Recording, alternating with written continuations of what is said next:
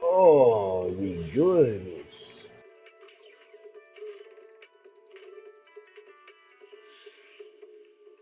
Waterfall soup. Starry night. Starry night. Amen, oh proxy, we kneel before thee. White bulls eternal, blessed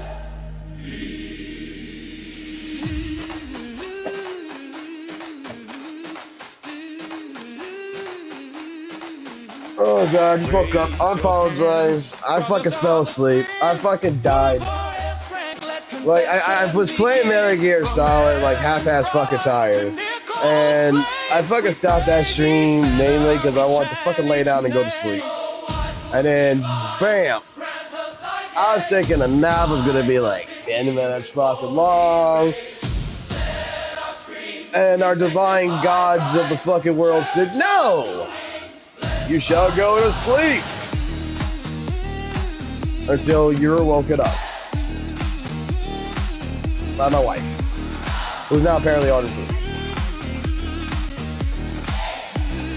Oh God!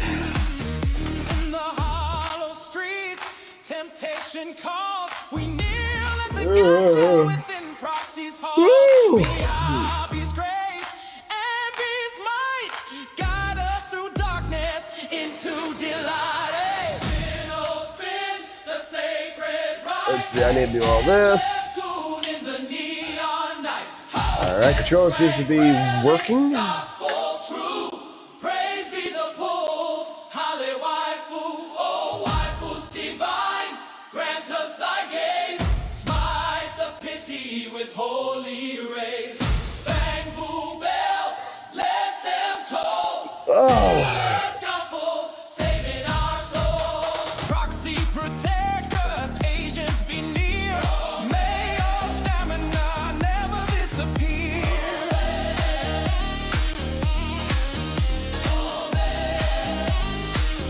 All right, let's see if this week's Shiyu defense is fucking fun or not.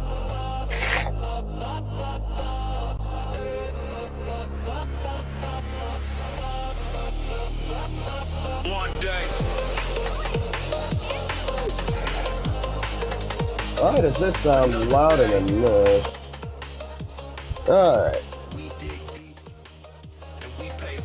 But the music should be louder than the game. But I feel like it is.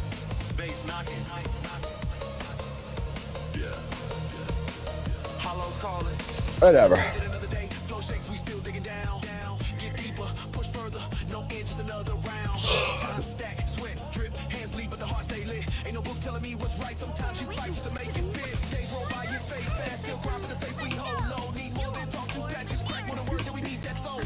All right, put the crack out team going.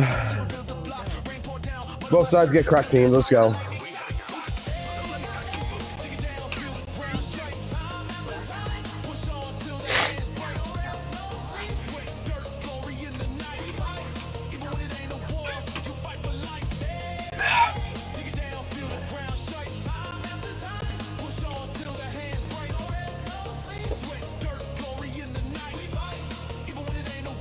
All right. Crack team A07 541.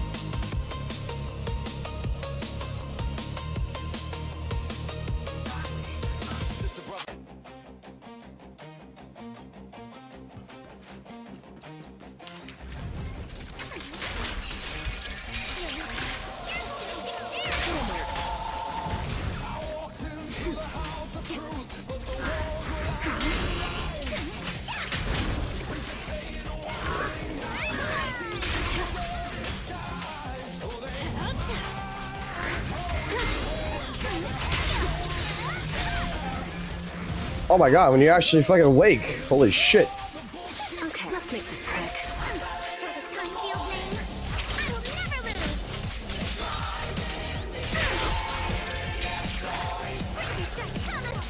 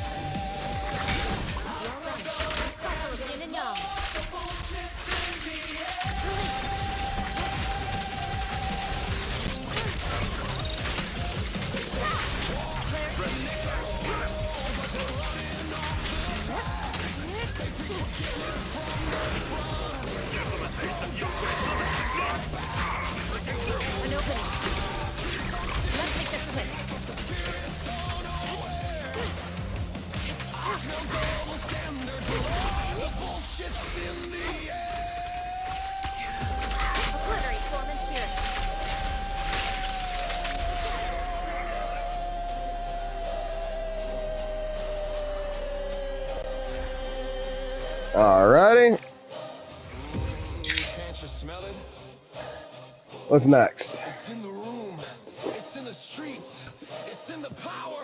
In deceit. But truth is stronger. Love is free. The bullshit's in the air. So far, nice, easy fucking Shiyu defense. Not too bad.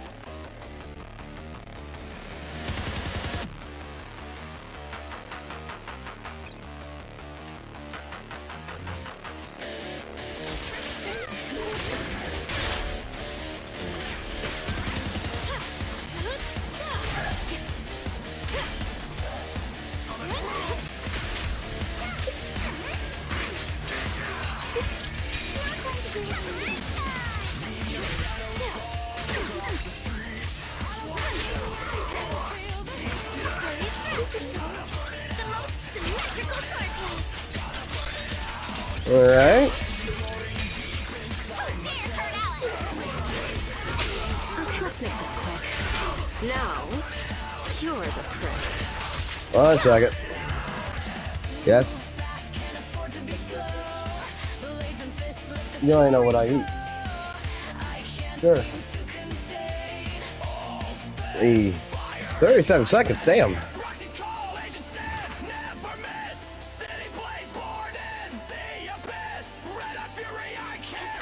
All right.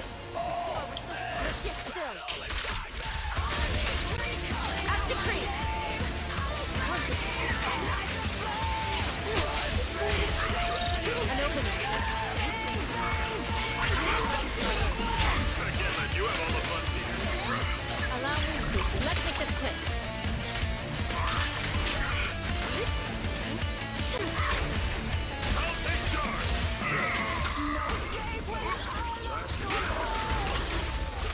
Obliterate form and spirit.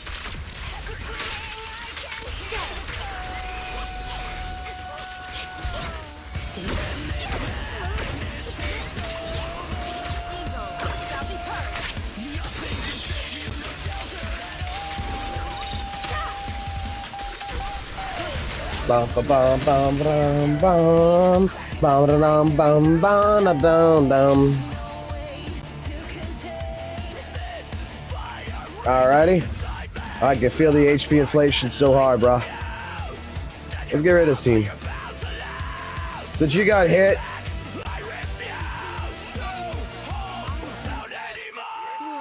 can't use you. You got hit.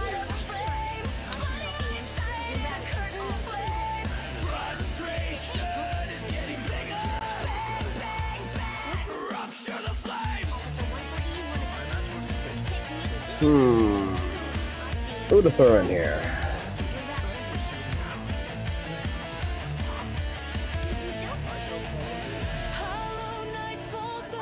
Alright, we'll do the bang boots like they are. I don't give a fuck.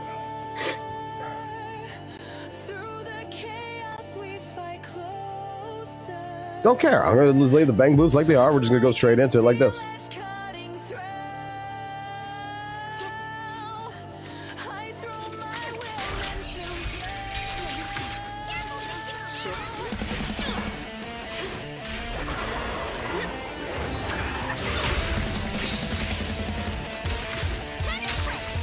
Found your weakness. For the time field name, I will never lose.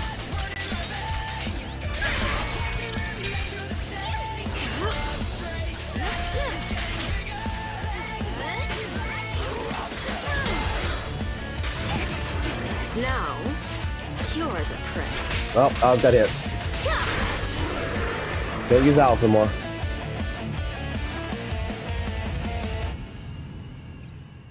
Alice is worthless. I shall carve dawn into the shadow.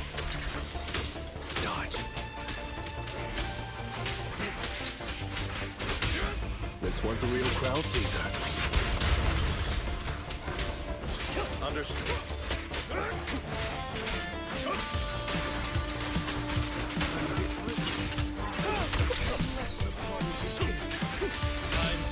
I shall balance the scales of the night.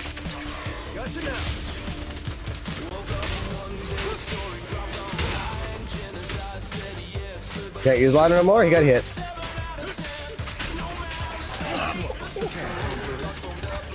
Can't use Lycon no more after this. He got hit. Just getting started. Make way for the undefeated champion!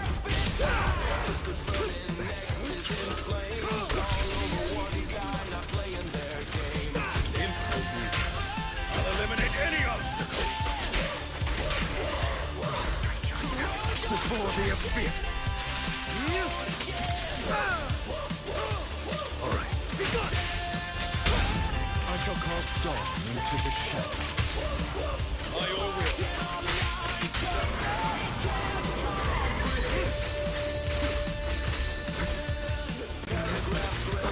God damn.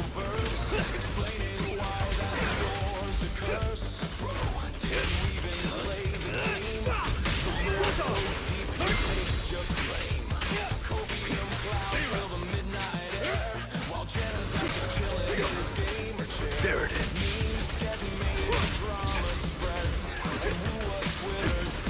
At your hands. Take this. Has caused me emotional damage. I will now write 16 paragraphs A miraculous. I shall balance the scales of the night. I shall carve dawn into the shadow. Only from fate continue.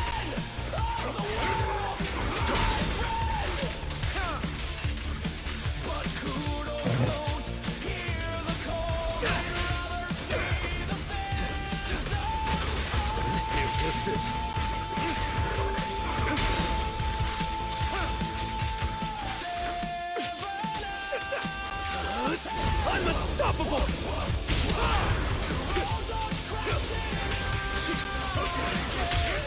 I shall balance the scales of the night. I shall carve dawn into the shadow. Prepare to kneel before me.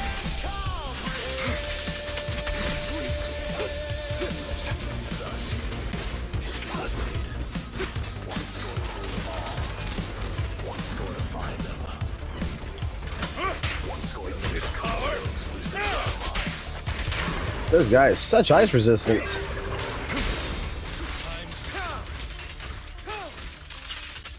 Gotcha now.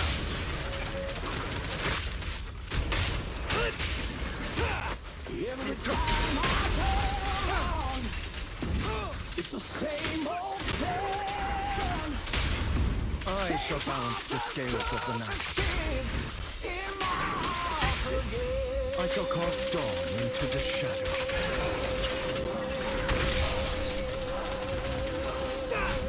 Be gone!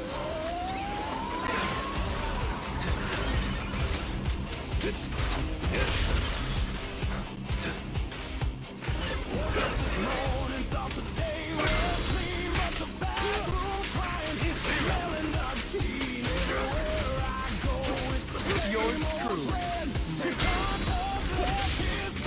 Pledge my honor! Yes, ma'am.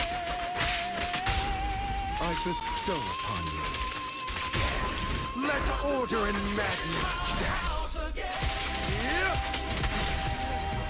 Did I still get an S rank on this shit? With sub-optimal gameplay?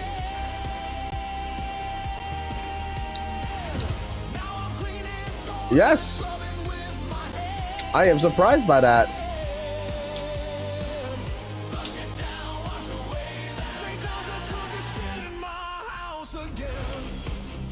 Alrighty, I fucked myself on this team.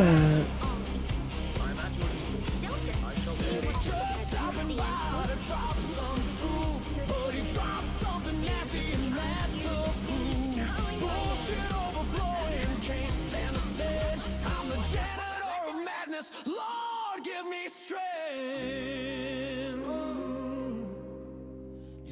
Alright, let's bring in the fucking goddamn Miyabi. Miyabi's still supposed to be doing shit, right?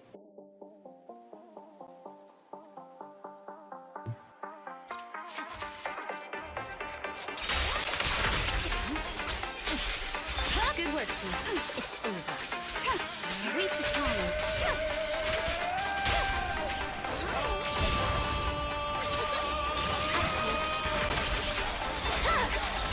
My book.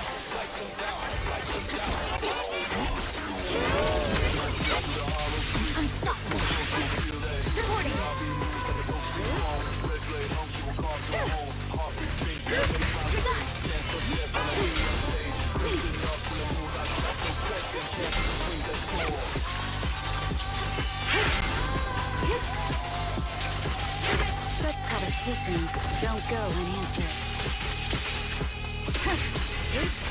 I swear on my blade. Yeah. Together, we'll compose a miracle. Hold silence.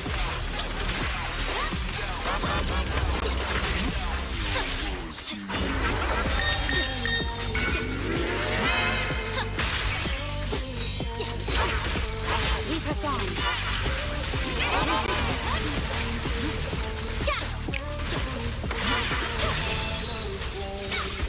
Press forward. In pursuit. My blade is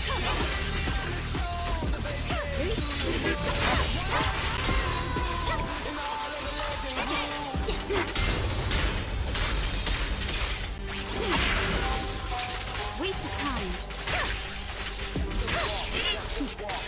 Mind and body. Shadowless blade.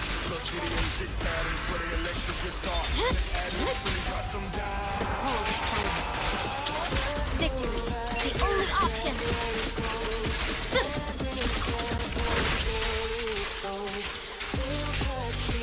Press the attack. Surrender. My turn. I see it. Leave the rest to me, Chief.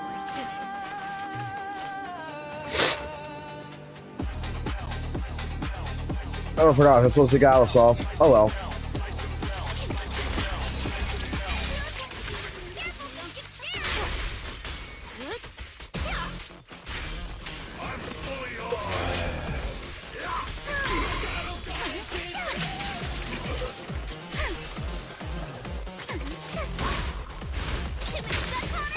Hit him where it hurts.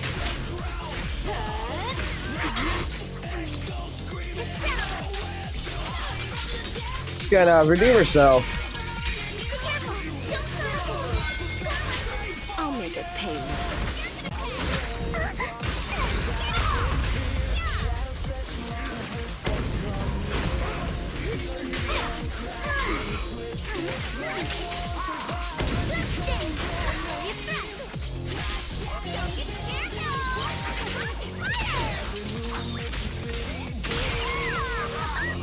Here's a taste of the abyss.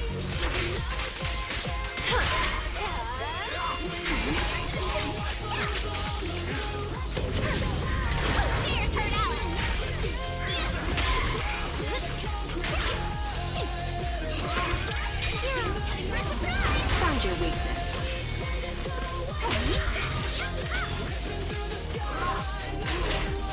Your opponent is me. The most symmetrical sword.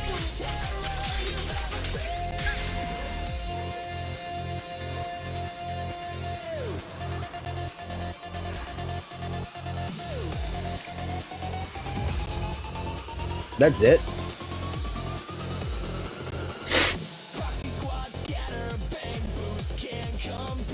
It ain't too bad, actually.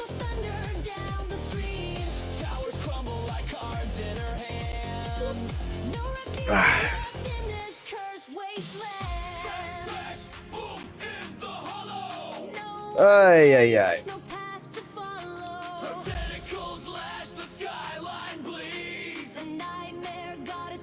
No, we're done with that. You don't have anything in here to buy shit, right? Oh, you do.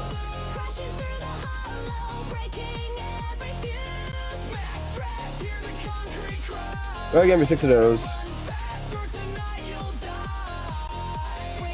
Save those.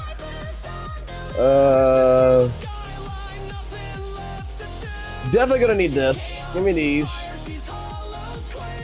Definitely gonna need this. Give me that.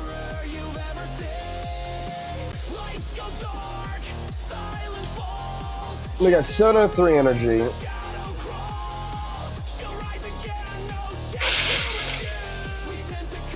And what is this y'all showing? Siege animated film. Okay. All right. Well, Shiyu shit. The Shiyu shit's done. So let's see what we got going on here.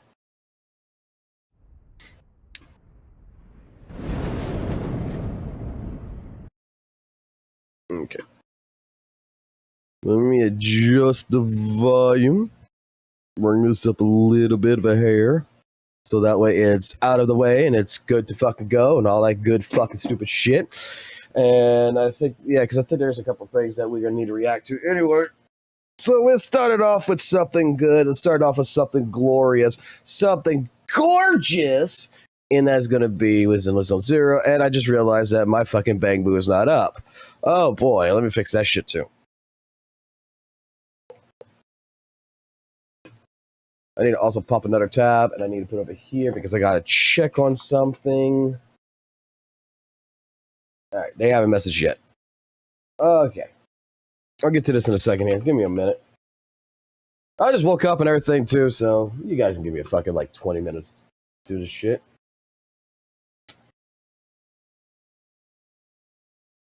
Check the live stream chat you're sending me on Discord.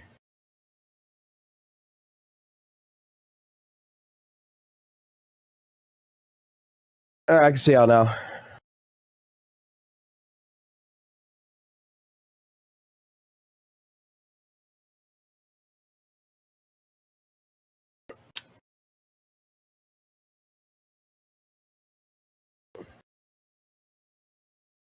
All right, what am I missing that's so fucking important?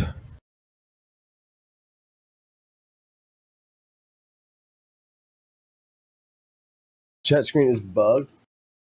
Oh, it's still using the old chat. Oh. Kind of was wondering why he wasn't fucking moving.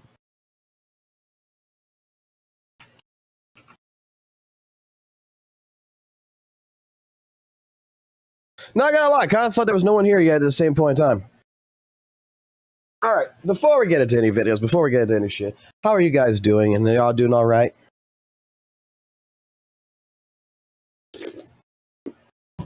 Oh. Y'all guys doing okay? You guys doing all right? I had an interesting day. I'm not gonna lie. I'm a little bit out of it right now. I know I'm not an alcoholic. I'm not fucking drunk and all this other shit. The last couple of days, if you guys have been noticing, I have been sleeping less and less and less and less and less and less and less and less than what I probably should be fucking sleeping. Thank God we're going into a 4-day well, technically a 3-day weekend now. But today was an interesting day. Today I have hit all fucking kinds of levels of what we like to call emotional value.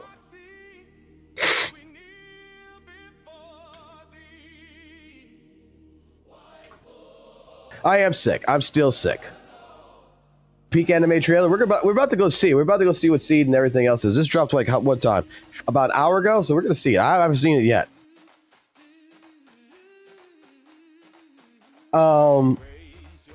So let's go ahead and let me get this out of the way. Let me get you my day situation going through. Well, I'll blow my fucking nose here. So, first and foremost, what ended up happening today? Today is the eve of a holiday for us, okay? Even though the holiday ain't till fucking Monday, which is what we like to call fucking Labor Day, which we don't have to go to work on Monday, which is a nice fucking thing. Even though now I got fucking other arrangements is happening on Tuesday. Right? So, what ended up happening, in all pretenses and honesty here and everything, is the 2 jobs that I applied for, I found out I didn't get them, right? But I found out on the second job that I applied for, that who got the job. And here I'm thinking that the main reason why I didn't get that job is that I didn't interview well, right? Because there was a couple of different, dare I say, harsher tone questions, if there would be, towards me. Because in the last couple of years, I'll say it like this, I have done something called job hopping. basically, since 2019 or so, there has been jobs that has come out my way that is a promotion that I didn't even think I was going to get an interview for, to be completely honest, right? First job that this happened with, I applied for it, and I didn't even apply for the job to get the job. I applied for the job to basically go say to the people who was running it that their fucking team was a piece of shit, they sucked, and they can go fuck themselves. Which apparently impressed the guy who interviewed me in that job and ended up hiring me because he said, if you could talk all this shit, to prove it to me that you can do this job. Which in 2 years, I made that team who was handling tickets every 17 hours, handle it under every 4 hours. And then moved on from there to another job that I got offered basically a 10.5% fucking raise, which I could not fucking avoid taking that job. I'm sorry. If you're going to be a person that gets offered a 10.5% fucking raise, are you going to refuse a fucking promotion? I don't think you would. And I didn't like the job, okay? And I ended up swapping to another job without a fucking raise because I didn't like that job, and I took a different job, which is the one I'm at now. And this job, I'm starting to do fine. I'm starting to actually do better in this job because, look, I got a boss that's after a year that I got a new boss that legitimately understands the value of what work is. But regardless, I think that there is better people who would be better able to handle this job than I am. It's not where my true skills are at. So 2 possible jobs have came up that I could apply for, that I could go for. I could take those jobs and I could do those jobs and I could put all my skills and everything that I have into talent for either one. Grant you, one of them in particular, I want it more than the other, but still the second job wouldn't be too bad. The people who's interviewing me are people who know me very fucking well, who are very, dare I say, close friends, who are close co-workers. And I'm going to tell you exactly how the fuck I feel. I got into an interview, and they laid it out on the table to me with several different questions, basically about the job hopping, that they're not sure I would stay around, stuff like this, which, you know, I even offered to go back under probation for this. Like, I'm offering to go back into a probation to prove that I am willing to stay at this job. Which means that I'm not a permanent employee for the company. I'm not anything else. I am willing for either one to be that person, to prove myself to them, because these are 2 people that I really highly respect. But last week, I got told that for the first job that I applied for, that I wasn't the chosen candidate. Kind of had a little bit of heated words with the person in his office because they're still holding shit over my head. And they don't know, they think they know. Let me put it this way. They think they know their circumstances to shit, but they don't know the circumstances to shit that's going on. And then with the second job that I applied, I got basically told the same thing, that I wasn't the chosen candidate. That here's how it was worded to me in the beginning. That you were the lead person in my mind and the top candidate, but this past week, things have happened to sway my mind, and I have to go with someone else. Okay? Didn't think much of it. Okay? Not exactly sure what the situation could fucking be. Then I found out who the person that they hired is. And let me put it this way. The person they hired has, for the last 2 years, 2 or 3 years now, is the person who replaced me from the original job that I had. That lost pretty much all the respect of several different people who left that job, who left because of this person. There is several different people who straight up, like myself, has had arguments with this person about the way that they do the job, because it's like, let me put it this way. My boss about 2 years ago had an interaction with this person, and I had it, to where we were trying to explain to this person that there's certain tickets they were sending to us that doesn't belong to our fucking team. That you need to tell your team that this belongs to this team. And they kept sending it to us. And she did on purpose herself to send it to us and tell us, no, it's your fucking tickets. It don't belong to try to tell us how that we're supposed to handle an application that we don't even fucking handle. This person that I would say a good 70% of people who's been having issues do not like this person. And at the same point in time, this person, I have heard many times, is never in the fucking office. That they're at concerts all the fucking time. They're doing other things all the fucking time. They're all over the fucking place. And they have for the last couple of years or whatever, because they had such a lackluster fucking management team, would just show up whenever the fuck they decide to show up and just be at home whenever the fuck they decide to be home. That they weren't a manager. And I've gotten 7 people today who has contacted me that heard the news about who got hired. Some of them asking me, did I apply? And other people fucking just being like, why the fuck weren't you picked? Because you over this person, you're the more qualified fucking person.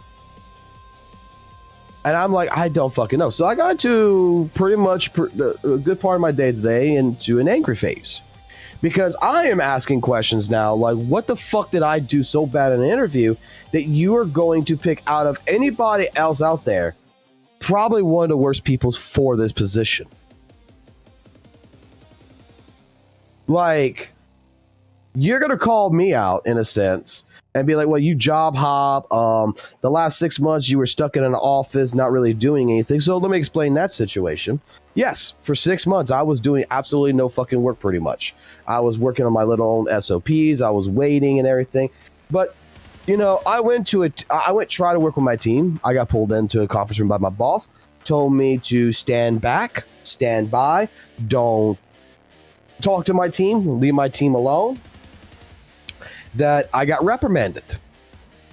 This caused me to go above my boss's head at the time, to go to my next boss's head, to explain to them that I'm not allowed to fucking work. What do you want me to do? Because I'm being reprimanded and I'm letting you know. Well, that second boss of mine goes ahead and tells me straight up, well, yeah, I know, but just sit down. Changes will be happening within the next couple of months, so just listen to your current boss right now. So I went from a director to an administrator, and then I even went to fucking HR on this shit, to which every single fucking person, every single place that I've been at has told me to pretty much wait the next 3 months, because I didn't know at the time they were doing what's called a fucking change in the company, an organizational change in the company, meaning that all this shit's going to change anyway. So there's nothing I can do. There's no way of fixing anything. And now for the last couple of months, I have been working. I've been moved to a different building. I've been doing my job. I've been designing different things and everything. And like I said, I particularly don't think that this is a good job for me. Even though I can do the job, I just don't think it deals with my skill set.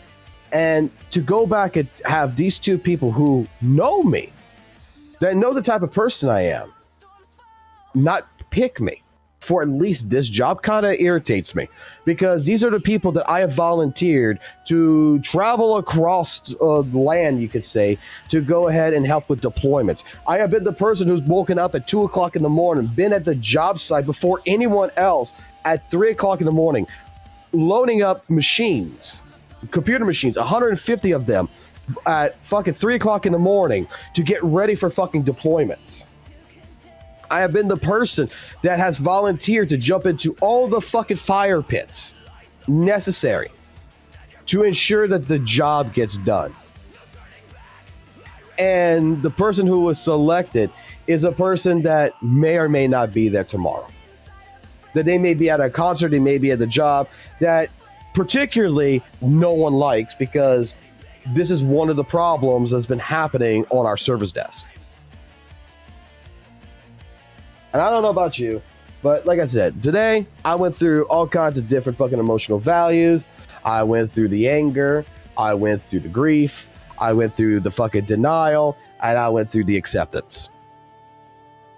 And I have learned a value from what my father has told me back in the day. And I have put all this together in my head. And straight up, as angry as I am, as upset as I can be,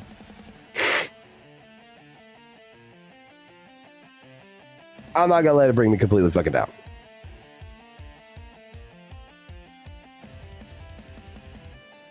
So,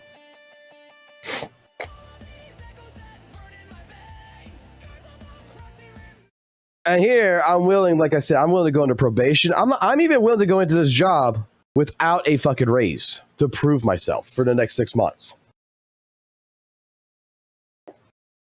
Without a raise. And you're going to straight up put someone else into this position and give them a raise. Yeah. Like, we totally, I totally understand. Don't cry. I ain't crying. So, that's my day. Hopefully you guys have a better day. Hopefully tonight for the rest of the night is going to be a better fucking night. And we'll see where it goes at. We're going to check a couple of different reacts. We're going to have a couple of different conversations. And we're going to see what happens. So, all right, proxies.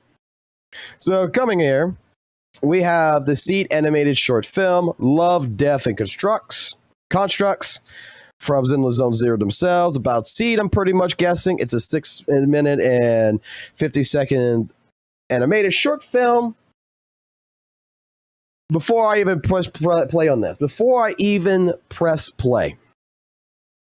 would you guys say this is a good animation? Would all you guys, because I mean, I see 8K likes already. I'll pre-like it. Would you say it's good? Would you say it's peak? Would you give it a 7 out of 10 at least? Alrighty, let's take a look.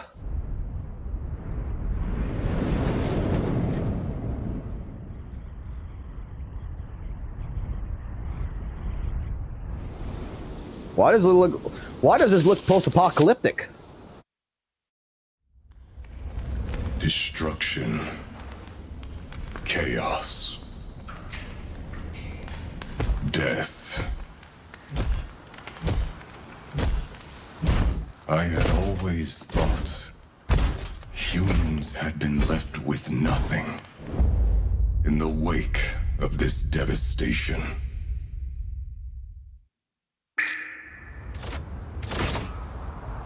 But then, I saw her. A flower blooming amidst the ruins. Okay.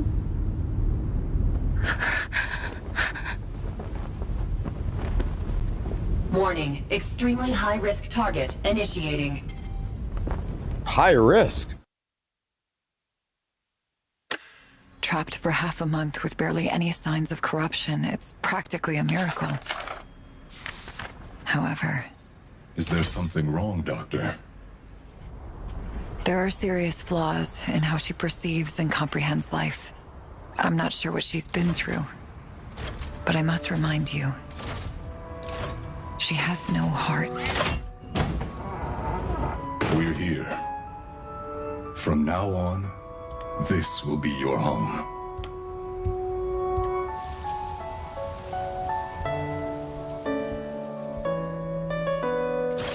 No, stop. Why are you eating the flowers? It looks so fragile. I can't eat it? You want to take in this orphan, but what can you do for her?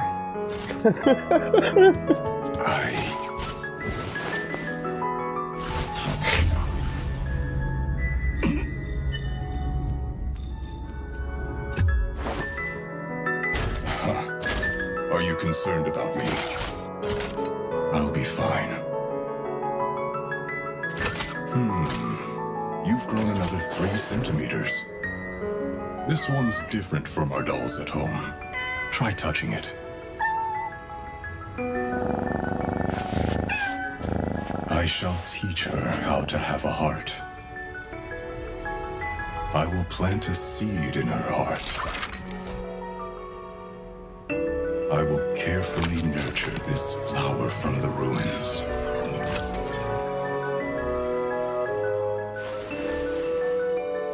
How about we make a promise? A promise? As you know, I've been falling asleep lately. You must learn to take care of yourself at such times.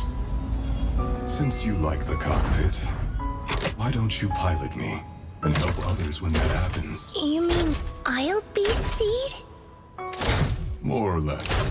You're talented. I know you can handle it.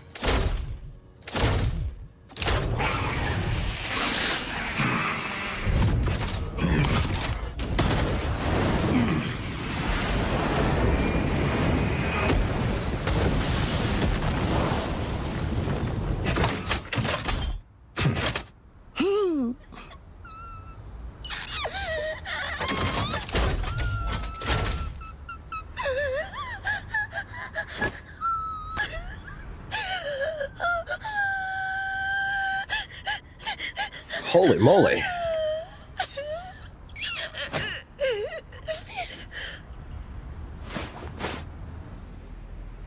You tried to dismantle the self-defense system behind our backs?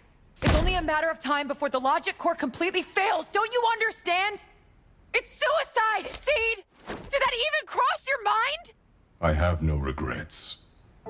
I've always prioritized following orders.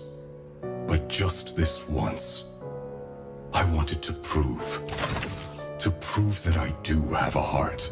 And so does she. Eradication mode engaged. Locking onto high-risk target.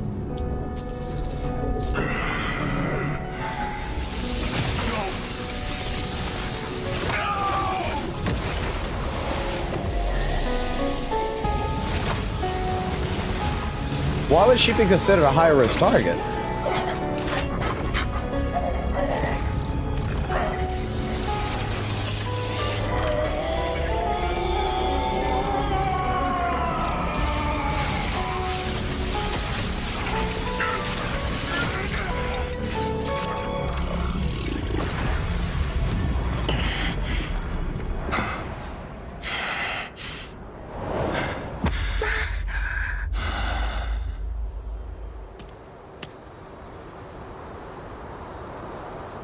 Seed? Seed? Seed? Are you feeling sleepy again? You keep conking out at weird moments these days. Look at this flower. It looks so fragile, but it's growing. I don't get it. Will I finally understand once I grow taller? But I don't want to grow any taller. It'll get really cramped inside the cockpit. Oop. Seed? Are you asleep again?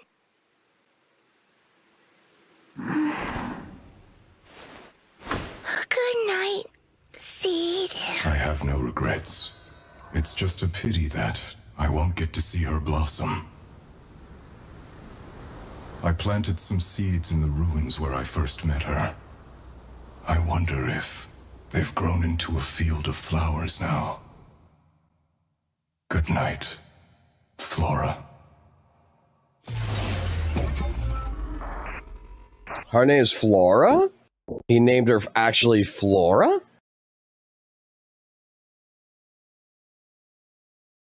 God damn. That actually was really, really good. So that kind of does explain now why Seed is pretty much cuckoo in the head.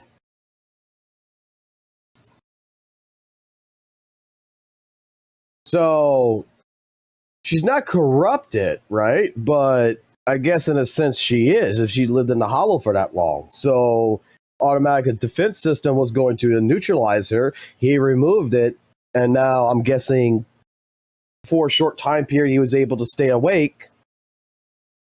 But because he got rid of the system, he's no longer sentient, you know, because he removed his logic core. to basically save her. Damn, that actually, you see, dead ass, I'm going to say it like this, right? And I said this about Yuzuha, I said this about Alice, you know, I wasn't interested in the characters, but then the more you play into the story and the more I was able to see more about them, the more I got interested. And dare I fucking say, like, when I first saw Seed, I'm like, oh, come the hell on, this looks like, you know, I'm not gonna lie, this looks mid as hell to me. But then all of a sudden, go ahead and watching it, I gotta say, I'm kind of impressed. I'm kind of interested. That was really good. That was really good. No complaints.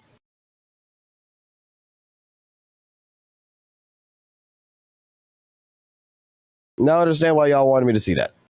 Now I understand.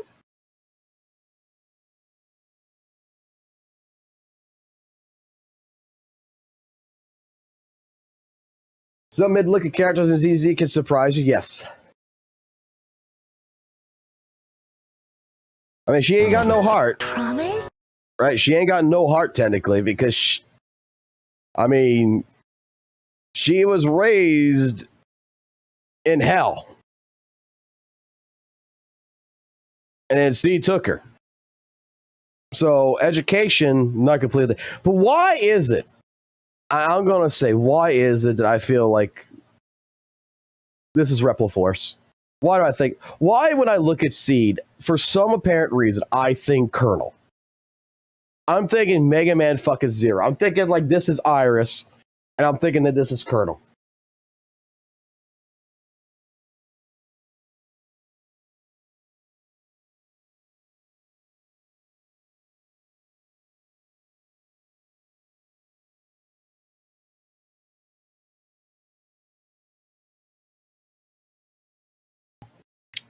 The only thing that needs to happen now, in this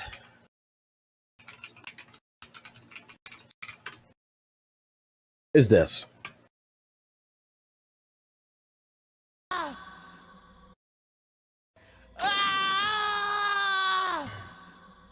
this isn't happening. There's no reason for me to go on. What?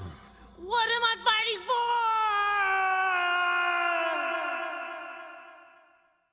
That's what needs to happen. I don't care. I need this cutscene here back again.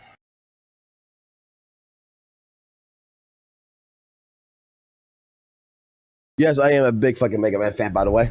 Mega Man X fan. I'm a giant fucking Mega Man X fan. I've played every single Mega Man X game there is. Like, I gotta get Mega Man X props. That's why, like, when I see Seed, I think in Repliforce. I'm thinking, like, now I kind of feel like this is, like, this section of the story kind of gives it that Mega Man X feel. I don't know why. Mega Man X, Mega Man Zero feel. All this.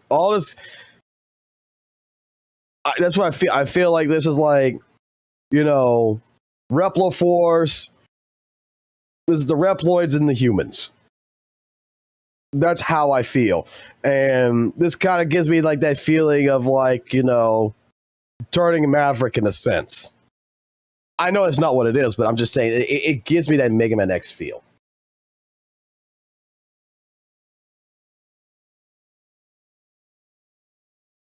Not many people know Appleseed. That was an anime that I never watched. I've heard about this. Right?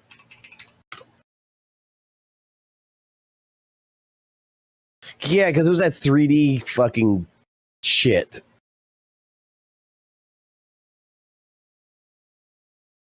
So is this... Fuck it, let's see the trailer on this. Fuck it, let's see the trailer. What exactly is this?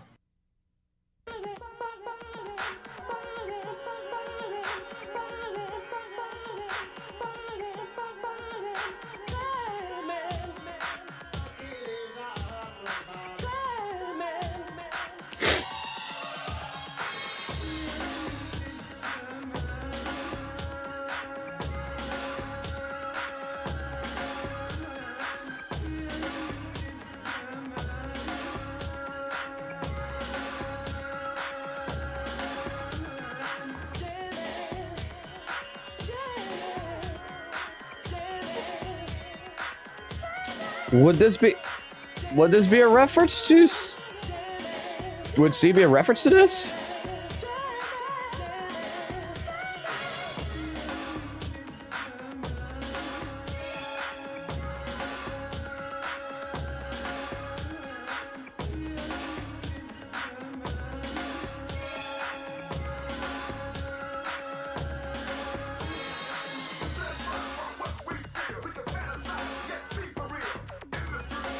I've never seen this thing. I've never seen this anime. I've seen like the 3D fucking one like this. Like I've not seen it, but like seen clips, and I was never really fucking interested. Warrior girl gets captured, but her robot boyfriend will save her. The fuck?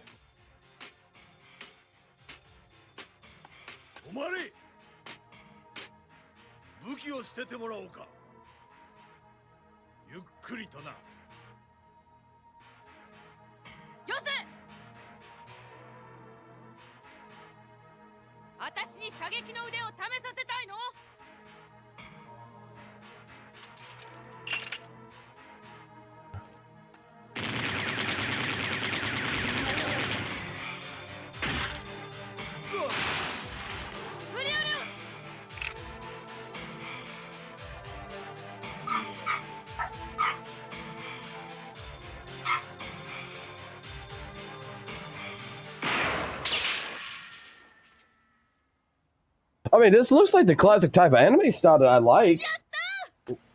Yatta! Oh shit, you...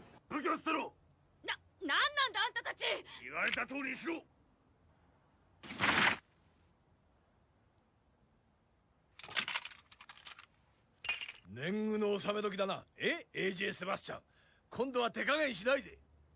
人質を離せ。その娘に何の用がある。答えろ。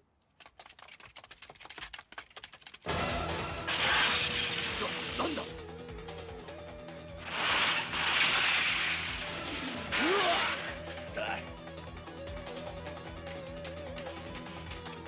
待て。動くな。やめろ。人質がいるんだぞ。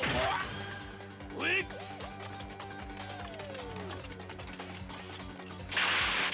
I have no idea what the fuck's going on.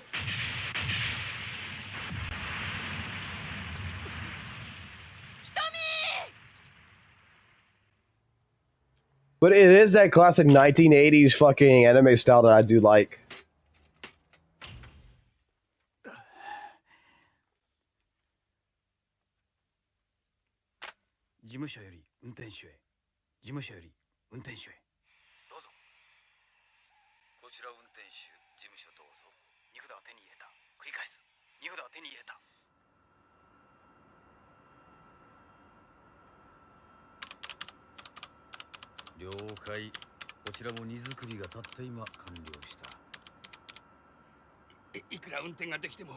Okay. So, might be something to have to actually go ahead and watch. Oh, damn. Zeto lost everything, apparently. Oh, that's sad. Anyway, in other news, yeah. Apparently, Genshin had 6.0 today. Let's go take a look at that. Wasn't too like I'm not really much of a thing. Genshin 6.0 is a sick joke, according to Saint Tontus. Is there a short version of this? Is there a short version of this, like one that I could just watch that is like fucking like 5 seconds long?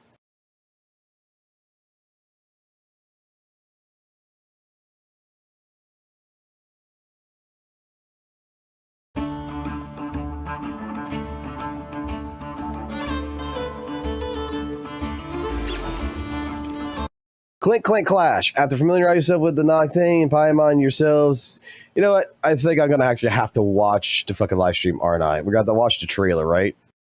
So we got to watch the trailer first. Oh my god, there is so much to this shit. Fuck it. Watch the fucking program.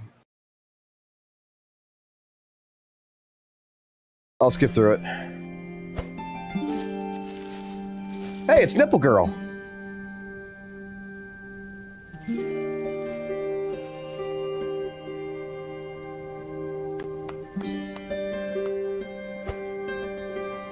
的一次尝试。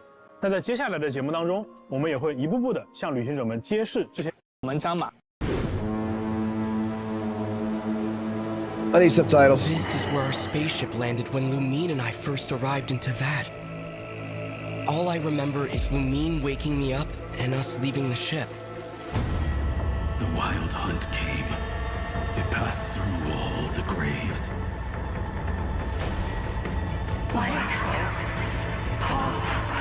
Everlasting night. The fuck?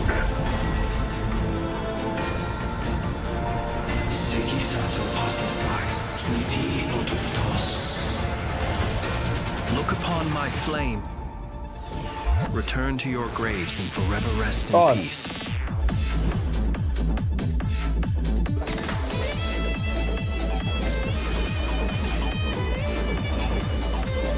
Why is this fucking music good?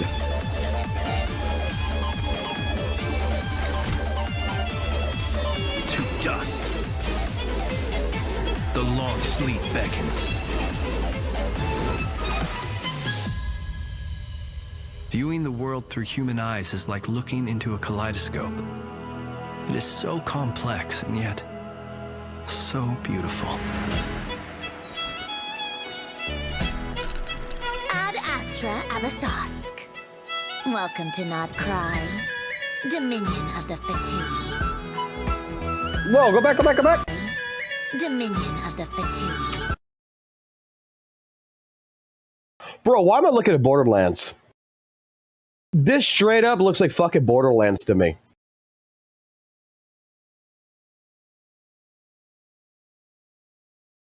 Like, the way I'm looking at this from like this, I swear that this looks like fucking Borderlands. Please, here you go. And if you ever need anything else, don't forget to make the great Lord Son of the Bay your first port of call. Interesting. Sincere apologies. I am unable to come down and greet you at the present moment. I will have to converse from up here. Do either of you need Oh shit, oh shit, oh shit, oh shit. Look at that, look at that, look at that. They stole the Kurobots. They stole the Kurobots and they made them into fucking slaves. Oh no. Oh no. They legitimately made the little robot TV screen shit and they're now the slaves of Genshin. Do either of you need my help with anything? Anything at all? After all, I'm the head of this household. Chew on this. The fuck? Flash attack!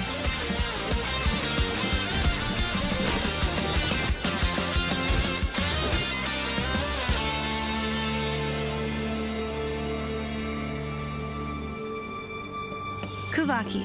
It is a unique elemental force found only in Notcry, or rather, a pure, primordial form of elemental energy. I know it's Nod Cry, but I swear to God, I just heard her say Nut Cry. They say that each of their moon chanters has had access to an ancient relic that lets them see the true past.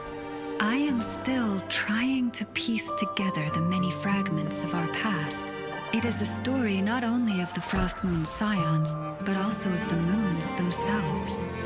We Frost Moon Scions are the last descendants of the ancient golden realm of Hyperborea.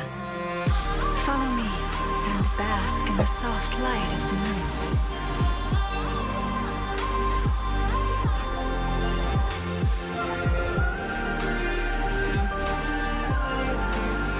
Forest, protect us. For the everlasting forest. It is also said that when the moons shattered, most of their fragments rained down upon this land like stardust.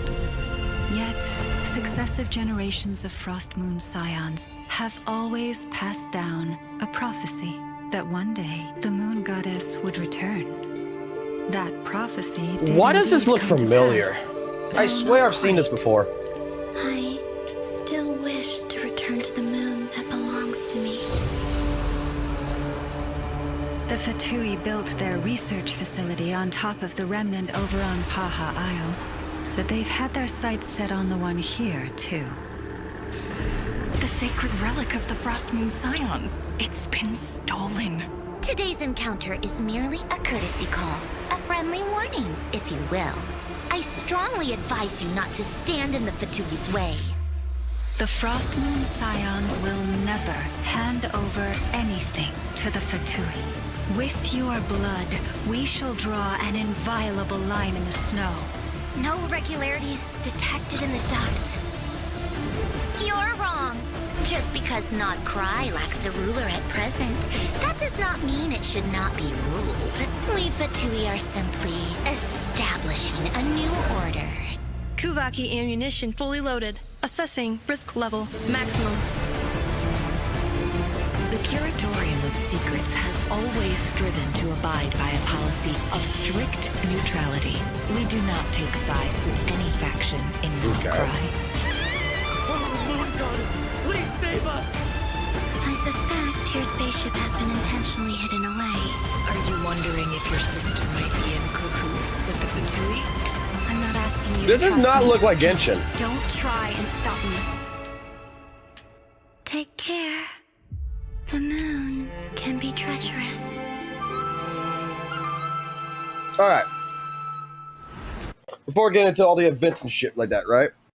I'm gonna straight up say this right here. That looks actually kind of interesting. That actually looks kind of fucking interesting. I don't see, like, I know it's Genshin, right? I know that's fucking Genshin, but it don't look like Genshin.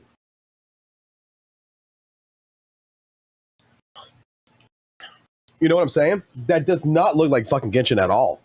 Like, not the Genshin that I'm familiar with.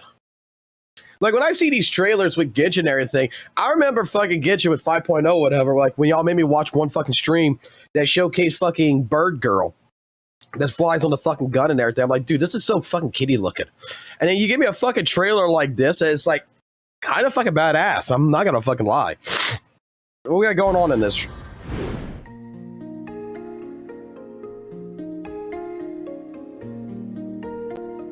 I don't give about no shit about Redemption Code. I don't play.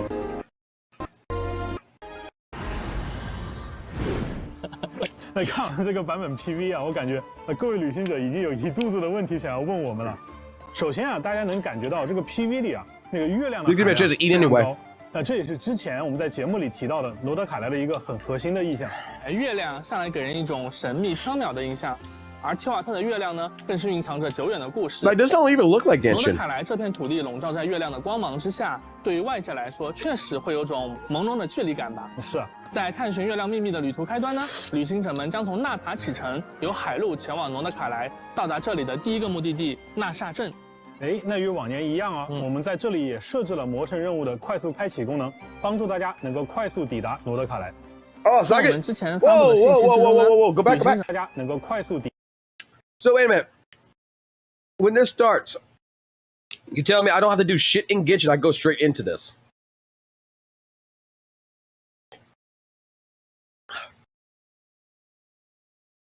You're telling me I don't have to go do all of like 1.0, 2.0, 3.0, 4.0, 5.0 stories. I can go straight into 6.0. Okay. All right. You might got me here. 罗德凯莱。 从我们之前发布的信息之中呢，旅行者们或多或少也了解到了一些关于罗德凯莱的情报。不同于我们以往抵达的各个国家，作为至东边疆的自治区域，罗德凯莱曾是一片繁荣的乐园。但是由于山灾害的爆发呀，它逐渐沦为了一片废土。随着前来罗德凯莱冒险的人越来越多，一些商人在废墟上建立起了如今的纳夏镇。那看起来如今的纳夏镇啊，好像确实已经重新焕发活力了。 Well, let's take a look at the events. Let's take a look at everything first before we say we're gonna play Genshin. 一只非常特别的小生物，它会像导游一样呢，指引着我们前往纳夏镇。这个小生物感觉功能上跟我们之前见过的仙灵比较像。I'm actually liking the land. 罗德凯莱的特殊物种月灵，借助月灵的力量呢，旅行者们不仅能够完成某些特殊的挑战，还能提升平常。Oh shit! Is that flying? Is that flying? 仙灵比较像，倒也不错。它们是罗德凯莱的特殊 Is that their version of Abby? 物种月灵，借助月灵的 And it's flying in the air? On rails? They stole that from Kuro. 力量呢，旅行者们不仅能够完成某些特殊的挑战 Oh no! 还能提升 Genshin 平 stole 常 from 探索 Kuro 和跑 bots. 图的效率。可以说，这个小家伙也是大家的好帮手了。在这里呢，还要向大家引入一个基本概念，和燃素还有原始胎海的概念类似，在罗德凯莱地区存在一种力量形式，它被称为月举力。Let me put it this way. All I'm seeing, and all I'm seeing right now, is nothing but content stolen from Weather and Waves. 本质上呢，是一种最古老的原始元素能量。那正如一束光可以被分成7种颜色，那月举力它也可以被解析为不同的元素力。哎，没错，它的本质上就是光界力。月举力就像那束光在被分散之前的元，没错，它的本质上就是光界力。 It's a grappling hook. 就像那束光在被分散之前的原 WUWA patent that. 月举力它作为一种强大的自然能量，在罗德卡莱呢，居民们也会把它用在生产生活的方方面面。没错。 我们刚才提到了纳夏镇啊，在纳夏镇里就随处可见各种月举力的装置，甚至还有一些开在这里的店铺、招牌啊和店内这种月举力这种强大的自然能量。在罗德卡莱呢 We gotta break this down. Hoyoverse is really going hard on this shit. 居民们也会把它用在生产生活的方方面面。没错，我们刚才 They got little block 提 robots. 到了纳夏镇啊，在纳夏镇里就随 They're Wi-Fi connected, as you can see. 处可见各种月举力的装置，甚至还有一些。We got someone building them. This is what look where Kurl's office is at. Look at where Kurl's office is at building the Kurl bots. 些开在这里的店铺，连招牌啊和店内的设施都使用了月举力啊，比如这里的罗素姆工坊。Excuse me, I'm sick. But I'll try. Look, Kurl. Genshin stole the Kurl bots.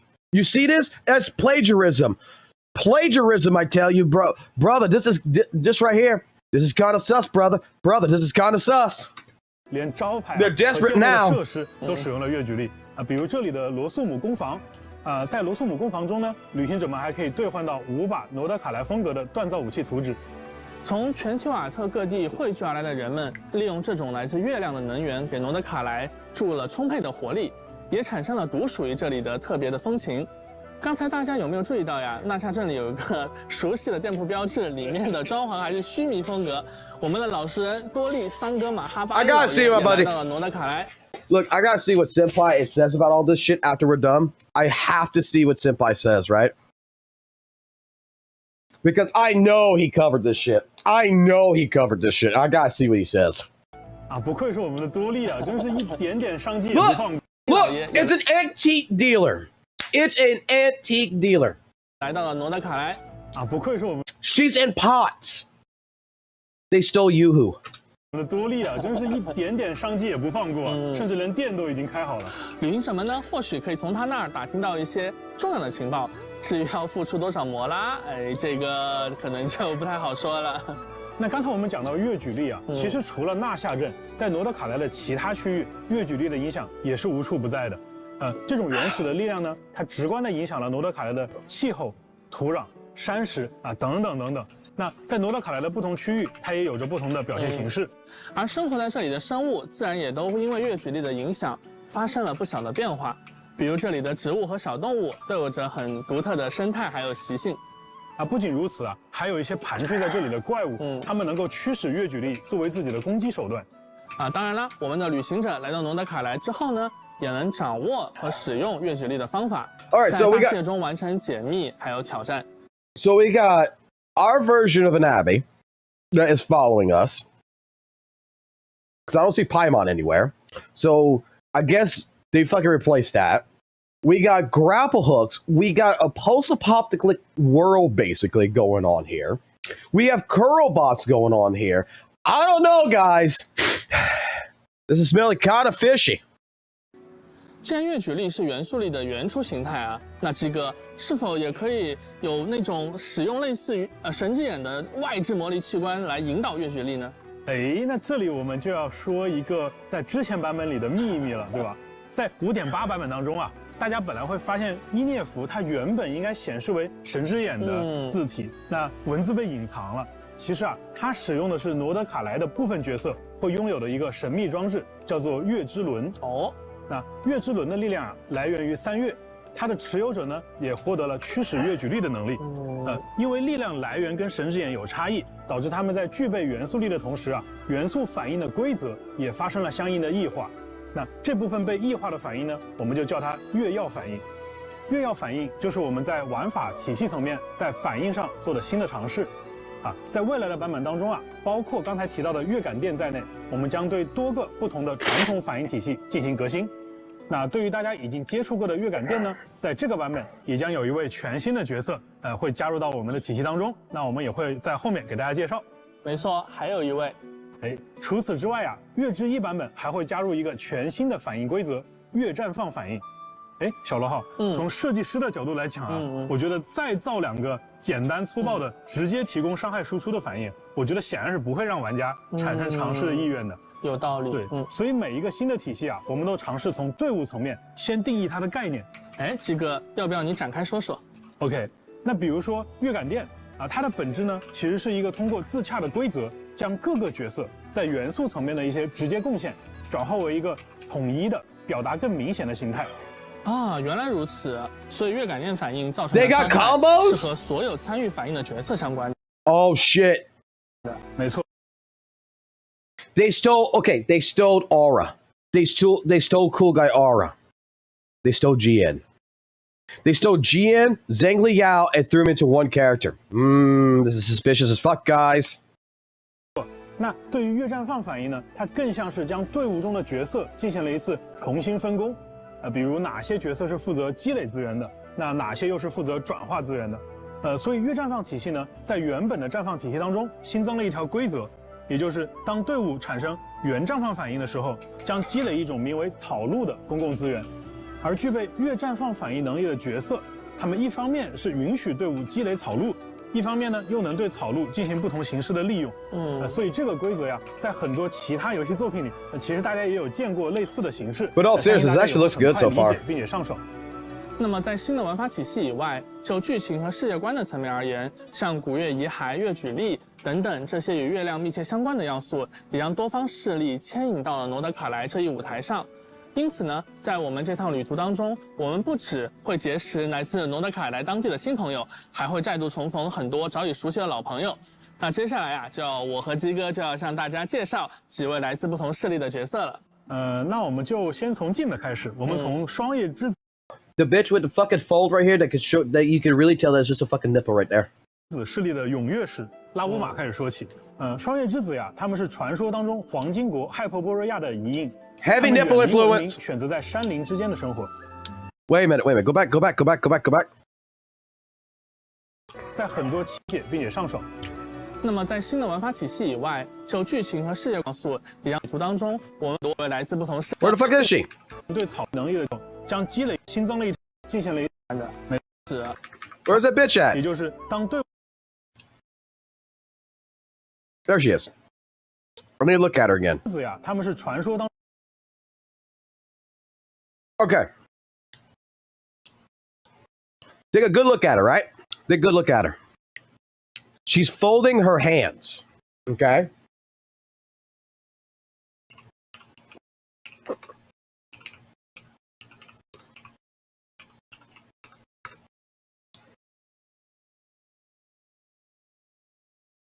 You know what this means? Do you know what this fucking means? They stole from WUWA.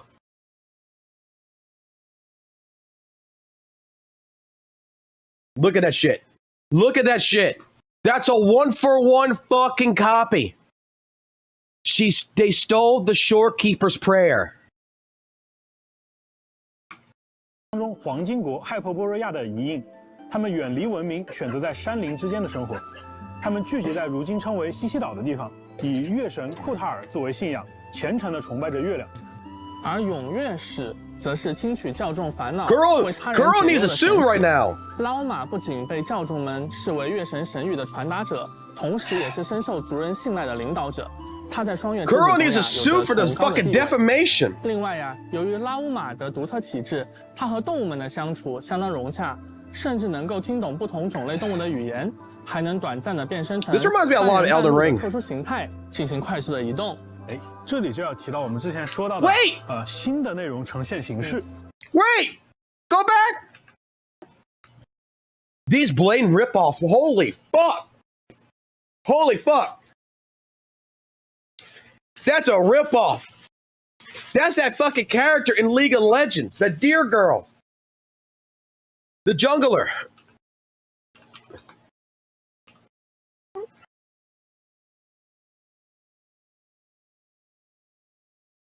Oh, Papa Tessin ain't gonna be fucking happy with this shit. Oh, not only did you steal from one of their companies, Kuro Games, that they're investing in, but you're gonna steal from their primary fucking source, fucking league? Oh shit, Hoyo's in trouble. 移动，哎，这里就要提到我们之前说到的新的内容呈现形式。比如啊，他在他的营地当中行走的时候，那双月之子的成员呢就会对他行礼来表达尊敬。而对于在西西岛受到了越举律影响的各种小众，就会对他行礼来表达尊敬。他在他的营 Wait a second. So if I am not the main bitch girl here, I don't get prayers. If I'm the regular fucking MC, they just look at me like I'm fucking a freak. Fucking religious fucking cult snobs. What the fuck? 地当中行走的时候，那双月之子的成员呢就会对他行 We 礼。basically got racism added in the game as a feature. 受到了越举律影响的各种小动物，由于拉乌马自己的特殊体质啊，他对这些小动物呢有比较特殊的亲和力。对，比如说啊，这个野外的菱角鹿，它就会帮忙为队伍中的角色提供治疗。对，那还有的小动物呢，会给拉乌马分享他们储藏的食物，甚至还会帮助我们去采集矿石。我们认为啊，就是一个开放世界，它的真实感，是呈现在角色的身份、能力以及他所处的环境之间的交互能力上。那比起只有大段定式的演出而言，我们认为这种融入在日常生活当中的设计啊，是减少了打断感跟刻意感，更有人情味的。哎，我们将以往只能通过阅读物或者对话表现来传达的内容，以自然的形式融合在了大视野生态当中。希望这种尝试呢，不仅能让旅行者的冒险之路更为沉浸，还能让喜欢探索和交互的玩家呀，在接触到这些细节的时候，能感受到一些。That motherfucker just said he wants to make the fucking exploration more immersive for the player. You're trying to steal fucking Solon's fucking Q. You are scared of Kuro. 额外的惊喜。没错。那拉乌马呀，它对于越举律的亲和不只是 There's only one gotcha game, and that's not even. 体现在自己的 And that is Kuro, motherfucker. 那就像刚才我们提到的一样，拉乌马呢，它是越绽放反应的核心角色之一。根据草元素越之轮的力量，拉乌马可以将全队触发的绽放反应转化为触发越绽放反应，而拉乌马还可以通过消耗草鹿来增强队伍当中各种绽放反应的伤害。值得一提的是啊，像拉乌马这种拥有越之轮能够支持越绽放反应的角色啊，他们各自都还拥有一些特殊的伤害手段。那这些伤害呢，也会被视作越绽放反应伤害。所以拉乌马呀，它不仅是绽放体系当中的一个强力的辅助角色，它自称也可以打出越绽放反应伤害。又能辅又能打。没错。那拉乌马的元素战绩啊，可以降低敌人的草元素以及水元素抗性，而它的元素爆发呢，则会提升整个队伍绽放的草 Look at this shit. 一个强力的辅助。Look at this shit. This is definitely Shorekeeper. 所以拉乌马呀，它不仅是绽放体系当中的一个 She floats in the air like Shorekeeper. And she sways her hands. 强力的辅助。Look at that shit. Just like Shorekeeper. 自称也可以打出越绽放反应伤害。又能辅又能打。没错。那拉乌马的元素战绩啊，可以降低敌人的草元素以及水元素抗性。They're not even hiding it. 呢，则会提升整个队伍绽放相关。Even the fucking反应的伤害。此外，由于越绽放产生的特殊资源草鹿的存在，拉乌马可以长按元素战绩，额外消耗草鹿来积累一种名为越勇的效果。越勇会为拉乌马元素爆发的效果带来额外的增伤次数，同时呢，也会直接造成越绽放反应伤害。那几个啊，除了越绽放，那之前我们旅行者们就接触过的月感店，是不是也要迎来新成员了？有的兄弟，有的。那除了创业之子以外啊，在诺德卡莱我们也会接触到其他的势力啊，比如大家非常感兴趣的一个势力叫做直登人。Whoa, go back. 其他的势力啊，比如大家 Like one that's been sparking a lot of interest. The Light Keepers? No longer the Shorekeeper. We're gonna have to talk about the Light Keeper. 非常感兴趣的一个势力叫做直登人。在魔神任务当中呢，我们就会结识直登人当中一位用词文雅、有贵族气质的神秘成员。All right, straight up, looking at the design, that is Zhang Liao's bottom half, right? Let me put it this way. Jack, come over here for a second. I'm going to do the same thing that someone else did, okay? I look at something like this, right? There's no originality here. I do something like this, look at this. That right there, all this, right? Moving you up, all of this. All I'm getting is vibes of either Mortefe, Zhang Liao, and Jian all in one right here. And then if I put it up right here, just cut, look, that's Mortefe's head that's just blue hair. That's straight up just Mortefe with blue fucking hair. Guys. This is just a rip off of fucking Kuro Games, man. This is just a rip. This is 100% a rip off. 叫克里洛·楚德米洛维奇·费林斯。我们在 5.5 版本中的圣遗物故事和之前的新版本预告中，曾经和旅行者们简单提到过关于直登人的故事。Look up, what the fuck is this? Let me copy, paste it. While it's playing, let me see what it says. 故事，那是一个守护诺德卡莱自由和和平的古老组织，长久以来对抗着深渊无休止的入侵和狂猎。那直登人这个词啊 ，Wonderland.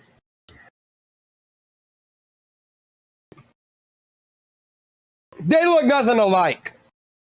Those two look nothing alike, okay? Straight up, Kuro stole this character. Hoyo stole this character from Kuro. This doesn't look nothing alike. I don't know what the fuck you're smoking, bro. Are you that stupid in my chat, man? Are you that stupid? You really think that Light Keeper and this fucking shroud here look similar? Just because they got blue hair. You watch way too much anime. This is why my IQ is 5,000 times better than yours. 顾名思义，离不开手里的一盏提灯。不过这盏灯的意义啊，不仅仅是为了照明，还是他们对抗狂猎的武器。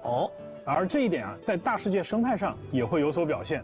当直登人的提灯靠近危险的时候，它会转变为警示危险的色彩。而作为经验老道的直登人，菲林斯甚至可以听懂狂猎发出的那些常人难以理解的低语。You saw that? Go back. You saw that? Look at it. Look at the moveset. Look at the fucking moveset. 变为警示危险的色彩。You see, he's first and foremost, this character is aura forming like Jian. 而作为经验 dashes in like Jian. 老道的 hits an attack like Jian. 直登人菲林。With the spears coming out the ground, that was taken from Elusive Death Realms. Like, look at the spears that hit the ground, right? Look at this shit. 而作为经验老道的 Like, let's break this down. You see the spears coming up from the ground? Jian does that. In fucking Elusive Death Realms, when you were able to go ahead and get the extra fucking shit and everything else, that was actually a fucking skill that you were able to get from Jian. So they stole it from Elusive Death Realm Jian. That slash cross, like, go back. 它会转变为警示危险的色彩。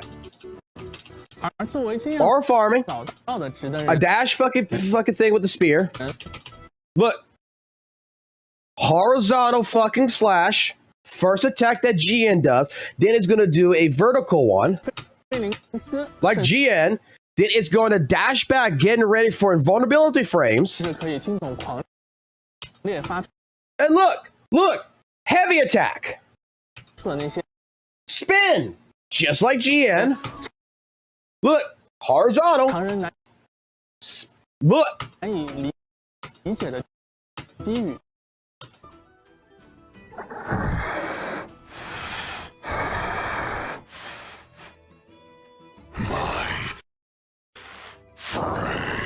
那在战斗层面当中啊，费林斯也使用了月之轮的力量，因此他和伊涅弗一样，也具备将队伍中的角色触发的感电反应。Hoyo's not being these allegations. Hoyo fucking stole, bro. 费林斯通过自身的元素战技，可以唤出灯中的力量，将自己的普通攻击和重击转化为无法被覆盖的雷元素伤害。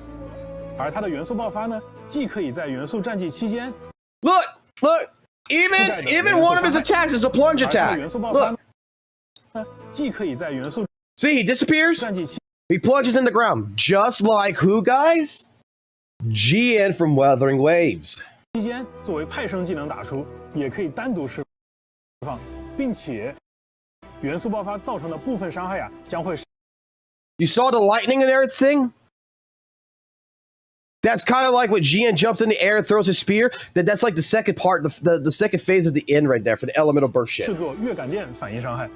目前，菲林斯在中夜长营独自居住，他守望着同伴们的坟冢，也监视着狂烈的动向。旅行者在这里探索的时候，说不定会有一些奇特的遭遇。哎，那刚才啊，我们为各位旅行者介绍了2个相对神秘且古老的势力。那接下来出场的这个势力啊。听名字就很轻松活泼，甚至可能有点稚气。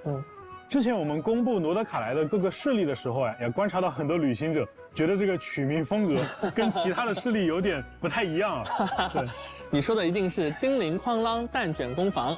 对，想必啊能给工坊取这样的名字啊，这个工坊的主人也应该同样有趣。说到工坊的主人，旅行者们应该已经知道说的是谁了。Hey, you see what Hoyo's got to do? Hoyo's got to appeal to the Roblox players because they have no place to go at anymore. So they're opening up their fucking world to the Roblox players. Cutesy, anime, little children with big swords. 啊，他就是伊涅弗的家人艾诺。哎，是的，完成了5.8魔神任务的旅行者，其实已经在剧情中和伊涅弗打过交道。也了解了一些有关艾诺的消息。别看艾诺平时一副天真活泼、嚷嚷着要吃蛋卷的样子，其实呀，他是一位天才机械发明家。除了用各处搜集来的零件组装出了伊涅弗这位机械少女，他还为纳夏镇专门设计了一门大炮，用来对抗狂烈啊！大炮呀！那看起来艾诺对机械有很深的造诣啊，他也能利用自身携带的机关进行战斗。Come on, get this good shit. 可以通过释放元素战技，操纵身后的机关扳手。让自己快速移动，并且对敌人造成伤害，而他的元素爆发呢，则会抛出一个可爱的喷水机关，叫做冷静一下压，对，间歇性的去攻击敌人，造成水元素伤害。那他和伊涅弗呢，也会成为拉乌玛和菲林斯的好帮手。对了，艾诺也是我们第一位啊拥有水元素神之眼的双手剑角色。哎，那这样我熬幽静微战拿到的水元素双手剑外观，可终于可以派上用场了。I'm gonna be honest with you. 不过呢，忙于机械方面的艾诺在日常家务上可能就没有那么有天赋了。好在有伊涅弗这位家人的照顾， "Oh, she's 1,000 years old." 自己很有可能把日子过得一团糟。在工坊附近啊，我们能看到艾诺收集的金属外壳和材料散落了一地，还有一个多功能武装家用机器。So Hoyo has taken away from WUWA. Hoyo has taken away from fucking Borderlands, and now they're taking from the work industry of fucking from. You see this right here? You know what this is right here? 金属外壳 Watch. 一团糟，在 There's no originality no more for Hoyo. There's no more fucking originality. They stole this from another movie. They stole this from a movie from 1987, guys. They stole this from a movie from 1987. You know what that movie is?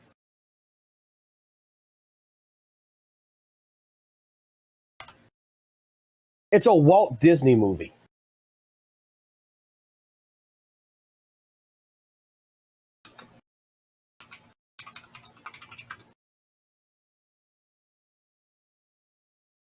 They stole it. Look at the comparison.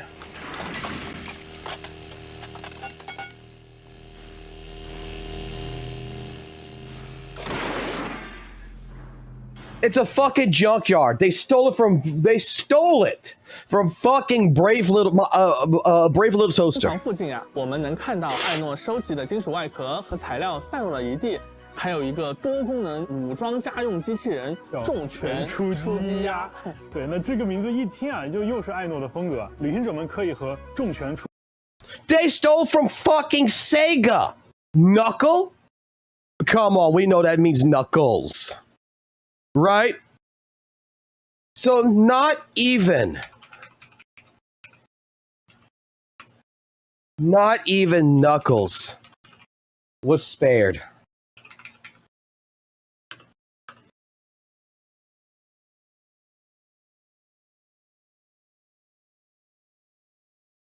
Bro, when I look at this thing, I am even thinking how bad they stole.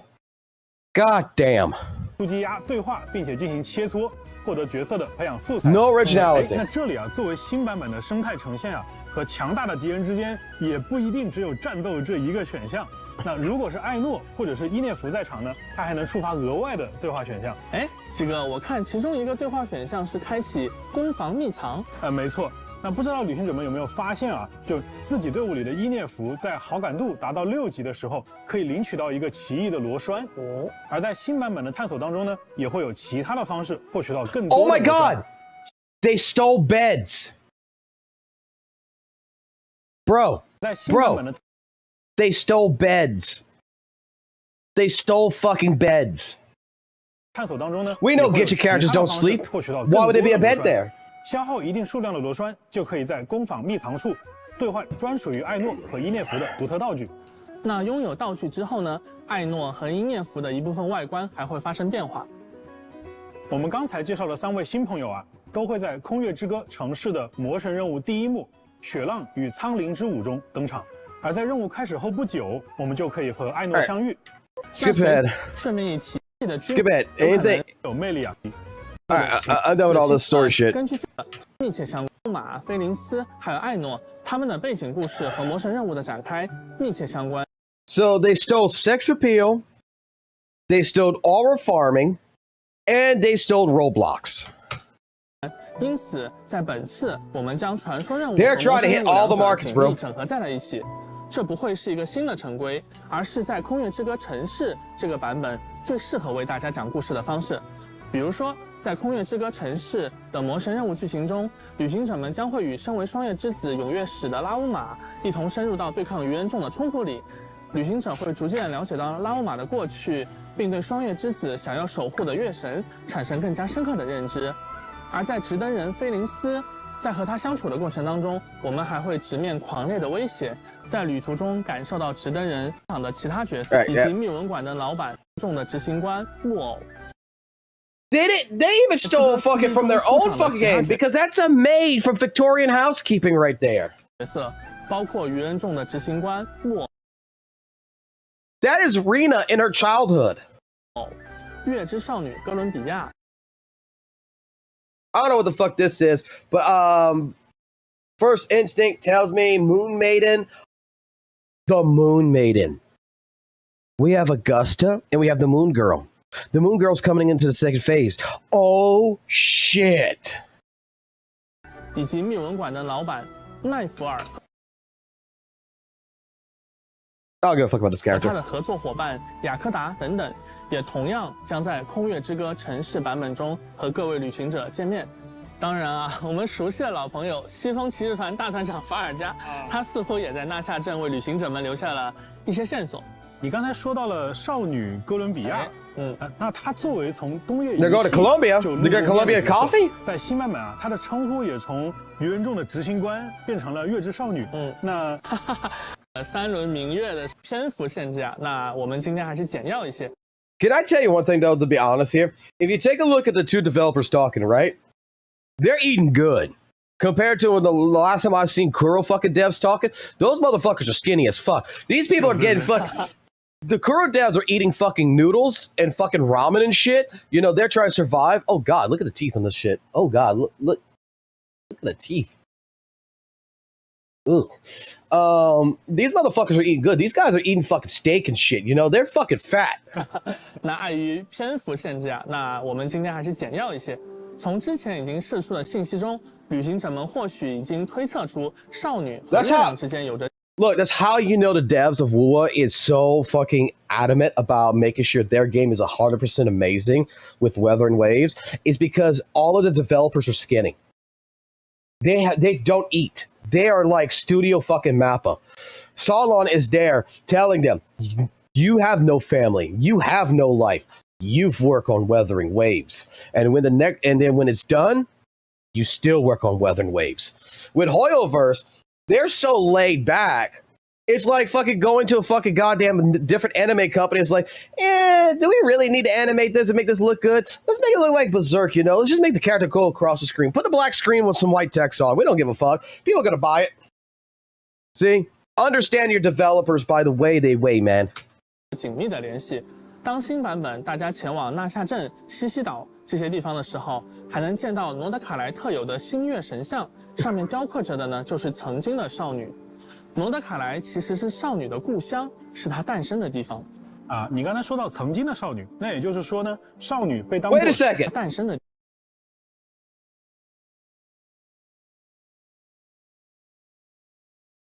Holy shit. Holy shit, I know this place.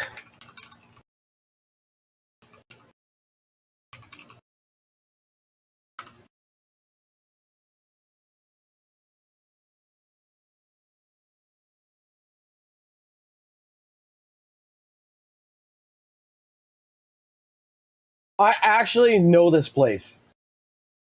This is an actual 1-for-1 copy of WUWA. This is actually a 1-for-1 copy. Hold on. Hold on. Hold on.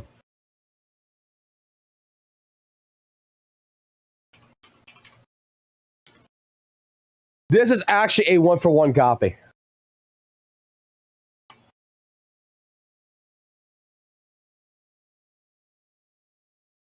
I know exactly where to go at to get the same exact screenshot in fucking Weather and Waves. This is Mount Vermont.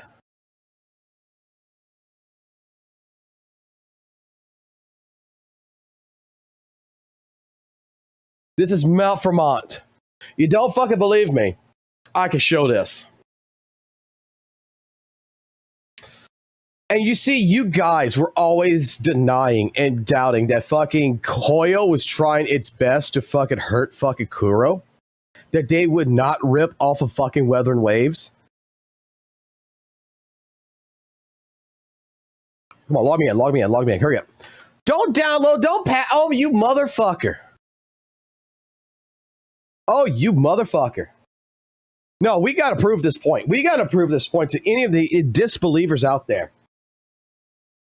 To all the disbelievers.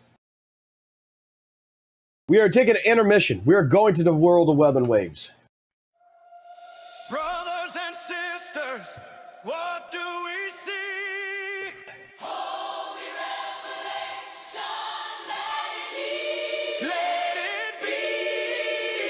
The Oh. waves were strong, but the light still shines. Back to Tavek, God's design.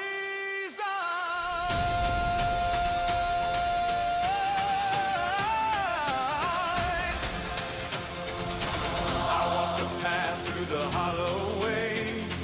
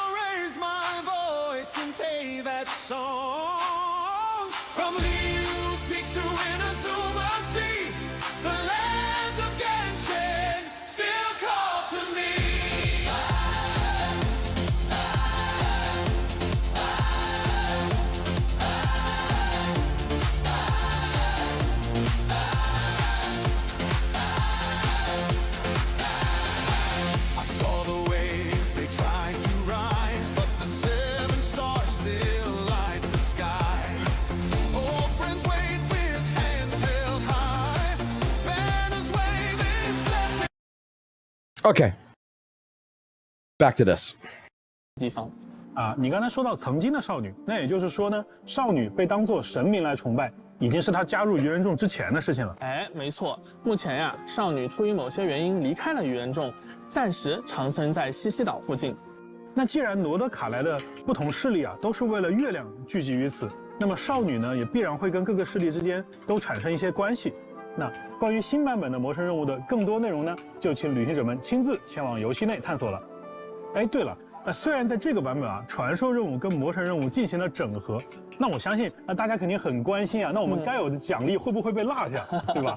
那我在这里我在这里告诉大家啊，就是对应的角色培养材料和原始奖励将会跟随魔神任务完成的500原始奖励一同送出，所以旅行者们在完成任务之后啊，不要忘记领取哦。那么在剧情方面，除了上述的变化之外呢，我们还会推出一个全新的内容模块，叫做剧所。为旅行者们展现角色在吉瓦特生活的种种剪影和片段。正如之前的幕后节目中和大家说过的那样，原本一些祖宗之法不可变的传说任务、邀约任务的内容，我们会尝试用更加润物细无声的方式，自然融入到这个世界的探索和交互当中，让原本的内容呀跳出传统的任务模块，用一种新的方式呈现给各位旅行者。既然是剧所啊，那顾名思义，也就是旅行者跟小伙伴们相聚的场所了。是的，在剧所里，旅行者们不仅能够随时和伙伴们聊聊天，也能够推进和他们有关的大大小小的特殊事件，体会他们所经历的生活。在完成这些事件的过程中，逐步了解到他们所属势力的更多信息。在月之一版本，旅行者们可以和菲林斯、拉乌玛、艾诺3位角色共同建设各处的居所，比如前。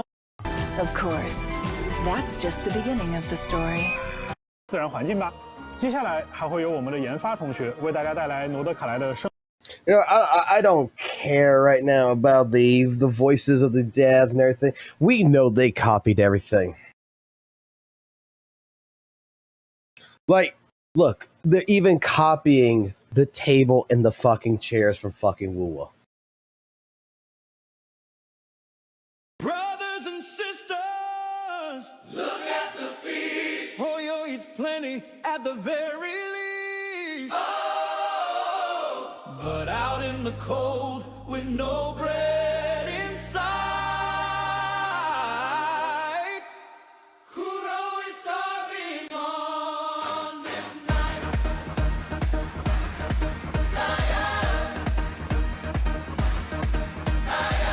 Genshin's table is filled with gold. Honkai's riches never grow old. Zenless feast with neon light. Hoyo is eating good tonight, but poor Kuro waits with an empty bowl, dreaming of bread to fill their soul. Hoyo is eating good tonight with diamonds, primos, and a shining light. While Kuro's hungry, fading fast, praying their moments soon will last. Singing louder, the truth, the fight. Hoyo is eating good tonight.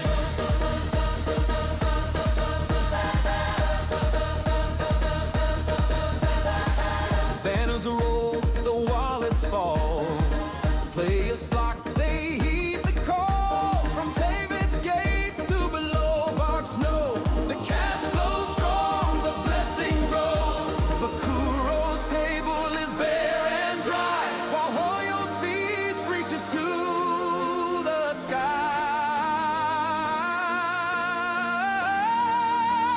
Hoyo is eating good tonight. Their plates are heavy, their halls are bright. But Kuro's hungry, crying out, struggling hard with fear and doubt. Lift your hands, let's testify. Hoyo is eating good tonight. The plot, her role in it, or stuff like that. Just the cuteness factor? The most 德卡莱啊，它是一个势力错综复杂的地方。 Look. In order to try not to stick it so hard to Kuro, they brought in 2 people off the street that was skinny to showcase, you know what? we understand your plea. We want to make sure you know that we do have starving employees as well. 一定有势力对我们不那么友好吧？刚刚也提到了，诺德卡莱并非一片我们以往所熟知的富有秩序的区域。那自然呢 I'm a paid actor. I came here to just get a paycheck because Hoyo offered me 5,000 primo gems and a brand new fucking hot Marathi, as well as a lunar subscription to Weathered Ways as long as I talked in this video. 另一个非常重要的势力，也就是愚人众。愚人众，哎，果然来了吗？让我们一起看看这个旅行者的老对手在诺德卡莱又整出 So yeah, my brother Satonus. We're not talking about that prick right here. We're gonna go ahead and talk about the characters of Nalgitchin. So you see, we got this maid girl. She's like a bit of like a cat in a sense too. And the land right here, yeah, you can see it's got gold, black. We stole this right here. If you see this really quickly, we actually took inspiration from Weathered Ways with the beacon right here and the land all the way to the rig that's drilling into the ground. I think they had something like that around the Jinzo area, if I'm not mistaken. 是提瓦特大陆最古老的力量，而一直想要攫取众神权柄的愚人众，肯定不会放过这次机会。We even made sure the middle pillar was even turning around. We also decided to put in an army into this, just like in original 1.0. And even look, we even have it to where they're doing the Russian dance because we want to stay hip and hop with the memes. 为能源的战争兵器。在诺德卡莱呢，也形成了一股强大的军事力量。我感觉从蒙德的先遣队到枫丹的特务组织，这个愚人众的科技 We even decided because WUWA did it, we're going to put masks in here. Now, grant you, these aren't the same exact masks as you would see in Weathered Ways, which we couldn't do that because we were afraid to get sued. But we decided we were going to steal from Lies of P, and we're going to use masks like they have in Lies of P. 组织。这个愚人众的科技水平一直在进步啊，看起来是不是也变得更难对付了？有可能。不过这些兵器既然是内部开发的，我们是不是也有什么办法可以反过来利用？ So anyone trying to say that we did anything original? We did nothing original. We copied everything. Even this area right here, you can take a good look at the background. This will remind you a lot of the Black Shores. So before anyone says anything, we were doing our homework. This is what this guy's right here saying. We were doing our homework about Weathered Ways, and we decided, well, you know, they put in Septimont, they put in Renacita, they put in all this. What if we just go ahead and take all of 1.0 Weathered Ways and shove it into this patch? And then boom, that's how we generated the entire 6.0 patch map. 如果旅行者们对这件事情感兴趣，可以在版本更新后自行前往一探究竟。不过可要小心了，试验设计局呢，作为愚人众的地盘，自然也是戒备森严，非常危险。We know that our CCs do not like us because you know why? We don't give them good contracts because they don't give us good quality content, unless you're Varus.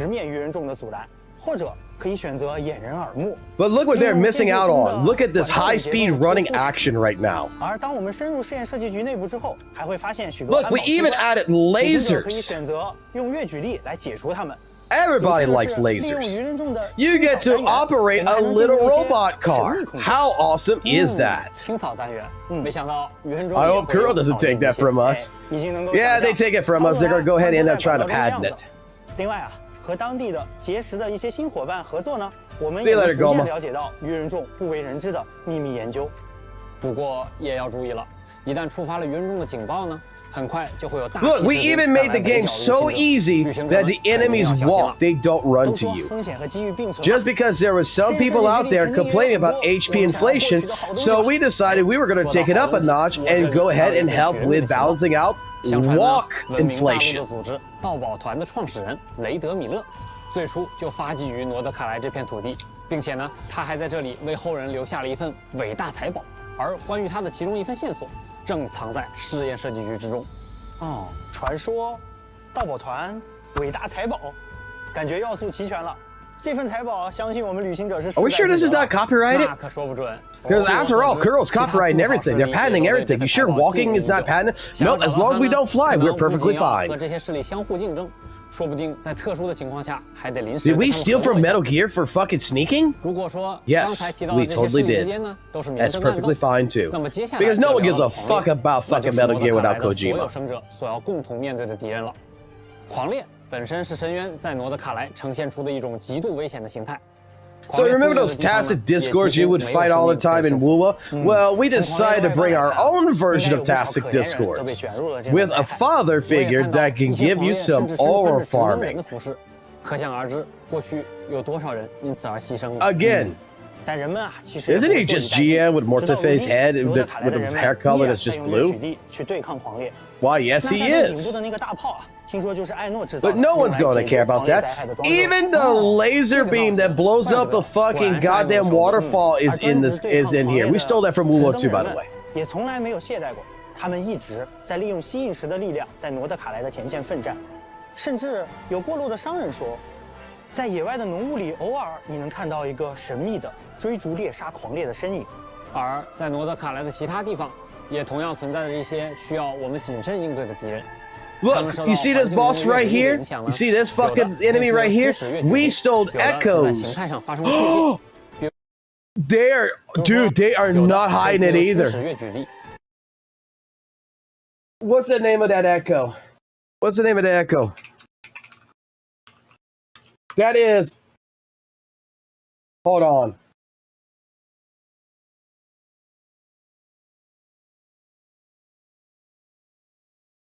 It's gonna be a cost 1 echo that's mixed with a cost 3 echo. That is the light crusher. That's the light crusher's fucking body.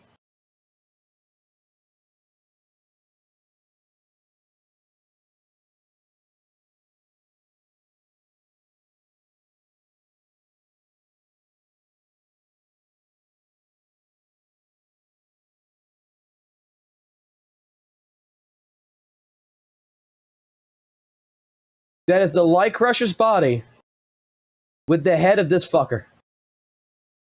Look at that. Look at that. You don't fucking believe it. You don't fucking want to believe it. But look. It's just an adult version. They straight up stole the fucking head from fucking WUWA.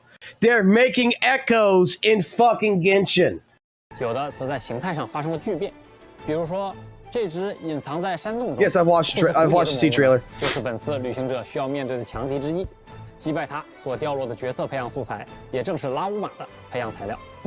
而菲林斯·艾诺的角色培养素材，则是通过刚才介绍艾诺时提到的巨大机关重拳出击压就能获得。当然，除了上面介绍的丰富内容，诺德卡莱也有精彩的活动等着各位。踏上一段和 获取原石、免费的4星武器在内的往挑战、打卡、挑战敌人等一段和来体验。旅行者诺德卡莱也有精彩的活动等着各位旅行者前来体验。旅行者们不仅可以和艾诺、伊涅弗一起踏上一段和神秘机械有关的奇妙旅程，也可以完成打卡、挑战敌人等活动，获取原石、免费的4星武器在内的。 We create our own version of Shorekeeper, which is the AI robot 新版本迎来更新。 旅行者可以前往挑战全新的强大敌人，另外能够限时刷取双倍圣遗物的祝圣遗俑活动，也会在新版本期间开放，大家不要错过哦。不过啊，既然都说了，《空月之歌》是一个全新的系列，活动部分这次我们也带来了很多新东西。首先呢是豪斗旅记，从《空月之歌》的第1个版本，也就是月之1版本开始，旅行者们可以从凯瑟琳那里 截取到新版本的地方传奇。 We stole events from WUWA. 还能从中获取。That's all I'm seeing, guys. All I'm seeing is plagiarism at its finest. 这张新的卡牌的效果有点好看。角色邀请、热斗。 Oh, right here, they're just bolstering right here and saying that pretty much that their version of the card game is still better than WUWA's version. 之前项目组的同学跟旅行者们预告过，有一件关于游艺旅文的事儿，想要跟大家分享。游艺旅文，让我想想。 好像说是把它打磨完善以后会常驻在游戏内。没错。那么新版本呢，它来了。版本更新后啊，旅行者就可以领到一个笔记本，其中记录了游艺旅文中角色和旅行者之间的点点滴滴，并且还有一个小惊喜：领取笔记本后就可以前往到期的冥神大社，在这儿也会出现一处特别的场所。想起以前每天去冥神大社找巫女姐姐求御神签的日子了。 现在可不只可以求签，还可以许下别的愿望。只要悄悄写下想要见到的伙伴的名字，说不定不久之后，你就能和他在大世界的某个角落相遇哦。不仅常驻了，还可以许愿想要见面的角色，确实特别的好。哎，接下来是不是到了我期待的福利与优化环节？没错，那么也请旅行者们稍事休息，稍后将会为大家带来游戏内外的更多分享内容。 What do we see? Oh, revelation. Let it be. Let it be.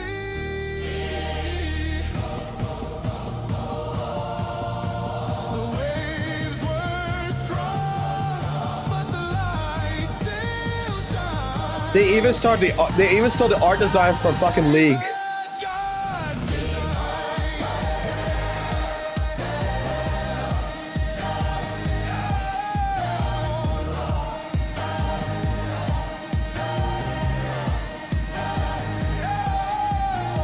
I walked the path through the hollow waves. I thought I left behind my days, but echoes called from Munstadt's choir, a hymn of hope, a flame of fire. And though the copy cut so deep, the land of Archon still I'll keep. Holy shit, they copied WUWA, but I'm going back where my soul belongs. Holy shit, they copied WUWA. I raise my voice and David songs from Leo's peaks to Inazuma Sea. The lands of Genshin still call to me.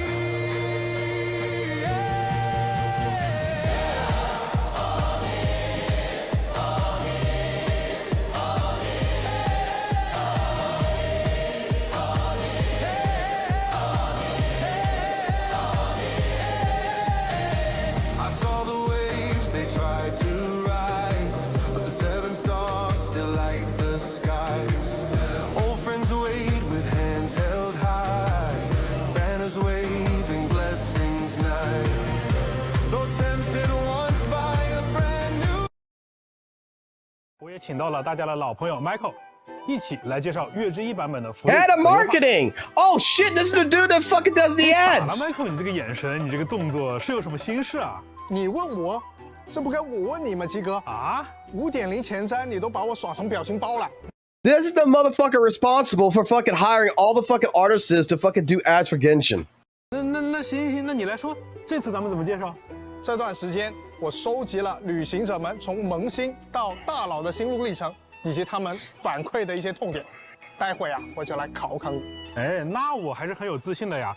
不管是客服的反馈啊，还是平时刷到的视频，我都还是记在心里的。哼，记在心里不等于立刻有办法。导演，咱们直接开始。行，那咱们看看。这回大家都知道的事，我就抢先回答了啊。好呀。首先是每年周年庆都有的福利，旅行者们通过周年签到活动可以获得10枚纠缠之源以及启圣之城。啊，没错呀。另外， Standard 我们也 login, 会通过 shit 邮件 cast. 为大家发放1600元石及各种奖励。这其中还包含2个罗德卡莱风格的有趣小道具。其中的旋翼浮空气 You get to 还可以 sit？ 支持旅行者和自己的好友共同乘坐。没错，手冲双倍也将在版本更新后重置。另外，大家期待的周年常驻5星自选活动也即将开启。今年还有一位新面孔，来自道期的梦见叶瑞希，也将加入可选范围。没错，你说的这些都对。今年呀，我们确实准备了这些内容。哼，怎么样？那么接下来我就要正式开始发难喽。哦，接下来才是正戏是吗？是的，我们直接来看问题吧。哇，你这是有备而来啊！你看我总结出这么多痛点，这些啊都是玩家在萌新阶段比较关注的。 These in early game complaints. 请 Okay. 问你又该如何应对呢？哦，留在这儿等着我呢。哎，不过呀，我觉得还是要请 Michael 跟大家都放心，毕竟啊，比这些还多得多的反馈，我们也都已经注意到了。相对应的呢，我们也准备了一批优化，也请导播之后加上来。Michael， 看看你的设备上现在多了些什么？好，让我看看。冒险阅历获取途径更多，那就是等级提升更快了。对，这个 they give you more 游戏 XP, 内的 ways 教 to collect 学感觉 XP. 确实是很 Okay. 直观哦。这个且试身手门槛降低。They're giving you 且试身手啊，是 a 我们每次开 okay. 拓角色的时候都会有的一种教学关卡。那现在我们对它进行了一次优化，也就是当旅行者们已经拥有某位角色，并且在之前呀也通关了他的且试身手活动的时候呢，在新的且试身手活动上线的时候，就可以直接领取奖励了。OK， So you don't even have to do the tutorial if you collected the 感 character. 觉第3条也很方便呢，不错不错。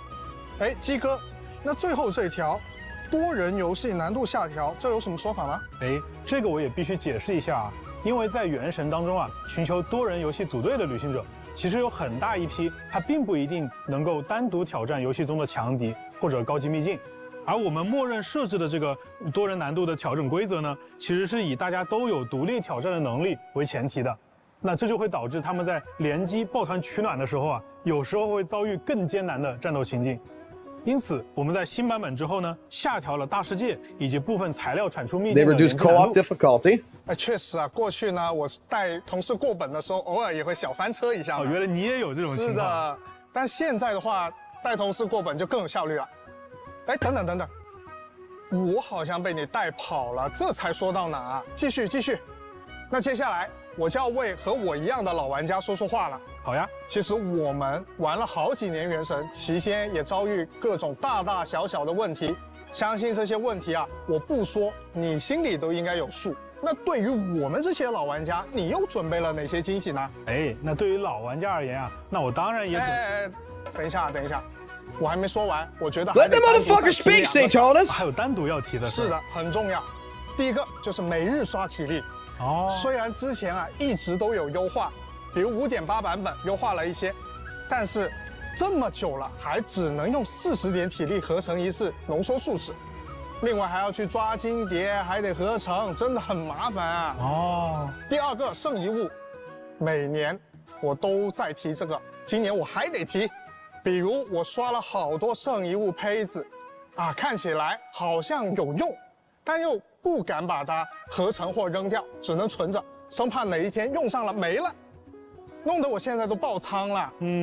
的确，那 Michael 说的这几个问题也很具体啊。除了萌新玩家以外，我们也在为提瓦特的老玩家们准备一些优化内容。OK， 在这些优化内容当中呢 ，Michael 你刚才的问题都是能得到解决的。要不我们继续看看？哎，等一下，鸡哥，我作为同事还得提前劝你一句啊！啊，劝我啥？没有优化好的东西，你不要硬说。你要是瞎说了，最后还不是我想办法去收拾？哎，这个你不用怕，不用怕。既然今天我让你反客为主，那我一定是准备了足量的惊喜，能有多到淹没你收集的需求那么多的规模。行，那我就跟旅行者们一起看看鸡哥准备了什么。第一个，我懂，也就是新版本，只要我探索到一定阶段，就能直接找齐这些宝箱跟神童，对吧？对。啊，这个不多说了，确实很方便。Okay, so now we got a map where you can see all the chests. 就应该有点像纳塔的不足秘藏，这个也很不错。毕竟启圣之城对我来说呢，肯定是比祝圣之窗更珍贵。 They did collection spots. 那你再往下看看。第3、第4个，哎，对，这是我需要的。要不鸡哥你给我们讲讲细节？哎，这第3条和第4条啊，我要一个一个说。首先是大家都很关注的圣遗物的问题。以前呀，有很多旅行者就跟 Michael 所说的一样，拿到了非常多的3次条的圣遗物胚子。那你们总想看看，哎，我把它强化到+4之后能出什么好词条？但是从月之1版本开始呢，大家就不用这么麻烦了。所有的圣遗物从一开始就会直接显示它还没有解锁的词条。I don't know shit about this, but every artifact will now reveal its locked affixes right from the start. 所有的圣遗物从一开始就会直接显示它还没有解锁 So I'm guessing you're already gonna know a substat 减少了很多 without even knowing 操作的 about 时 it. 间和资源的消耗。除此以外呢，我们也支持旅行者直接使用祝圣油膏和祝圣精华来填充祝圣之霜的萃取进度了。而高等级的圣遗物萃取的时候获得的进度也会比以往更多。至于第4条，也就是 Michael 你很关注的领取多倍奖励的手段优化。首先啊，在新版本更新后，我们在各种兑换奖励的场合，现在可以直接消耗40点数值， You can now direct to 40 resin for double rewards. 并且在此基础上，浓缩树脂的配方要求也从40点树脂变为了60点树脂合成，也就意味着它可以 And it 直接 takes 兑换16 3倍的 instead 奖 of 励了。 40 now. 除此之外，还有一条，也就是浓缩树脂跟金蝶捕捉笼的配方也有了更便捷的获取途径。在此之前，你应该还记得它们是放在2个城市的声望系统里的。对。那最后还有一条是，我们可以 You can now purchase resin with polygrams on settlement screens for triple reward spots. 购买树脂来领取3倍奖励了。好啊，这样我以后就可以少很多麻烦，消耗树脂也变得更方便了。虽然这个优化很好，但我感觉你肯定还有大的没说。哎，鸡哥，你别不说话呀！我没有不说话呀，我不是把你的问题都回答完了吗？不对。这一集我看过，你肯定马上就要从椅子上拿出一摞卡片让我挑了。这回真没有 ，Michael， 我实话跟你讲，真没有。确实我今天准备的东西比你们想象的要多。但是今年我们不搞小卡片，我们换一个形式。那接下来呢，我就和旅行者们一起来看一看，在《空月之歌》版本，开发组的同学还给大家带来了哪些福利和优化吧。Michael， 如果说刚才我们聊到的东西算是玩家预期当中的福利跟优化，那么接下来我要说的就是玩家嘴中的祖宗之法了。 The Scare Traditions 要变了吗？没错，首先从月之1版本开始，在未来的5星角色卡池开放的第1周，所有的天赋突破材料和武器突破材料秘境。All talent and weapon ascension material domains will have their time restrictions completely lifted. 将完全取消开放时间的限制。好耶！这样的话，我抽完角色就可以立刻拉满了。没错，就是在这一周的任何时间 Any time of the week, you can now grind all the materials you need. 还有另外一个好消息，旅行者们在领取 When you claim your 5-star anniversary character of 周年 choice, 自选5星角色的同时，我们还会同时 we'll also throw in all the materials you need to take them straight to level 60. 选角色的直升60级材料。Michael， 你还记不记得之前我给大家承诺过，就是这个自选5星是一个每年都有的奖励。是的。但是这里有个问题，承诺过就是这个自选5 That 星 5-star selector would be a reoccurring annual 每 reward. 年都有的奖励。是的。但是这里有个问题，那就是对于很多后续入坑的旅行者如果没有赶上这次周年庆，那就会完全错过这个奖励。确实是哦。对，所以这一次为了让新版本期间刚刚入坑的玩家也能够顺利获取这些角色，这个自选5星活动的开放时间也会做相应的动态优化和调整。具体的详情呢，也请大家去关注后续 So 的。they're changing the 5-star fucking selector to a whole new 未来 duration. 任何时间都是入坑原神的最佳时期了哦。是呀。不过鸡哥我觉得虽然这些都还不错，但像我这种全勤的玩家来说，感觉也还好。确实对于全勤玩家而言，你基本上都能拿到，对不对？好。那接下来的内容就没有这么简单了。那下面这一条福利我们用老办法 ，Michael 让你用设备亲自现场体验一下。好，我看看。又是让我现场抽卡。没错呀，鸡哥，这次我看得很仔细了。这不就是普通的祈愿吗？那你抽抽看嘛。It's a standard wish. 我抽到了梦见月瑞希。不过这个角色我已经抽满了，这不是相当于5折抽卡吗？别着急Michael， 你仔细看看最后抽卡结算的那个界面里，除了常规的内容之外，还有啥？等等。这个无主的命星是什么东西？我记得原本只有25星辉啊。没错，那这就是接下来呢，我要为各位介绍的一个重磅内容——无主的命星。当玩家重复获取超过命制作需求上限的5星角色时，就会获得这个道具。鸡哥，这个道具有什么用啊？那这个道具的作用，就是提升你队伍当中任意角色的。Lets you bump the level cap of any character in your roster? 等级上限，最高可以直接提升至100级。那我不是可以选择我任何喜欢的角色进行加强啦？没错，而且把角色升级到100级。If the level cap's 90 and I'm wailing, I can make a fucking level 200 characters. What you're telling me? 基础效果。哦，原来如此。但是不对哦。哪里不对了？我过去抽了不少的溢出角色，那我不是亏爆了吗？哦，你的意思是说啊，过去抽到了溢出角色拿不到这个无主的命星，对呀。哎，放心，亏不了你。这次的改动时装之后呀，我们会一直追溯旅行者所有。We will retroactively track every single pull you ever made. 抽取记录，并将对应 and send you an exact amount of Master Stellar Fortunes that you should have gotten. 直接发送给各位旅行者。大家也不用说。 So no need to sit on holocrons or wait for the new version to pull. So if you already were getting max constellations in the past,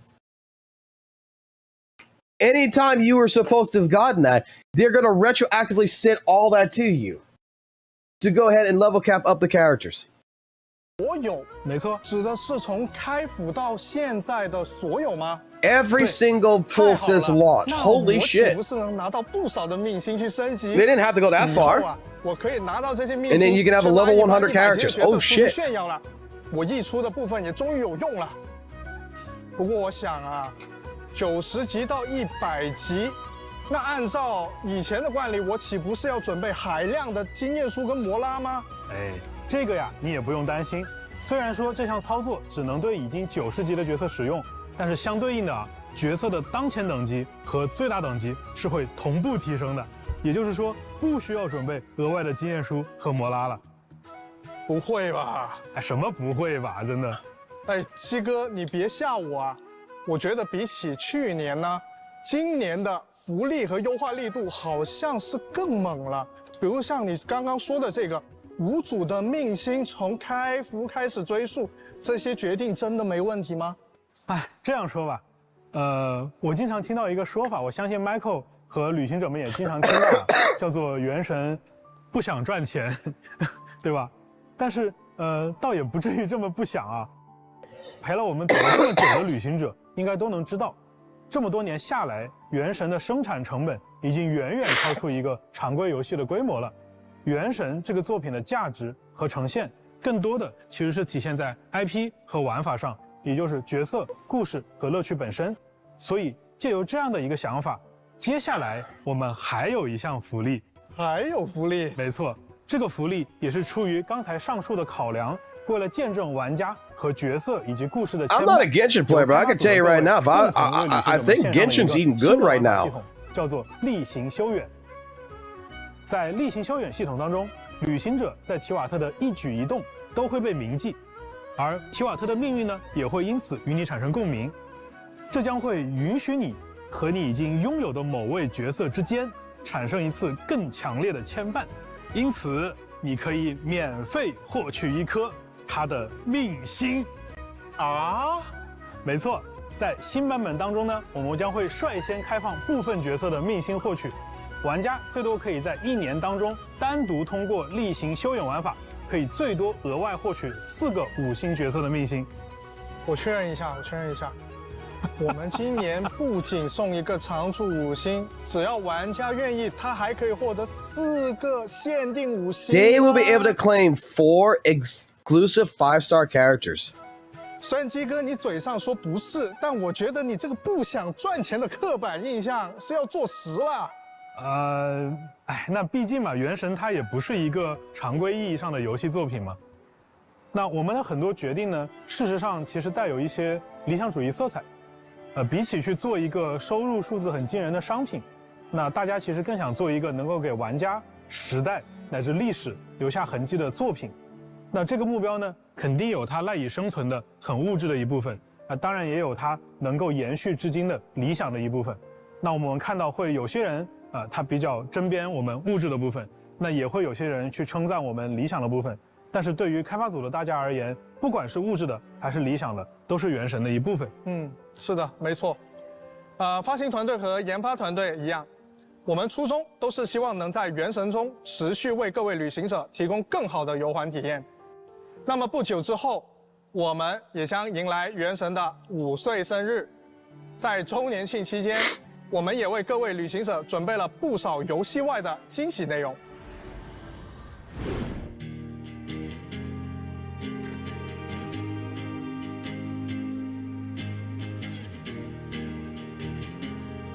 音乐会现场又将有哪些特色的民族乐器呢？是呀，那 Michael 你还记不记得去年纳塔交响乐的现场啊？那看得大家是热血。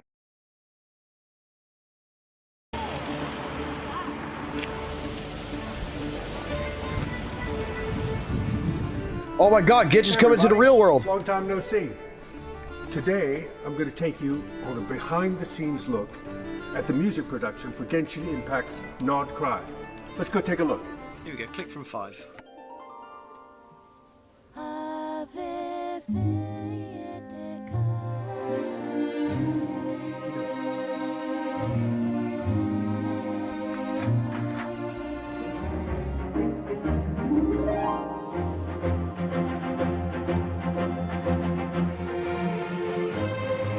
Look, they got white people fucking doing the music. I can hear in the headphones there's a lot of kind of Celtic instruments. We have some different kinds of rhythms. It's not Chinese. Very, very different kind of landscape, and I think it's going to be very, very exciting. They got westerns to, you know, play around with different things and just in a completely different sound world. 5, 4, 3, 2, 1. Run the track.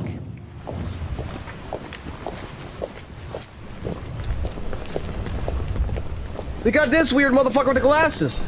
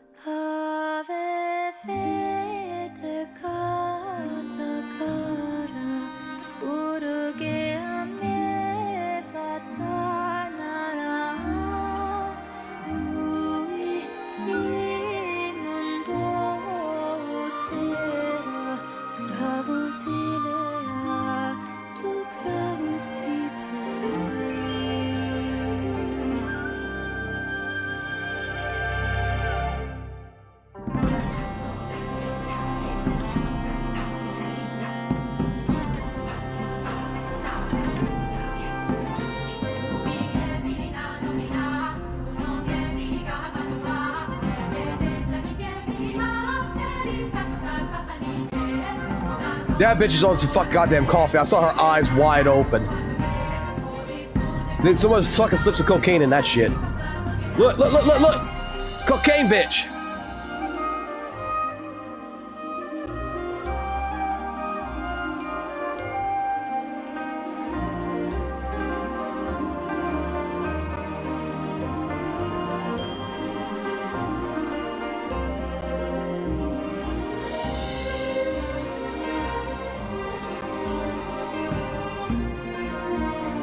They even employed fat people? Well, yeah, I guess they need fat people in order to fucking make sure they have a lot of air when they blow.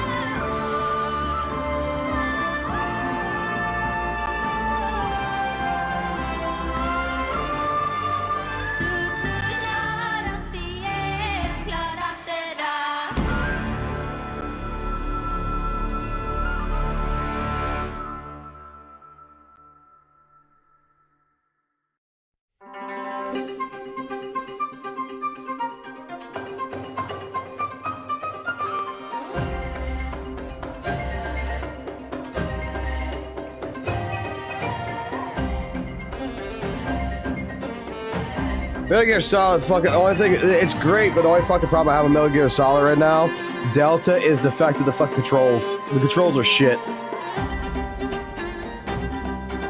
Not only you're fucking fighting against AI and shit, you're fighting against the fucking controllers. The controller itself.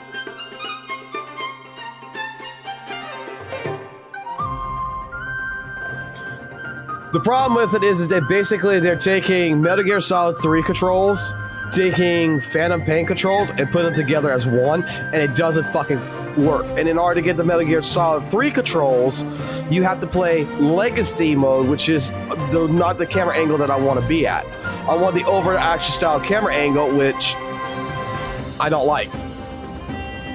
The control is dog shit. Like, I'm trying to do shit, and then all of a sudden it switches over to first person. And then you're stuck in first person, then when you get hit, it puts you in first person. It does a whole kinds of fucking shit. I just don't like it.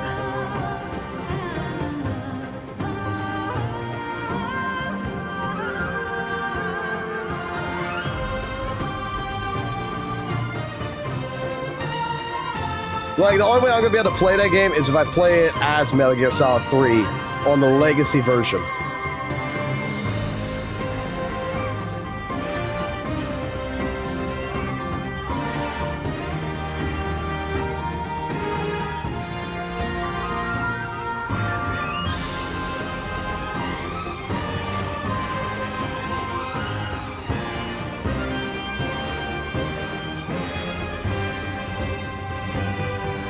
This dude is enjoying his job too much. Jesus? Okay, guys. We gotta rewind. We gotta rewind. I know y'all like the song. Hoyo is going to survive. It's never going to EOS. They have Jesus on their side. They legitimately have Jesus on their side.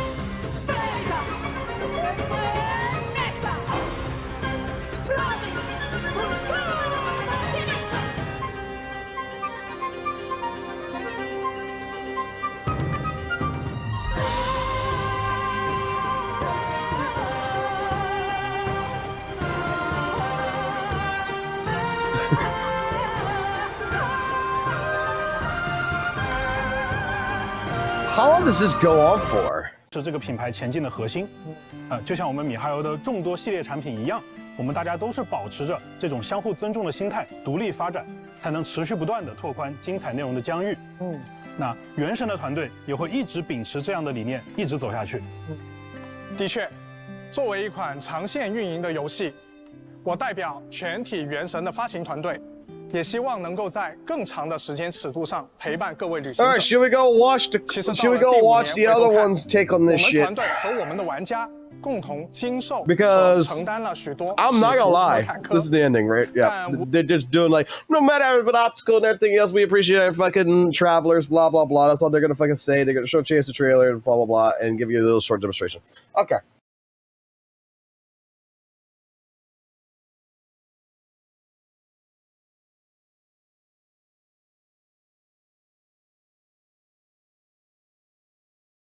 Don't skip. Keep going. What the fuck are you talking about? 无论经历怎样的困难，我们一直都相信，克服困难唯有一条正确的道路，那就是坚持初心，创作优秀的内容。也要感谢每一位陪伴着我们的旅行者，你们的热情、鼓励和支持是我们持续创作的原动力。我们也会更加用心去深耕属于原神的美好世界。 One more. 《原神：空月之歌：城市》将在2025年9月10日迎来版本更新，让我们在诺德卡莱这一片洒满月光的神秘土地上再会吧，旅行者们，我们罗德卡莱见。I don't see none.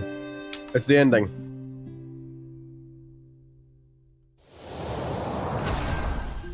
Welcome back. We made it. Now, that does mark the end of the special program, but we know that was a lot of information. It feels kind of impossible to take it all in at once, and I doubt I'm alone in feeling a bit overwhelmed. Yeah, the special program I pushed far too much. That might be the case. This was the music. That brings us to our second job here today. In this segment, we'll go over the main takeaways from today's special program.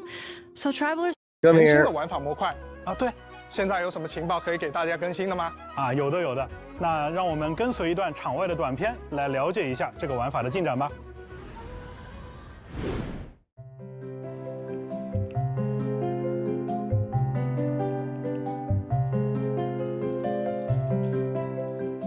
大家好，我是原神千星。Holy fuck, they're twins! 奇遇设计师。That's what you wanted me to see? 我是原神千星奇遇设计师、技术策划土豆。本期视频内，我们将向大家介绍即将与各位见面的新内容，聊一聊新玩法是什么，未来有哪些开发规划，以及更多与创作生态相关的话题。让我们立刻开始吧。千星奇遇将是一个由旅行者主导的游戏世界，在这里，游戏创作者能发挥无限创意，自主开发出所有能想象到的玩法，游玩者也能够畅快地体验这些独特有趣、充满想象力的新鲜内容，并结识到更多志同道合的伙伴。模拟经营、派对游戏、对抗竞技、冒险闯关，大家能想象到的一切玩法都有机会在这里呈现。PVP， 我们为创作者打造了一个强大的玩法编辑器——千星沙箱。编辑器中开放了原神几乎全量的玩法功能与资产，供创作者自由调用。基于千星沙箱，我们提供了强大的图形化编辑功能，来灵活地支持各种玩法结构。创作者可根据设计需求灵活配置关卡类型和游戏模式，将构想中的核心玩法、系统机制、美术表现等要素按照逻辑一步步串联起来，制作独一无二的游戏内容。大家也不必担心上手成本，在创作过程中，我们将提供配套的服务支持，包含阶梯式开发教程的创作者学院，促进经验共享与协作的创作者论坛，以及专业的创作者技术顾问服务等，帮助大家充分学习与应用编辑器能力。作为一项长期的企划， Are they fucking building Roblox？ 将持续进行开发迭代。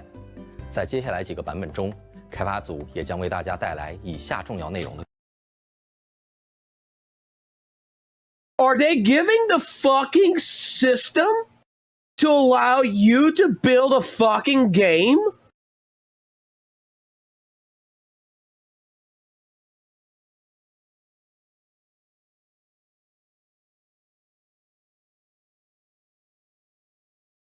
Guys, you can all live your fucking lives in creating your own gacha game. 更新。大家可能 All right. You got me. You know what? We're making a gacha game here, guys. I know exactly the gacha game we're making. I need a team of developers who's willing, when this happens, to work with me. I will fund this project. We're gonna make Gacha Wars. We're gonna get every fucking CC, and I want St. Tonas to be a 4-star fucking character in that game.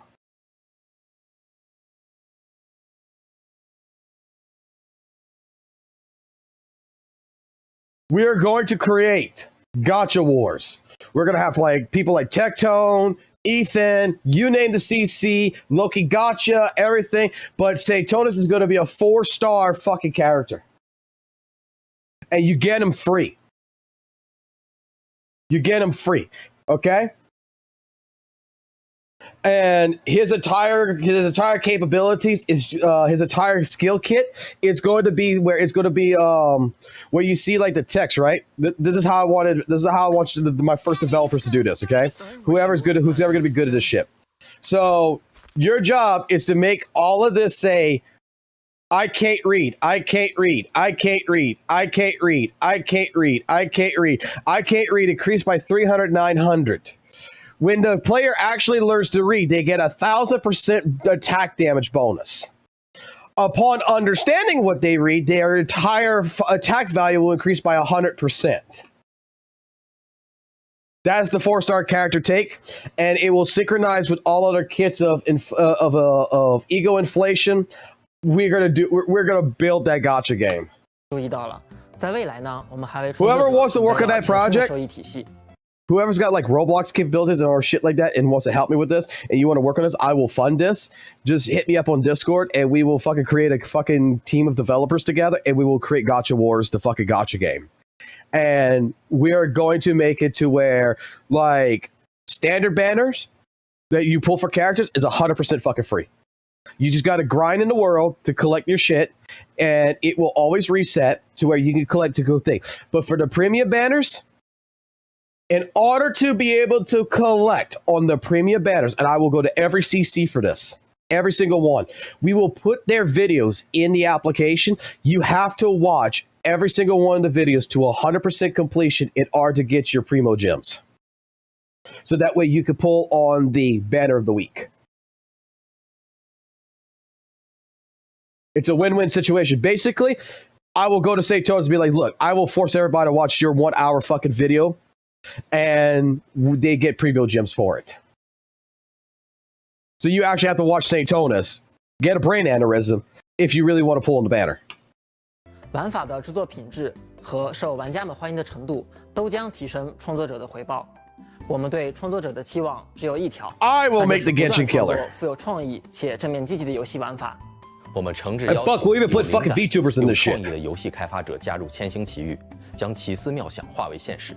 这将是一次崭新和大胆的尝试，一个个源自创作者的灵感火花，或许将开启新的游戏纪元。期待与大家一同前往探索充满无限 That's actually really fucking cool.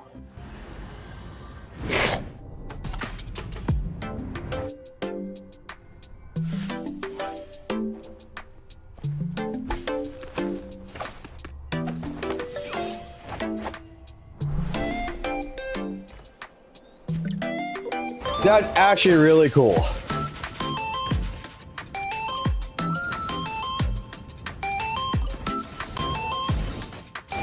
So we got to make a gacha game, right? We got to make a gacha game where the battle system is battling your chat. Your entire goal is to get up as many fucking viewers as possible, and you actually have to select on the screen at the fucking like a QTE battle to where like someone says you're a fucking moron, that you have to respond correctly. If you do not respond correctly based on the character's actual portrayal, you actually will lose.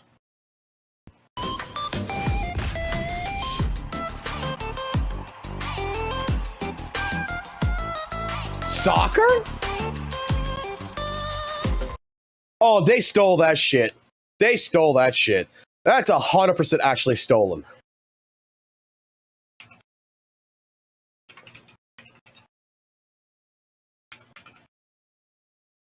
There was something I used to play with friends all the fucking time.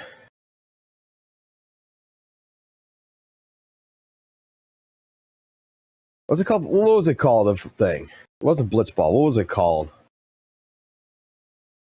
Deathball. They stole this, man. I used to play this shit all the time.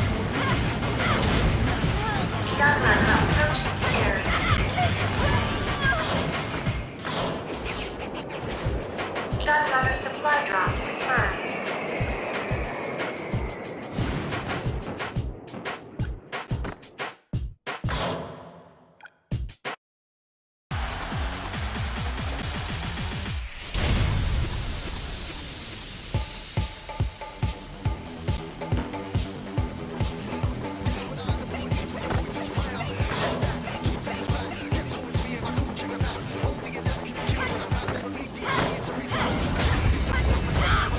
Not gonna lie, this used to be fun.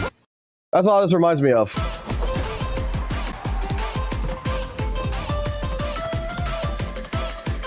Hey, boo-boo.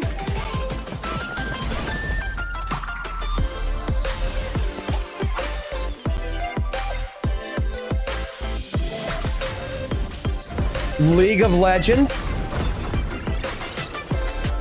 You can build a League of Legends game in this shit.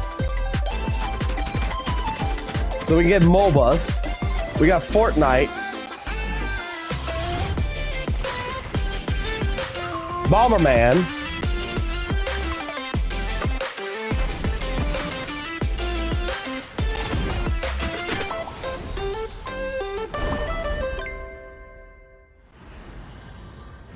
Hell yeah！ 我现在就要玩《原神千星奇遇》，快点端上来。好的，那么关于 Alrighty. Overall, before we get into seeing someone hate on this just to hate on this, Because I'm pretty sure that's what happened, right? I'm pretty sure. Let me double check. Maybe he might have praised it. Maybe he might have praised it. Let's see. Because his clickbait titles aren't really clickbait.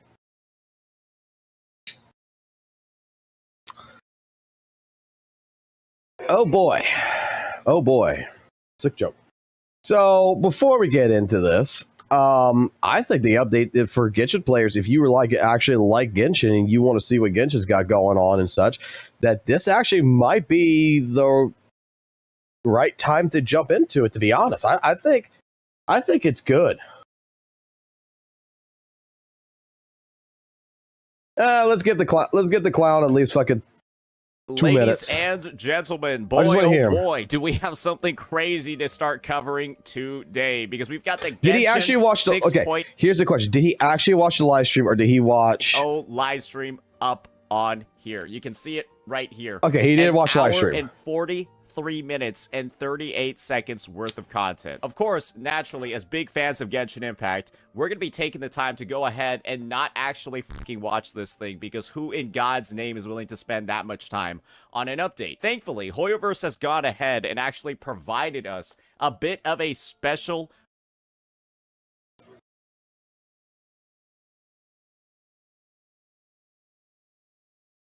Of course. Let's go watch the short version of it, because we can't deal with watching the big version of it, because we're not a big boy. Because everything I saw in it was actually really good. I believe in 10 minutes actually covers what's supposed to be fucking in here. I guess there's a lot of yap and stores are on here for so long. Why don't we just go ahead, take a look at this one. I know there's some pretty rough news, potentially some good news as well, and give our take on what 6.0 is looking like. Welcome back. We made it. Now, that does mark the end of the special program, but we know that was a lot of information.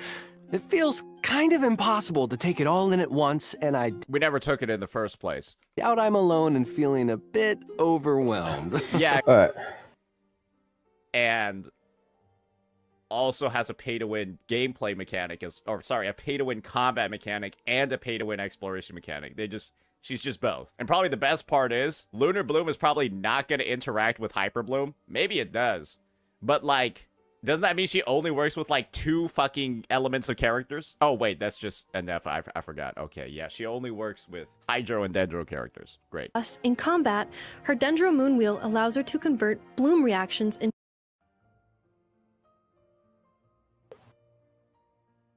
mechanism. Why did he fart?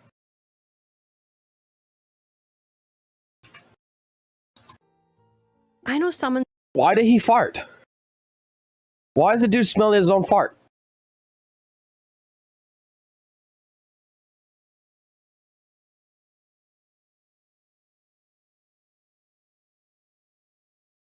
A water spraying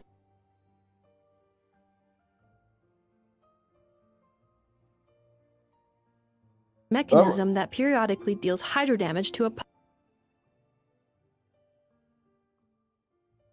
That's the kit. Oh, you know what? Never mind. Yo, Flynn's actually looking pretty good. Perhaps I spoke. Maybe I spoke too harshly about Flynn's. I forgot. We're watching a Genshin Impact live stream. I've got to take my expectations that have been 10-minute fucking version of it. Honestly, ruined by more interactions with the 3 characters we just mentioned. Some part of me is wants to be excited because I think a lot of the new units actually look cool. But then a part of me realized I can't really get excited because they're going to do shit like this and just fuck up their kits in the ass.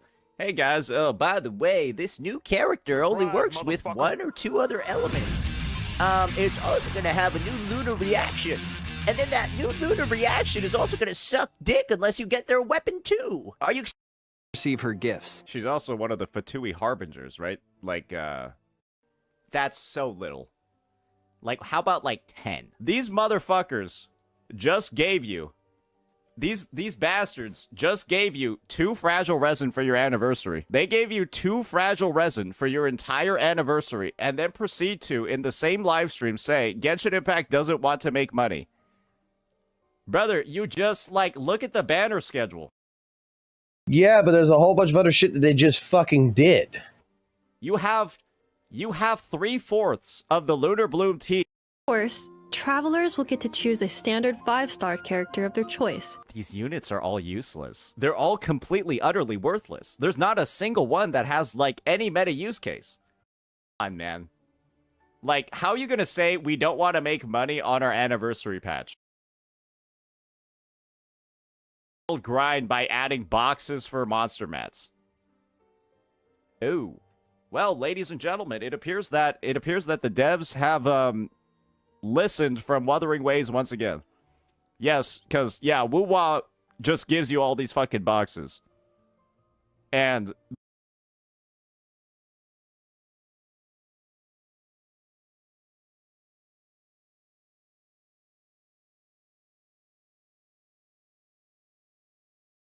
the realization for a lot of players is that, damn, they don't like spending 2 days picking up flowers. Yeah, that's not really like a gameplay loop that appeals to a lot of people. Spending 2 days... I thought that ZZZ also had a basic... Like, I know WUWA checks all these boxes, but I thought ZZZ also had, you know, the test run featuring with new basic tutorials, rewards, and shit like that as well. The Battle Pass itself, which offers, you know, different things like the rewards and everything, the harvestable rewards and shit. Like I thought ZZ also fucking carried some of this shit. An hour a day just picking up flowers. So I'm assuming that shit like that is what's being encountered to a pretty crazy degree. This in 4th substat. How is this different from weapon mats in WUWA? Hey chat, is the only way to acquire TD mat boxes in WUWA, is the only way to acquire that from the battle pass? Or is it a reward from almost every single event and activity in the game? And so, if this was if you could only get, it has to be in WUWA for the mat boxes. Like, it has to be like that because WUWA's entire fucking systems is made this way. Okay, TD mat boxes in 80. And have 20 left over that you like now have to like go figure out what to do with. It's a time limit. Like, the quality of life in this game has FOMO in it. A banner is like 28 days, 21 days. This is available for 3 out of the 21 days that the weapon banner will be live. Like, you only get to get the bonuses from this if you like pull within 3 days of the banner going live. How does the quality of life have FOMO? These guys are pioneers. These guys are fucking pioneers. And if it's actually like 7 days, get the bonuses from it. A banner is like, here's a workaround. Oh, here's... Wait, what's he bitching about here? Right? And you just like, you asked your spouse, hey, can you go mow the lawn? And then like, the hubby, the wife, whatever, right? They go out and then they like they start like washing the sidewalk. They start like cleaning the street outside. They'll start like cleaning all the windows. They'll do everything except mow the lawn. That's all you wanted. Okay. No matter what if you watch the entire video probably, or if you skip in the video with St. Totus, there's always this fucking weird ass fucking analogy that he likes to fucking play. Like, it has nothing to do with fucking video games. It has nothing based in fucking video games. Like, I mean, what about a wife cutting grass? Like, what? How does that fucking work? Devs will literally do everything except just remove the bullshit systems for the game.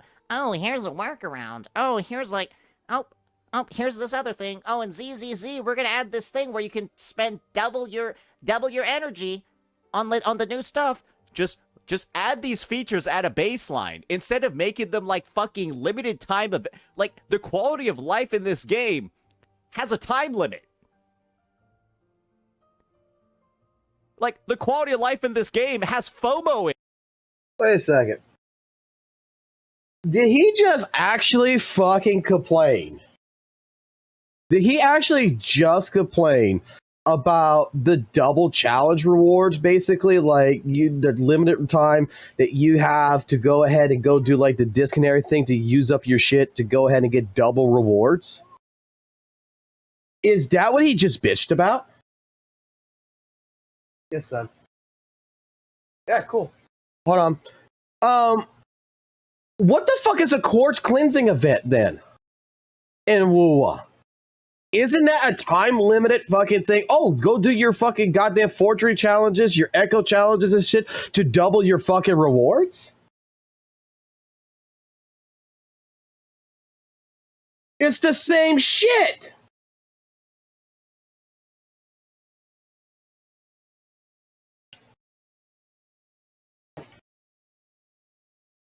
In fucking WUWA, we even got double cleansings and shit like that.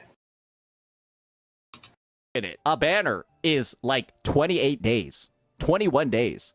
This is available for 3 out of the 21 days that the weapon banner will be live. Like, you only get to get the bonuses from this if you, like, pull within 3 days of the banner going live. How does the quality of life have FOMO? These guys are pioneers. These guys are fucking pioneers. And if it's actually like 7 days, whatever. I don't care how long this event exclusive domain is. I see 3 days over here. Maybe it's fucking 10. Maybe it's 7. The point is, why are you adding FOMO to your quality of life updates? That's just like, it's mind-blowing to me that that's something they decided to do. So yes, you're now on a timeline to me. That this came out yesterday, right?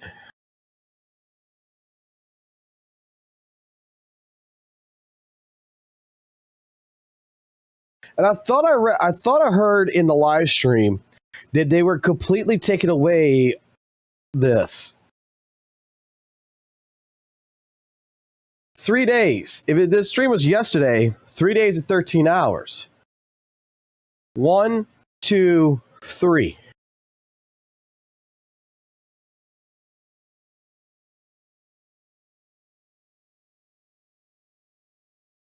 Skip on this shit. One character to level 100. Wait, and we're also putting this in the game after adding Stygian Onslaught, where the game mode, where you can't even clear it with C6 characters. You have to clear it with the right C6 characters. And so, instead of balancing the game mode, they're now letting you wail even more to take your C6 characters that can't clear, raise them to level 100 so that I suppose they can clear. I guess the funniest thing will be is when somebody takes their C6 Hu Tao, raises her to level 100 using 3 dupes, and she still can't clear Stygian Onslaught. That's probably going to be the funniest part. I can't wait. I can't wait until somebody does it. It's gonna be fucking hilarious. Cause I know for sure if I took my Al Haytham and fed him these fucking Masterless Fortunas, yeah, he still ain't clearing that game mode because it's not balanced. But hey, I guess this is the other thing. I'm just waiting for the devs now to buff dire difficulty. They're gonna make it so that your C6 Mob Vawika isn't enough to clear. She won't do like, she'll miss like just that amount of damage. Your C6 Mob Vawika will now need 3 more. And they're going to be giving you all of these Master Stellar Fortunes. So if you're a veteran player that plays since day one, spend money, didn't spend money, but depending on how many Summon 6 characters you got and how many extra dupes you got, you're able to use this on any fucking character you fucking want. So you're able to basically level 100 any fucking chosen character you want. And they're going to retroactively give you all this shit if you already supposedly should have it. More dupes and be a level 100 C6 Mavawika to start clearing. Just wait for that upgrade, ladies and gentlemen. That's why they're putting these in the game. Not so that you can, like, cap out your characters. It's so that they can add that next level of spending for the whales, because Stygian Onslaught wasn't enough. They need to go a level deeper. This looks so much worse. This looks so much more bad when you know that Stygian Onslaught is something that they added to the game, and that is literally whale content. But that's not enough. There needs to be more to whale on. People already got it. Because if I'm not mistaken, I know fucking F2P players like in WUWA, right? That has already gotten a Summon 6 of a 4-star fucking character. Of a 4-star character that is on the banner, right? They keep pulling and pulling. They got technically, since the day of launch with Mortafe, for example, they got like fucking, not just the 6 copies, but they got like, if they would calculate it in a sense, and they got the corals and shit from it, they might have gotten like 20 by now. I would guess in the terms of like Genshin Impact, you get a lot more 4-star characters than you're going to get 5-star characters.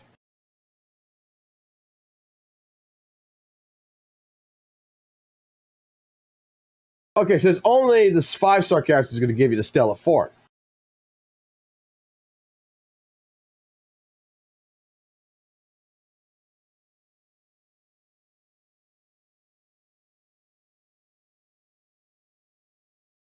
$5 years. Genshin's been out for 5 years. What's the odds that a veteran player has already summoned 6 more than once on these banners a 5-star character?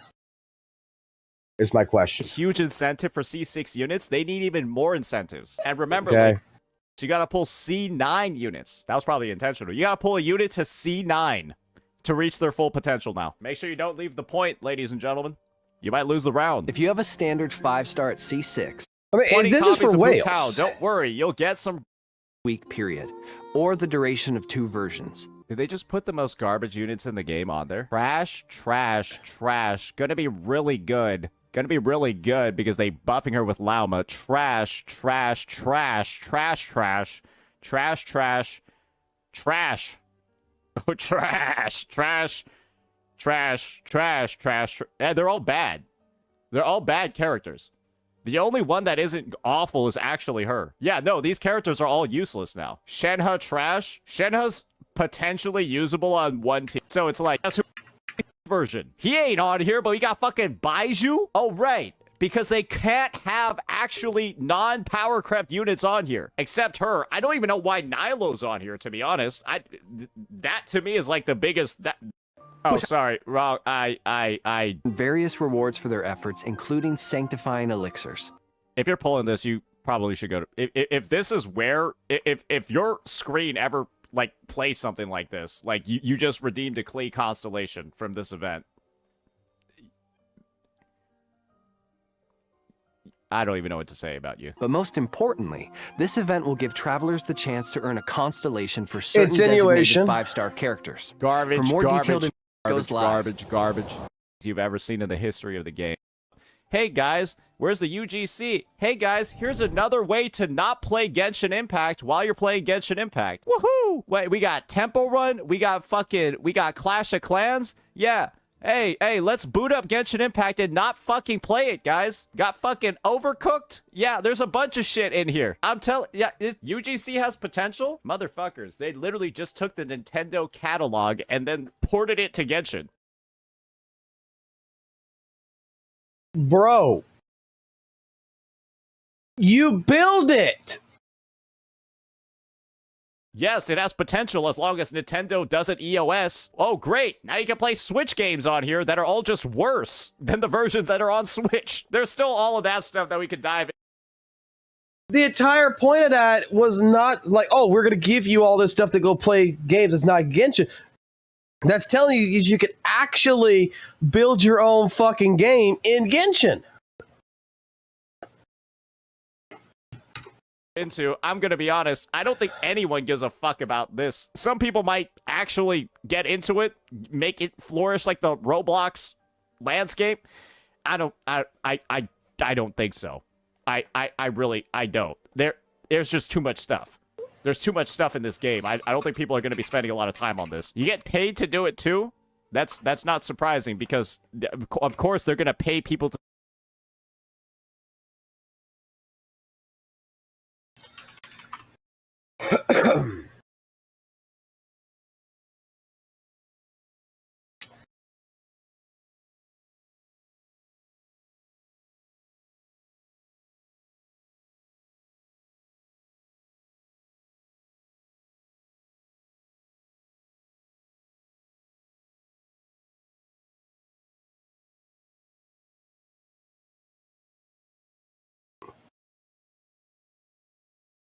The average a Roblox developer makes is $53 an hour or $109,000 a fucking year.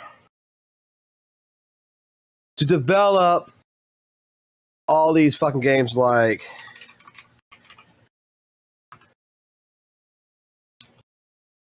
you see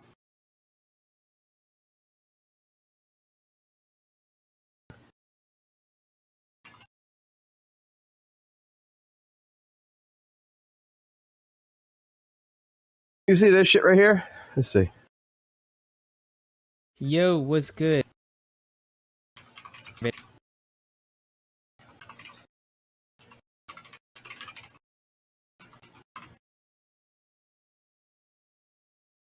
You know how much money this game actually fucking makes in a day?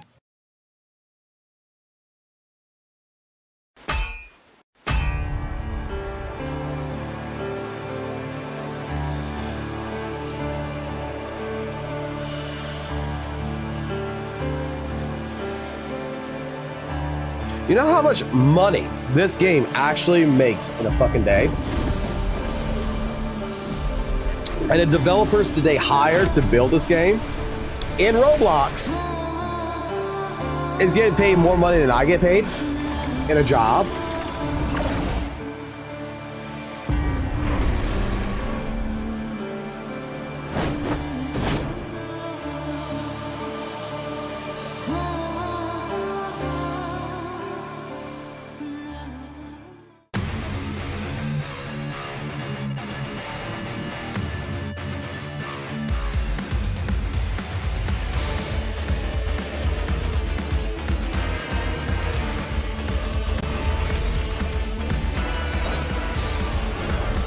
This tower defense game that you're looking at right here in fucking Roblox with its devs, these motherfuckers make, let me put it this way, in one fucking day they made, last time I heard a report, they made like fucking somewhere between like fucking $50,000 to $80,000 in a fucking day.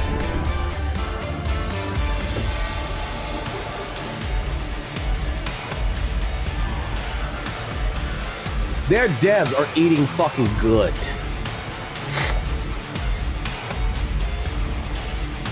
So this system right here, if they're basically building the new fucking Roblox where you can build your own games and stuff like this, and they can fucking put a monetization value on it and all this other good shit to where you're going to be developing games and showcasing it and stuff like this, I fucking guarantee you, you're gonna start seeing this fucking flourish more than like an actual Genshin Impact. To develop on this because God knows nobody's gonna do it for free. That's Genshin 6.0. That's the whole live stream experience. I'm gonna be honest with you. Yeah, there's not that much good in here. There's a couple of like small quality of life that I think are cool, like the Oculi, the test run, all of that. But then all this other stuff is just like, and then maybe the difficulty for like people that can't handle it. But like everything else in here is just like, what the fuck? All right. Like the dude is just some of these changes. The dude is just wanting to hate just to fucking hate. That's all the fuck it is. The dude's just wanting to hate. Like straight up.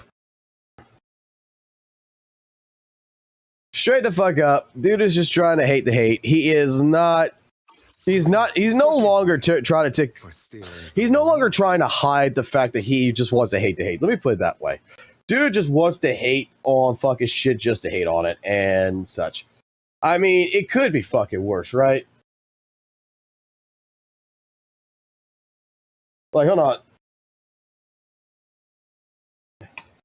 So, who here has done Augusta's story in WUWA? Who's done Augusta's story? Because I want to remark on something that I said this in my Discord, okay? Because I remember something that Genshin Impact did that was like a big fucking deal that a lot of people were fucking bitching on. And I want to ask how many people has done Augusta's story.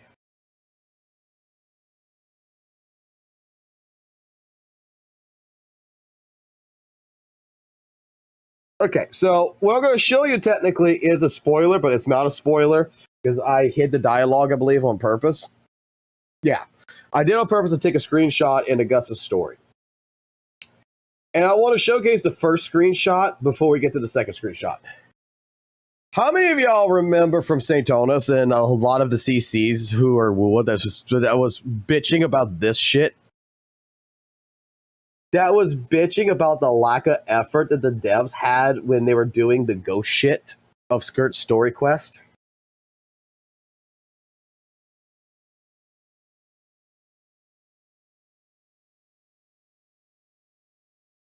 Who remembers this?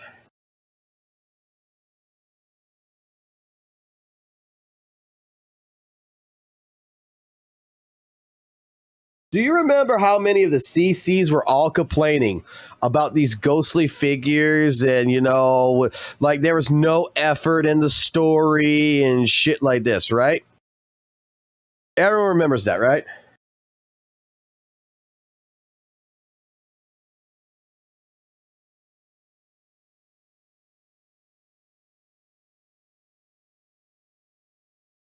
Can someone tell me what the difference is?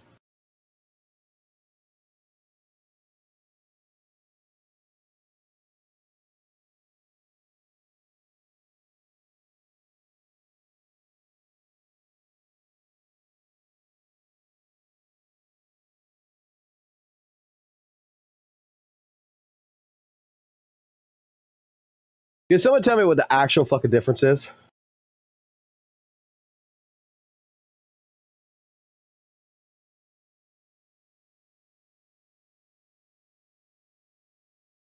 They have a space style fucking texture on plain fucking children models to tell the story. And we have ghost-like figures that have a space-like thing on the background. Could this not have been like an animated cutscene or something if Augusta is talking about, is remembering shit or whatever, you know, of the past? Why is it doing the same shit?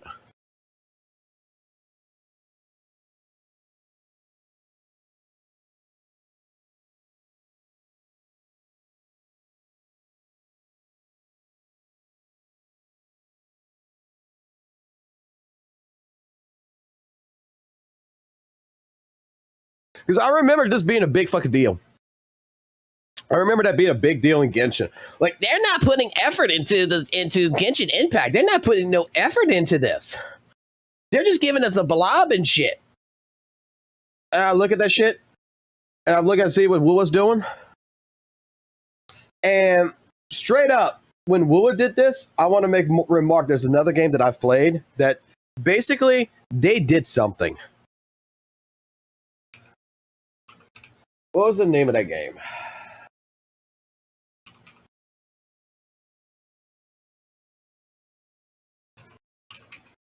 No.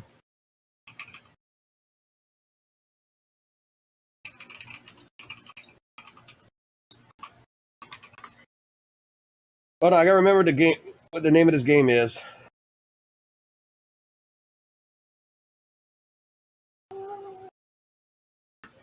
Actually, it's on my fucking Steam. It's on my Steam. What is it called?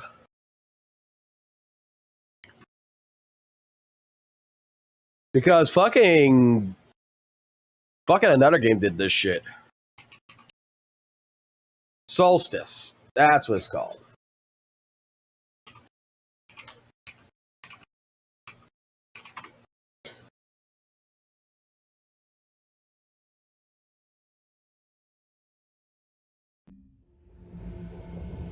This feeling.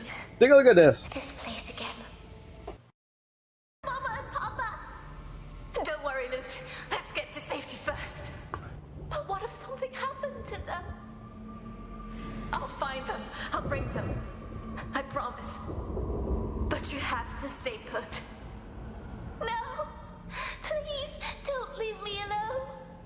You need By the way, if you never played this game's actually really fun. to be brave now. Or it's got a good story. We both do. I won't be long. Stay hidden.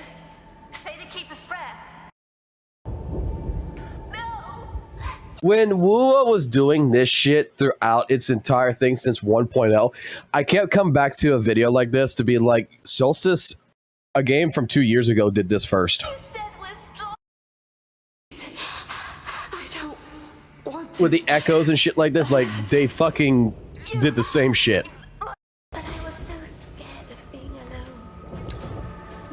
But at least sometimes it had better. Check Discord. What am I checking on Discord? Where am I checking on Discord? Stream, React.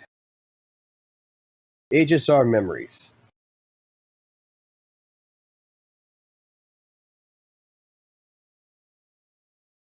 What the fuck?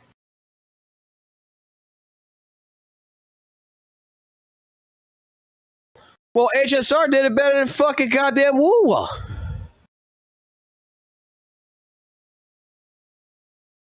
Because in WUWA, you don't even get to see the character's face or anything. It's just a white fucking blank fucking body.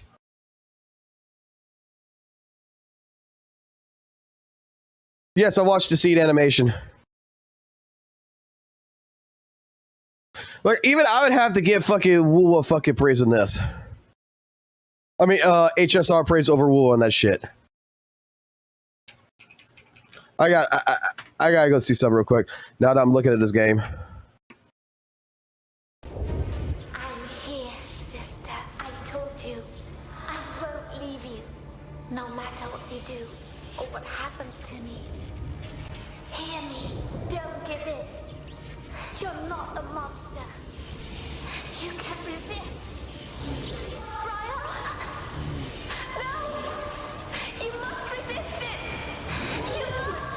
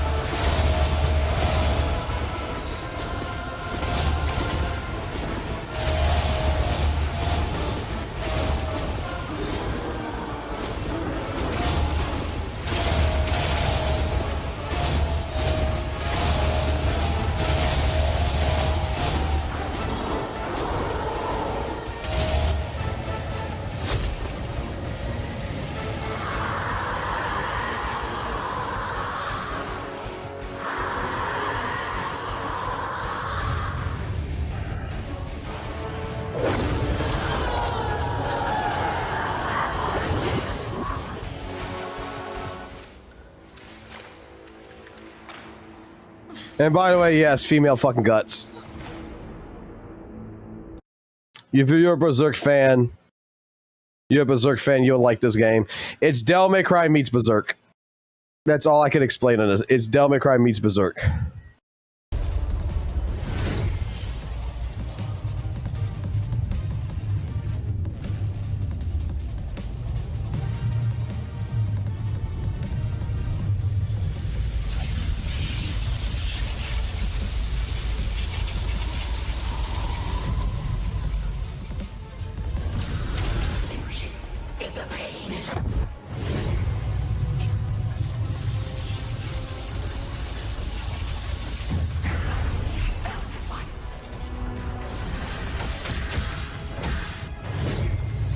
Yeah, it's like Devil May Cry.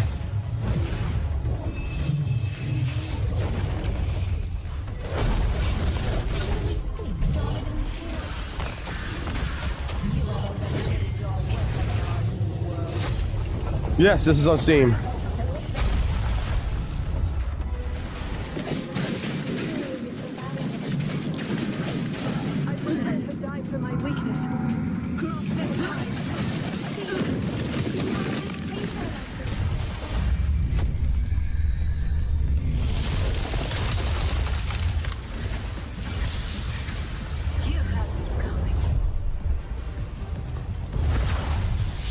Your entire goal in this is to is not to get hit and everything, but you have a ghost sister that follows you, so you want to synchronize. So if you get hit, it loses synchronization.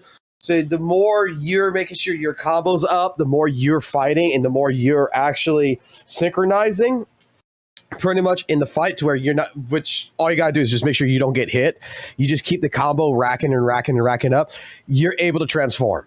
The moment you get hit, basically, you lose transformation states and shit.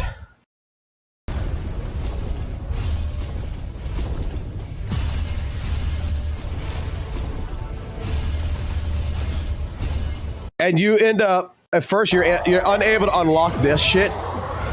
Like, you're unable to unlock this shit at first. But then, to get a certain point, you can do this at any time you want, which is transform into rage state. You become a monster. Which is like Guts losing his rage. It's got so many references to Berserk in it. With the combat of Devil May Cry. Now, this state, though, is absolute shit. This is garbage. You just gotta hit the analog stick wherever the fuck it's that blue line's at right here. You gotta fucking make sure your analog stick is aiming at it. The character does all the shit by itself. If you don't get into where that slash is at right there, you lose control and you lose the game.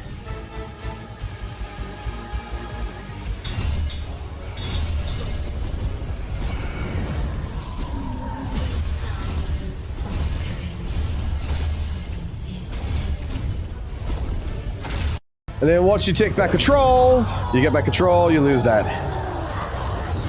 And I see it's not going to. I see that's not going to spoil the actual ending. Fucking the last transformation where you can play New Game Plus and you can have it, which is their actual form. Which basically, it's like in here you're gonna be fighting basically what's their version of the God Hand. You fight what's their version of the God Hand. It's a fucking great game. I recommend it to anyone who likes fucking Berserk and likes Devil May Cry. It's a great game. Now, it plays more like Devil May Cry, the new game, where you're going to have enemies that are going to be like red and white, so you got to switch between red and white at all times in order to fight them. So if you try to fight a white enemy as a red enemy, well, you're not doing no damage to them, and you basically are going to get bounced back, so you got to switch to the white fucking side of yourself in order to fight it. Color-coded fucking enemies you gotta fight when you get midway in the game, and it gets annoying.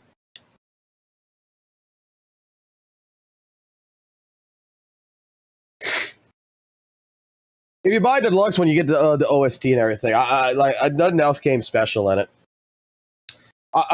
It was on PSN or whatever, PlayStation itself for fucking free. If you had the PlayStation subscription. God Hand, yeah, you know what I'm talking about. God Hand, the fucking 5 fuckers, the whatever, Berserk God Hand. Basically, their monsters are comparable to the God Hand. Like, it's comparable. You're gonna be fighting giant ass fucking monsters that are all got fucking special abilities and shit. Like, hold on.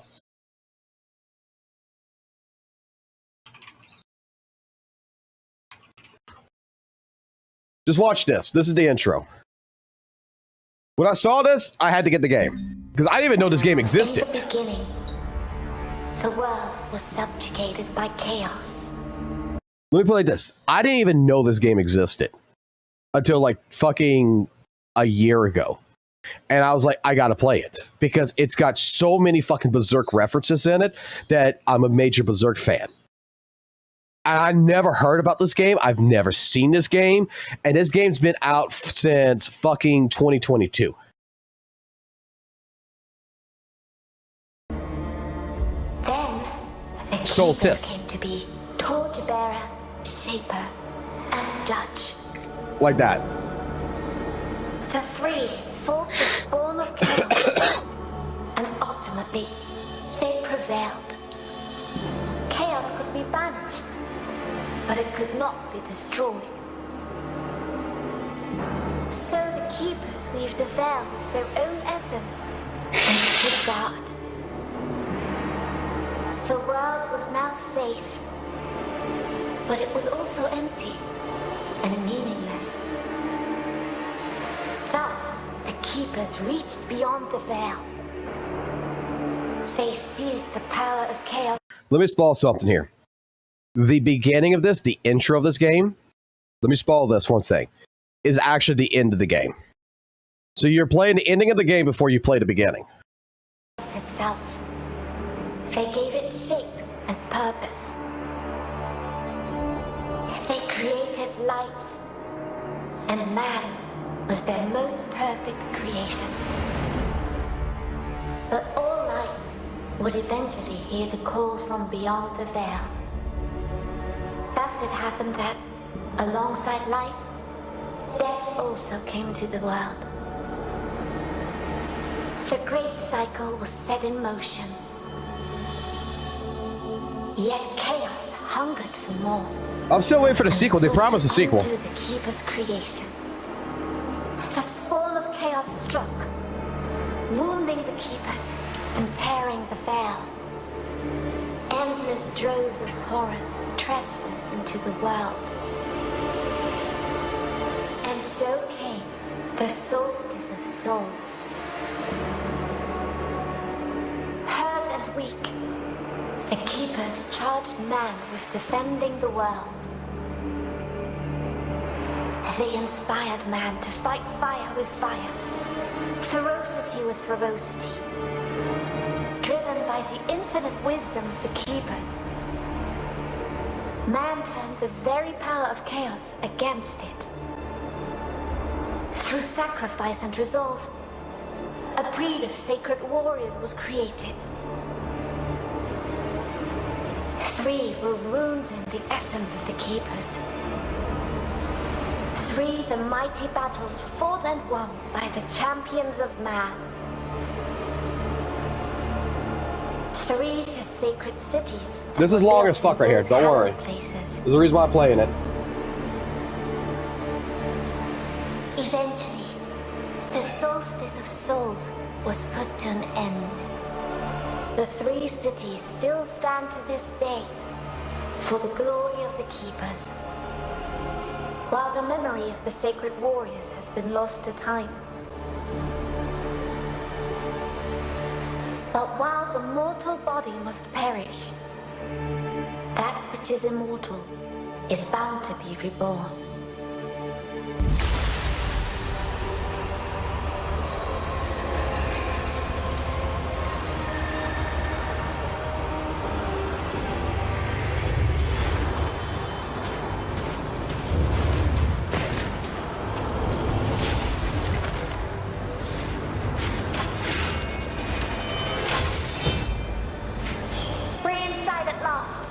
Don't be too enthusiastic. Someone here is more than eager to welcome us.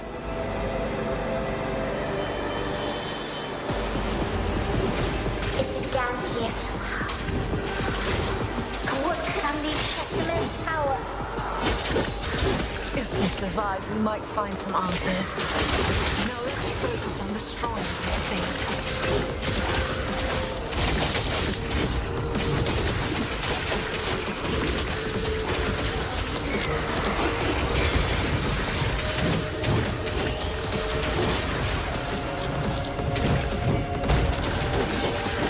Yes, you have a cannon arm.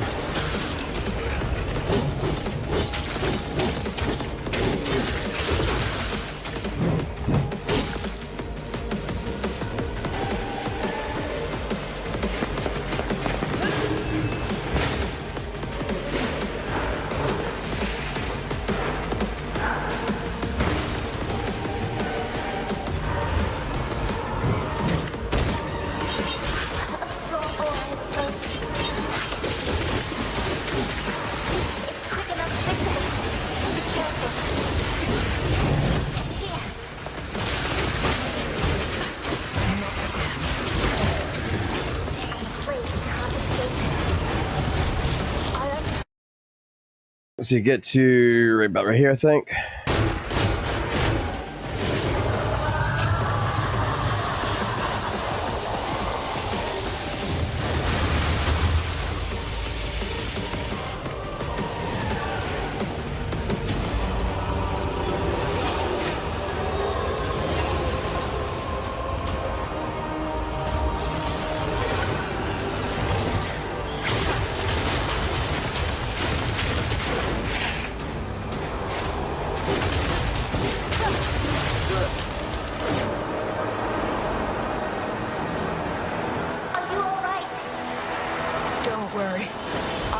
handle this and more.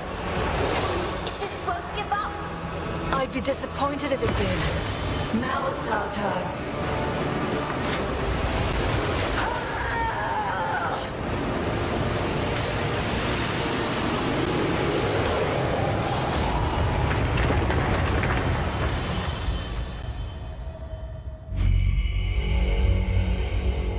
That's the intro. It gives you all the fucking abilities and everything in the fucking very beginning, and it takes away from you, basically. Because now you gotta, at that point, you gotta play the fucking actual, how the story starts at that point. But that's like the entire beginning. That you actually get every ability, you get to see how it all fucking interacts, and then you gotta go back to being basic bitch and fucking go ahead and building up all your tree skills, everything else. And like I said, it plays like Devil May Cry. If you like Devil May Cry, you like Berserk, and the only reason why I like Berserk-wise with this game is that straight up, like, here's a trailer.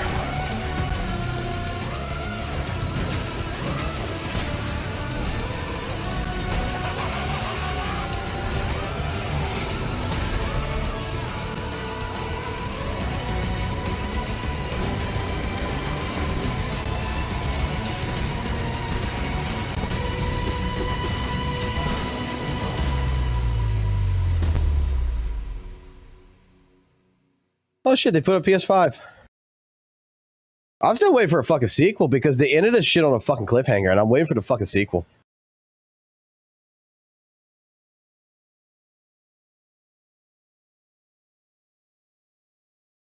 Rated M for mature. By the way, it's got nudity, so get ready to see some titties.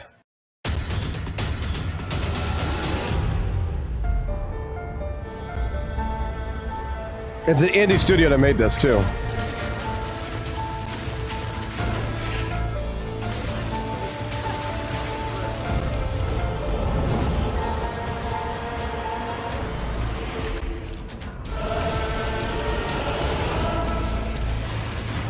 Oh shit, it's fucking spoiling on the trailer.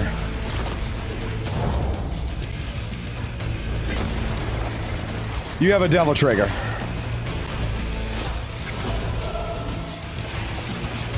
You get a fucking devil trigger.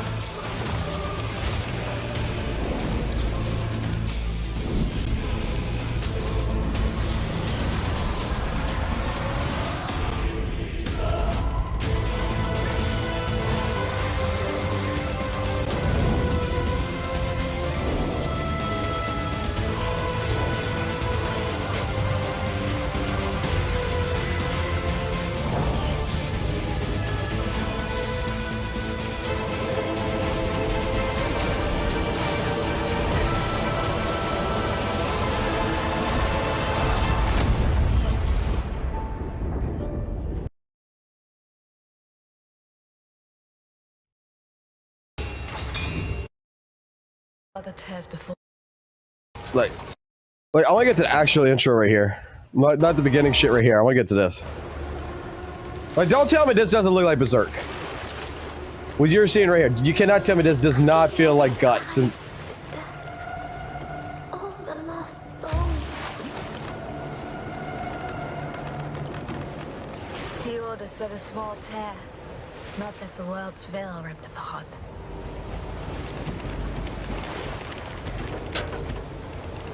Look, there, above the cathedral. Ilden. One of the 3 capitals. The seat of the torchbearer. Once the light of the kingdom. Now it burns. Is it 90% off? Is it 90% off? Because it's an old game. It doesn't make money, really. And they're still working on a sequel. And that's what I've been waiting for, is the sequel. Is it? Is it still just 90% off?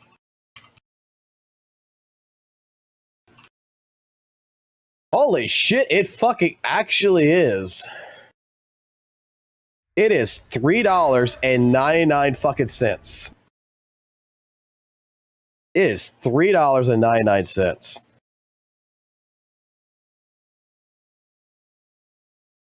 What is the difference between this and the deluxe version? Because I think the deluxe version only has fucking shit in it.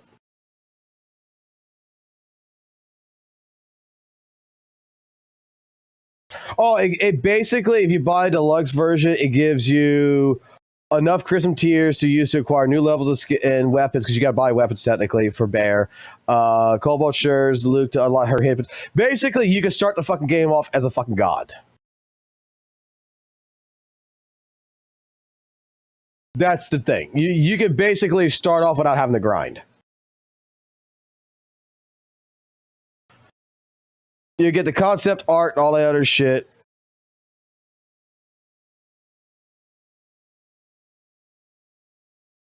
Fuck, I'll install it.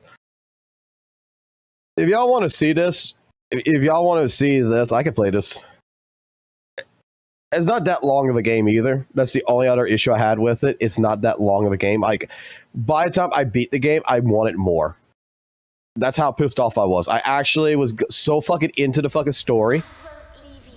Now, it's gonna do that fucking shit in a gacha game that you're not gonna fucking like, though. It's gonna do this shit in a gacha game you're not gonna like, which is there's going to be times that there's going to be a black screen with white fucking text. Okay? You're not going to like that shit. But if someone wants to see this, like, I have no problems playing this shit later.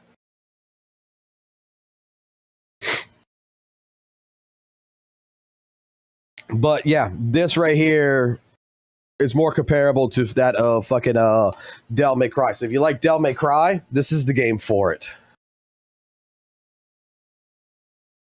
And it's got a lot of good unique enemies too. Like, you're not just going to be fighting just fucking recolors all the time. They're going to change up the enemies. And depending on what level, what difficulty you play, some of the enemies actually get a little bit smarter. And they hit a hell of a lot fucking harder. Like, I'm still waiting for these motherfuckers to make the sequel. Like, that is what I've been fucking waiting for. I tried out their fucking Long Wolf game, which was shit. Their thesis was shit. This is the only thing they have created, which is actually good. So I'll tell you what. We'll get back into more reacts and stuff like that here in a second. I'm going to use the restroom. Give me about like a minute.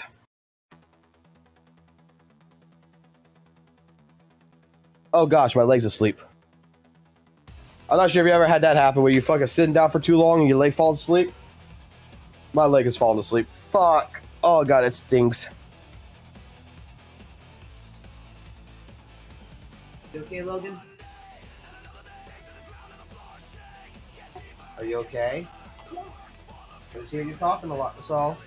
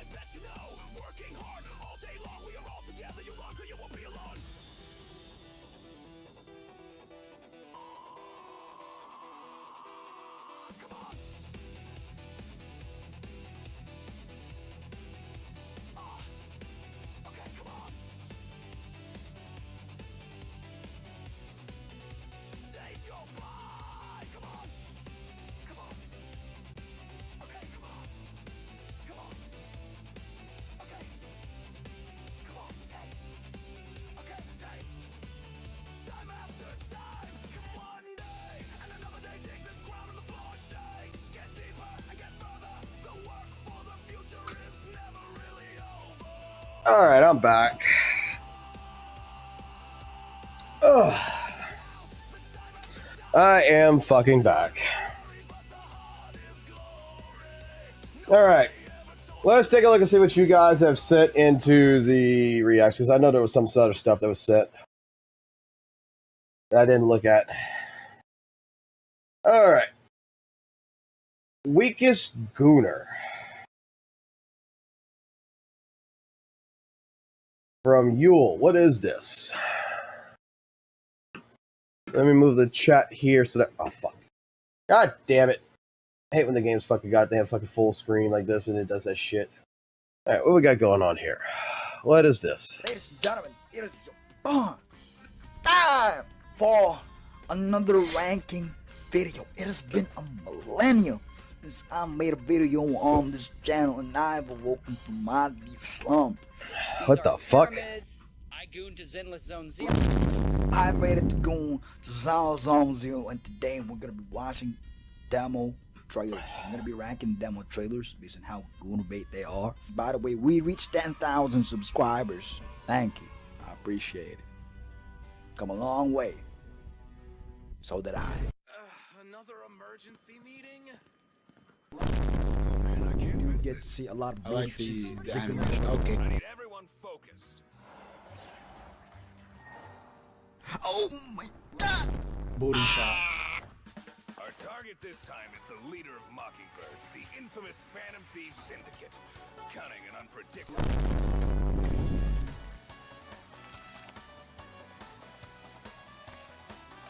This trailer kind of slaps, bro. This has a potential to become family friendly. Why does the guy look like he's on drugs? How is this any different from regular thievery? Vivian, W. Vivian. It's too flashy. Like Cone. How would the Lucids commentate on this trailer? I feel like how I'm gonna do this trailer. So you go trailer. Okay, you go trailer. It has a lot of booty cheek shot. It has gooner bait. It didn't make my PP go hard. I'm gonna put him in a little fan service tier because he does look like he's trying to seduce me, bro. Like the entire time he moving in that goddamn I have no trailer, idea what this is. The message I'm getting. The message I'm getting. I don't think I can deal with this for 13 minutes. I'm going to be completely honest. This guy's trying way too hard. If that honestly is what I'm going to have to take. Like, I feel like he's supposedly rating all the fan service trailers, right? But straight up, I feel like it's going a little too hard. Like, to try to make it funnier without actually thinking. However, there is a video that I did want to watch, which is this. People trying to ruin gacha games. Alrighty, so I feel like this might be a more appropriate. This video came out 9 days ago. It's only got 1,000 views. I do like the big titties on it. I'm not gonna lie. I do like the big titties on it. So let's go ahead and let's take a look at this and possibly do a reaction to the tourist problem that we have. The people who is trying to ruin gacha games. I do say that is a W thumbnail. So without further ado, let's dive into it. There's a bizarre narrative within the gacha community that the community was infested with the gays, tourists, and fake fans when these types of games became popular in the West, basically post-Genshin Impact. The people that claim this worship the Eastern communities, specifically Japan and China, because they supposedly have not been corrupted by the gay, woke mind virus and moronic tourists that want to secretly ruin every gacha game. This idea is incredibly funny and stupid. Gachas originate from Japan, and the anime community has always had a massive gay community. The yaoi and yuri industry is huge. Have you ever gone to a convention or visited an online forum or any other community gathering spots? Whether it be in Japan or anywhere else in the world, rainbows and glitter as far as the eye can see. Every other person you talk to is queer to some degree. A lot of anime themselves either have blatantly gay characters or dance around the topic. Have you ever watched Revolutionary Girl Utena? What am I saying? Of course you haven't. The man children who think like this would never watch a 90s classic. I'm going to put it like this. I'm going to say it really quickly. We're going to pause it right here real quick. I'm actually going to review the comments on this video because bro in 1 minute and 10 seconds has hit so many different topics that in just what is, you know, people trying to ruin the gacha game, that I don't think that comment section is going to be that nice. Sailor Moon! Bro, Sailor Moon is super gay. If you've only seen the Western adaptations, you would be under the impression that these two characters are cousins. That's actually a really weird censorship. In the original Japanese version, they are a lesbian couple. And lest I forget, the poster child of doomed Yuri, Nana. Anime in general is filled to the brim with homoeroticism. Before we continue, let it be known that I have been playing gacha. Just saying real quick, when it came down to Neptune and Uranus, the Sailor Scouts or whatever, I didn't give a fuck if they were lesbian or not. When it came down to Neptune, when I was growing up, I was a Neptune fan. I'm not going to lie. I was fucking gooning over Neptune that I said I could change her. I had friends at that time period when I was younger that's like, dude, you know she's a lesbian. I said, I don't give a fuck. She just never realized what good dick was. That's all it was. I could change her. Game since 2012, long before most of you knew the pure pleasure of getting a high rarity character. So do not cite the deep magic to me, tourist. I was there when it was written. Also, let it be known that although I myself am bisexual, I do not like the LGBTQ+, the whatever community, and do not consider myself to be a part of it, for a lot of reasons, but that's a discussion for a different day. The point of this video is not to exonerate dude is going to get hit so hard in the comment section, the rainbow community, or anything like that. The gays have always been here. Where do you think the concept of a femboy originates from? It wasn't from the straights, I'll tell you that. Your precious Astolfo from the Fate franchise was not made from the mind of a straight man. At best, they are bisexual. Every single anime community, whether it be he's not wrong, mangas, animes, or games, are carried on the backs of the gay community and fujoshis. If you don't know what that is, basically a fujoshi is a straight woman that likes gay couples. To be honest, they can sometimes be very problematic for a lot of reasons, but that's a discussion for a different day. The gay community pours a massive amount of money into the greater anime industry, which of course includes the gacha industry, bringing out the Benjamins to buy summoning currency, cosmetics, or real-world merchandise. Believe it or not, a lot of gachas try to pander to these audiences to various degrees. New Carnival is specifically targeting gay men. Love and Deep Space is targeting women, but it does have a sizable gay community. Honkai Impact 3rd famously has multiple lesbian relationships. Kiana and Mei, Bronya and Sele, Elysia and Eden, etc. Pretty much all of the MiHoYo games have a sizable gay community. My favorite gacha game ever, the criminally underrated and long since forgotten Destiny Child, which had hyper fan service specifically targeting men, had a romance between Teresa and Bafori. It was not sexualized by being told through the male gaze lens. It's all right. So I'm not gonna lie, I'm very much confused. We're only 3 minutes into this video, and I'm still confused. What is ruining gacha games? What is the people ruining this? Is it so far? I'm understanding that, you know, there is gay relationships, stuff like this. It's in these gacha games. Bro keeps bringing this up over and over again, and I'm just saying that I would feel that, like, at 3 minutes and 34 seconds, we have gotten to the point at least of where we're going to get into, like, okay, the people who are ruining gacha game is the tourists, is the people who dislike this, or it's the straight person. I don't know, but I kind of feel like this should have been a little bit sped up. Started as a tragedy, but surprisingly had a happy ending. The people who claim the That's also true, Al. Let's not forget about JoJo, because let me tell you something. JoJo Bizarre had made me gay, and I fucking love that fucking series.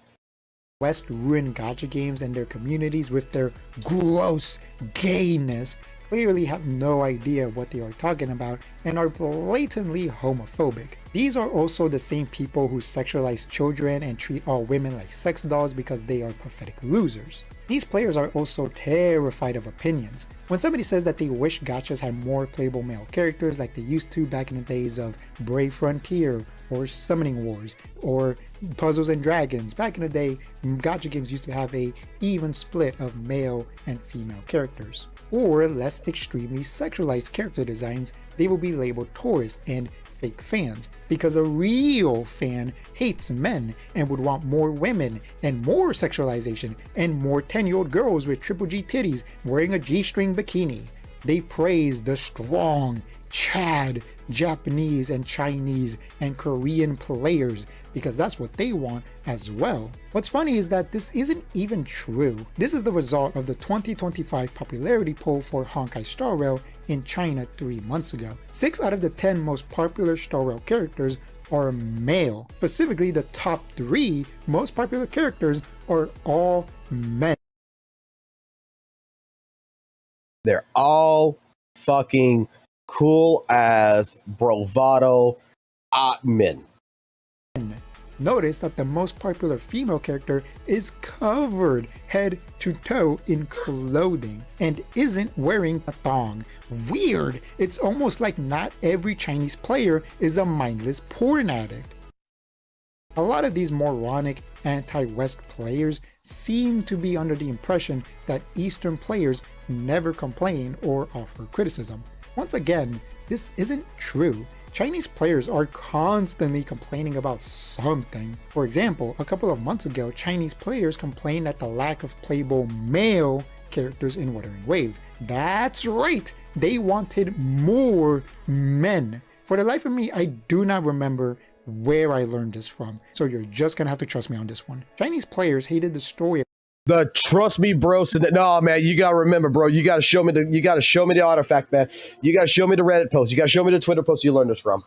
Wuthering Waves second beta so much that they unleashed a massive wave of complaints, and Kudo eventually listened and rewrote 90% of the story, resulting in the atrocious story that the game launched with. Do you know the real reason Chinese players hate men? It's because every single time a female character talks to a male character that is not the self-insert main character, they complain that the female character is cheating on them. It happens every single time. A recent popular example of this would be in Girls Frontline 2 with the character Daeyeon. Daeyeon was featured in a story event, and in that event she talked about a character called Mr. Raymond a couple of times. However, she never once mentioned the main character.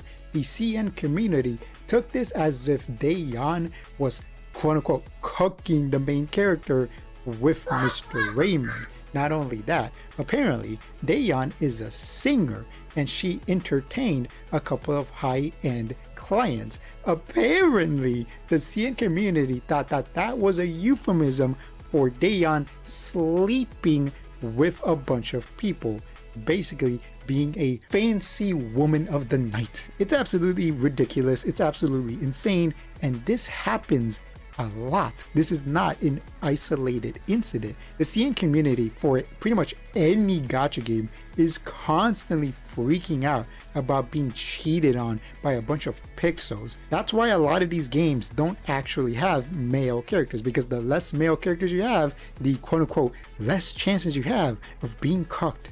It would be fun. Wait a minute. So the reason that is being explained here, right? Let me get this straight.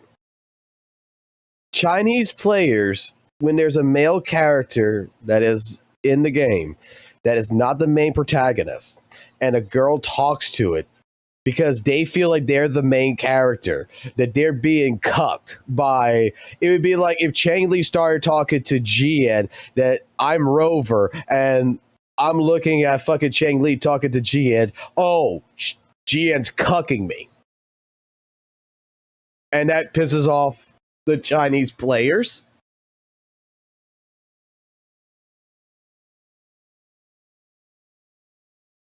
Okay. No, in this case, the female character was actually married to Raymond. Oh. Okay. Funny if it wasn't so sad. One of the reasons Castores from Honkai Star Rail is extremely powerful is because Chinese players kept complaining that she was too weak, even though she was never weak at any point in her development. She was always strong, but I guess she wasn't strong enough, apparently. In fact, often power creep in most gachas can be traced back to Chinese players complaining that their precious waifu isn't strong enough. Once again, this happens a lot. The dissatisfaction of Japanese players is a bit more complicated. Japan is a very respectful culture. Conformity is heavily encouraged to the point that it is taught to not stand out. Complaints, valid or otherwise, and offering criticism is frowned upon. It's not that Japanese players never complain and are grateful for everything. They have plenty of criticism to offer, but very rarely voice any of it because of their culture. And this is not exclusive to gacha games, this is just how things work in the day-to-day life of Japan.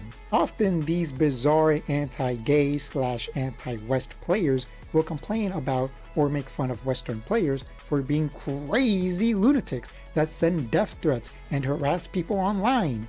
Yes, there are some insane Western players, and we can all agree that some people from the gay community are unhinged. I remember back when in Genshin Impact the character Ayato released, there was an artist that shipped him with Yae Miko simply because he thought their color scheme looked good together, and he's right. The pink and the blue look really good together. Some Raiden x Miko shippers bullied him because of this, and eventually he left the internet. I don't know if he ever returned, but I hope he did because he didn't deserve anything that happened to him.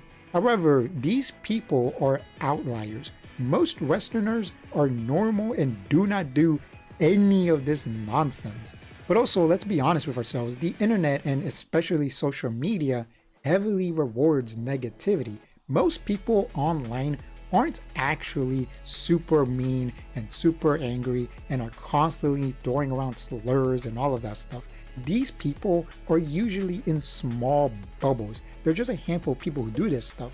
But because the internet rewards negativity so much, it makes it seem like a bigger problem than it actually is. Once again, most people are normal. But guess what? Eastern regions also have insane people in their communities. 2 years ago, a middle school boy who despised Scaramouche from Genshin Impact found a stray cat that quote-unquote looked like Scaramouche and stomped it to death. He proceeded to take pictures and share them with his companions. Rightfully so, people condemned him once the news spread. Have you ever heard of the... And you see, something like that is being used right now by another community in general to go ahead and try to paint a bad lighting on people who like Hoyo games and try to compare someone else and say, you're like this guy that stomped on kittens. You know, it's like, one thing I will say, and I think this is the ruination. This is not the ruination gacha games. This is just in general the fucking crazy fucking fan base that comes around it. There is a lot of people that's just going to put you and guilt you, basically say you're guilty by association. Okay, that they're to the part of the extreme because you don't like something, or like you can say like this, hey, I like Genshin Impact, for example, right? You can say like I'm a Genshin Impact fan or whatever, and that, you know, I don't really care for WUWA. Well, they're gonna take what happened there and they're gonna say, oh, so you like cat killers. And it has nothing to do with that, but that's the extremeness that what the community likes to push. Infamous bunny suit incident of Honkai Impact 3rd, the Chinese and global versions of Honkai Impact 3rd celebrate their anniversaries at different times, and a couple of years ago, during the celebration of the global anniversary, the developers prepared various rewards and events. One of the things they made was a special video where various characters wore bunny suits and danced. Chinese players were furious that global players were getting special rewards, and they were not. Even though there was no reason to give them special treatment, as like I said, the Chinese anniversary is celebrated on a different date, and they have gotten special treatment countless times before for literally no reason. On many occasions, in most gachas, not just Honkai Impact 3, just in general, Chinese players would get rewards and benefits that other regions would not, just because. They were more than happy to accept those rewards, but the one time Global gets something special, they lose their minds. In fact, one player was so mad that he grabbed a knife and went to the MiHoYo offices with the intent to murder Da Wei, one of the founders of the company. That's right, Da Wei was almost murdered because of a bunny suit. The truth of the matter is that there are insane people all. If I'm not mistaken, from what I did research on that one for, Da Wei was not almost murdered. Like, the guy went to MiHoYo and got caught, and Da Wei was never, like, nowhere near this person. So it's not like, you know, he was walking down the street and this guy comes in with a knife, like, I'm going to stab you. The guy was caught well beforehand. Over the world, they do and say evil things, but they are an outlier, not the norm. Most people, whether they be straight or gay, West or East, ancient player or a young blood, are not doing anything crazy. They simply play the games that they like and sometimes interact with the community for said game, making art, writing stories, creating videos, having fun. And just because they have opinions that you do not agree with does not mean they are a fake fan or a tourist or are secretly trying to ruin gacha games. Why do so many Western players hate other Western players and praise the East? Well, it's a combination of homophobia, the fake culture war nonsense, the influence of online grifters, and a... He put Vera Dark on this list? I gotta give him props on that one, because this is like the woman that was saying the new Guilty Gear got canceled, and then it was like a week later when the interview came out, it's like, we never had like a new Guilty Gear in production, like no Guilty Gear Strive 2 or anything.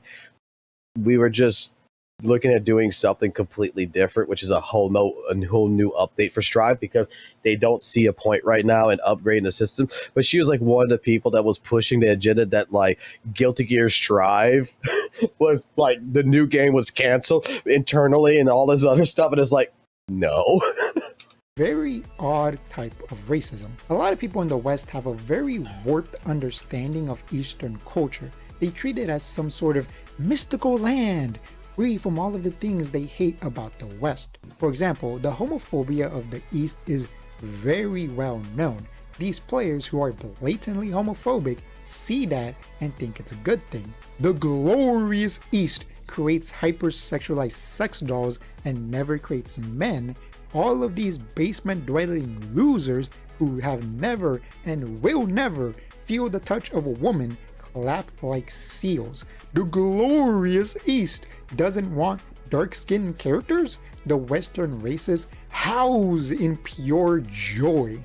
Believe it or not, the East is not a monolith. Like I said earlier, some men in China want more playable men in Wuthering Waves. Here are the top 10 most popular Star Rail characters in China in 2025. Let me remind you, 6 of them are men. The top 3 are all men. Kafka is wearing a business suit. This Light is a Chinese-made gacha game, and it has a lot of diversity in its character designs. Light-skinned, dark-skinned, skinny, muscular, fat, tall, short, human, animal, monster, you name it! Once you go through all of the sludge of these basement-dwelling losers, you will see that plenty of Chinese, Japanese, Korean, etc. players want all of the same things that some Western players want.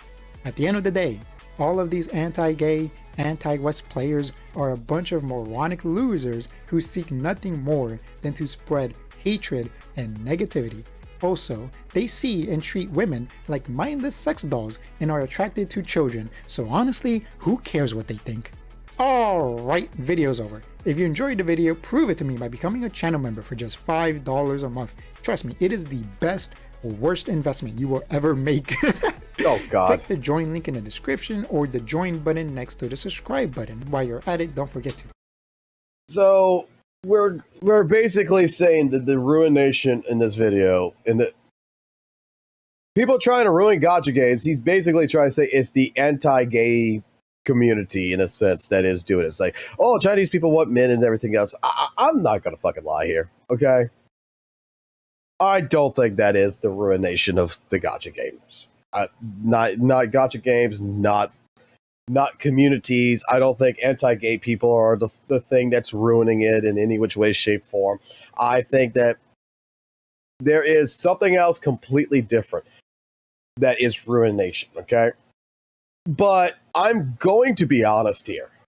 And looking at a game like Zenless Zone Zero, looking at a game like Weathering Waves, looking at a game like, you know, I've seen in the gacha games, there is more female characters than there is male characters. There's more characters that are mature themed. There's more characters that are, you know, over-sexualized. There's more characters in the female world that might be related to that word that everyone likes to use, which is lolly, which I don't understand that community at all, okay? I'm not sure if it's just something that's if it's bad, good, whatever, don't care. I'm going to put it like this. When it comes down to it, for me, and for people like me, titties fucking sell. What brings you here this time? Hot outfits fucking sell. Need a fortune. Okay?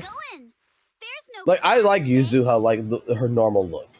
I like Alice, her normal look. But I am not going to deny the fact that I saw the fucking goddamn fucking titties pop out on the fucking goddamn bunny girl right here. And I'm not going to fucking deny it. That fucking right there made me fucking buy it. Okay? I'm not going to deny that shit. I'm not going to deny about fucking, I am more impressed that there is pearls in between the titties. Okay? The one thing I will say, when it comes down to games, and it just applies to gacha and all kinds of games, sex fucking sells. End of the fucking story. Because you know what the most biggest multi-billion-dollar fucking corporation is? It ain't a fucking video game. It ain't fucking Hollywood. Well, technically, you could say it's Hollywood. It's fucking porn. Sex. Porn. Is like the biggest fucking thing that all over the fucking world fucking sells. And when you have characters that, even from male characters to a certain degree, from female characters that is being sexualized in some way, shape, form, more likely it's going to sell higher. I'm going to be honest.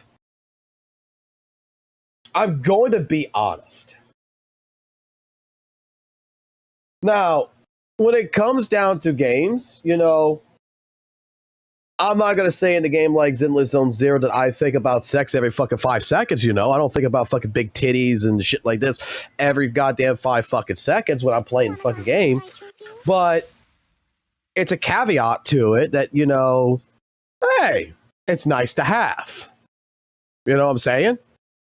I'm more worried about playing the game. I like cool things. Like, one of the biggest games that I'm going to go ahead and I'm going to showcase this really quickly. Let's go back to the video.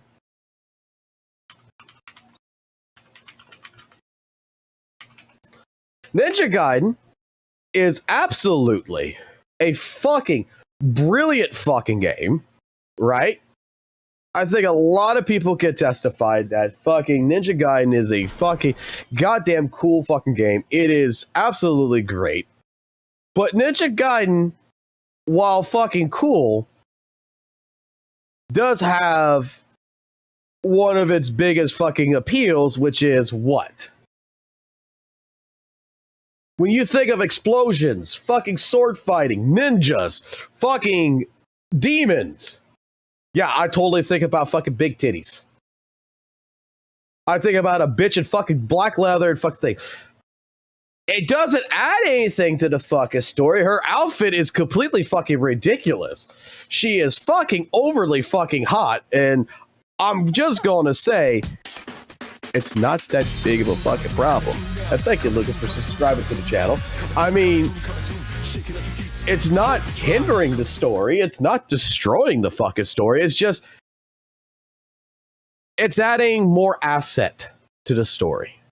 Okay? It's adding more aesthetic to it. Hot chicks, fucking swords, fucking guns, great action, fucking over the top action, everything else. I mean, straight up, it doesn't hurt the game. Like, I understand that there's more people who want, like, male characters in, like, Zenless Zone Zero, Wuthering Waves, and stuff like this. But at the same point in time, I know a bunch of fucking people out there in the world. The game is the game. When the day happens and male characters come in, that's great. But until then, when there's still a big titty fucking girl in the fucking game that's showcasing basically her tits out to you, to me, it's still, in general, going to fucking sell. And it's not hurting the game. It's just, it's hitting a different demographic. That's it. Game like Ninja Gaiden, fucking cool as fuck. Great action. Sex appeal. Everything you want in a fucking 1990s style fucking action story. Not sure about you guys, but like I said, that's my thought pattern. I'll leave it with that.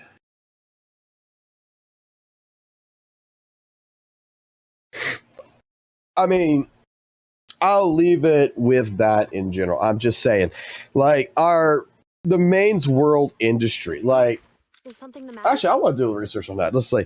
Adult industry makes how much in a year?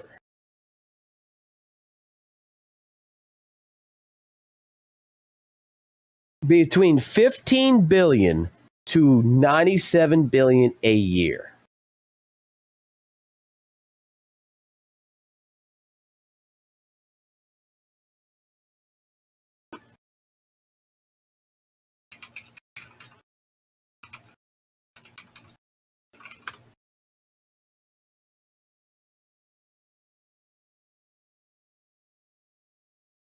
How much? So we're looking between 15 billion to 97 billion a year, right? For porn. MiHoYo makes around 4.7 billion a year. Roblox makes about 3.6 a year. Scopely and Nexon about 3 billion a year. Yeah, that's a fucking far cry. That's a fucking huge jump.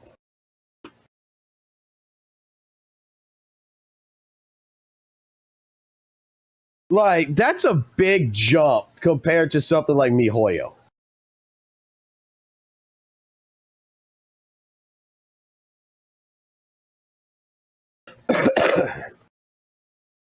The global adult industry market was valued to be approximately 287 billion in 2023. And is expected to have an annual growth rate of fucking 8.6% from 2024 to 22. Oh my God. So it is projected that it's going to be worth 706.2 billion. Well, that's because of all the fucking OnlyFans girls. So all the OnlyFans girls coming in is going to fucking increase the fucking market value of what the global fucking adult entertainment industry is from 287.8 billion to fucking 706.2 billion. Yeah, that makes much more fucking that makes much more fucking money than a fucking gacha game.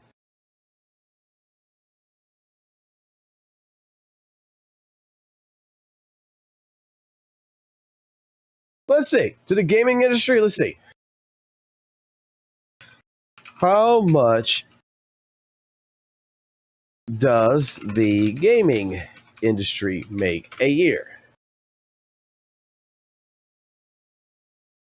The global video game market generated approximately $169 billion in 2023. So in 2023, adult was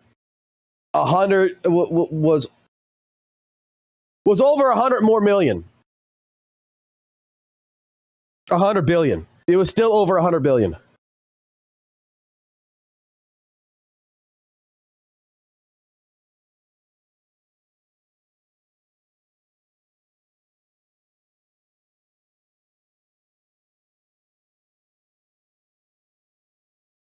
So yeah, porn wins.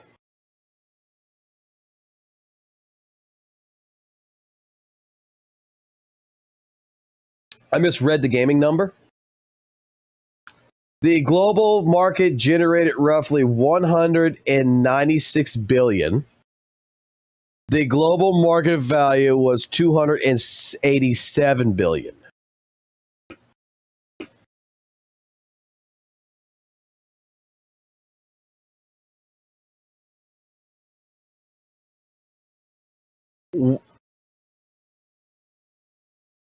$287 minus 196. Porn made 91 billion more.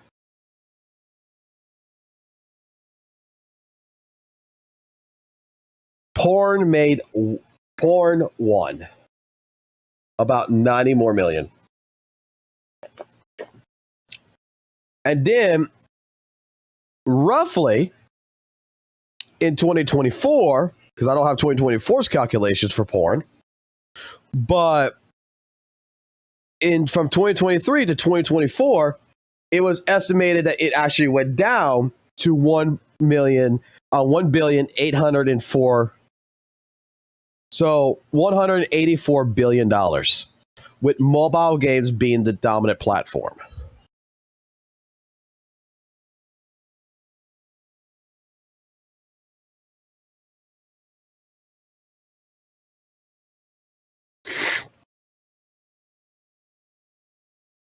So what happens if you can find a way of mixing porn?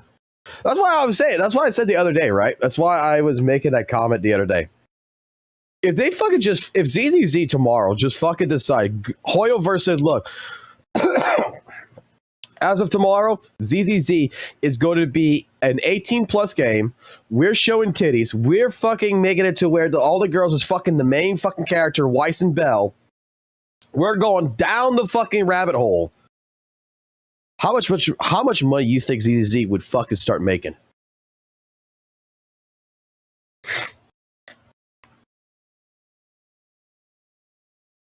Like, how much fucking money do you how many fucking, let me put it this, how many F2P players would start spending money?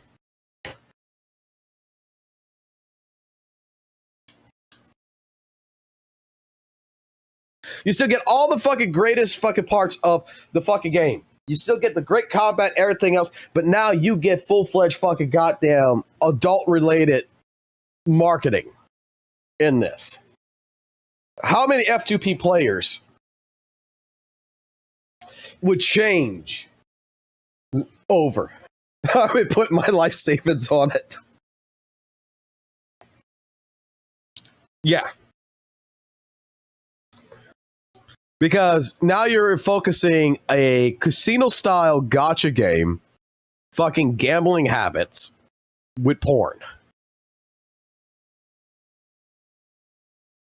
That has a system behind it that legitimately is good. And don't get me wrong, I've seen that there is porn like gotcha games, but every single one that I've seen is absolutely dog shit.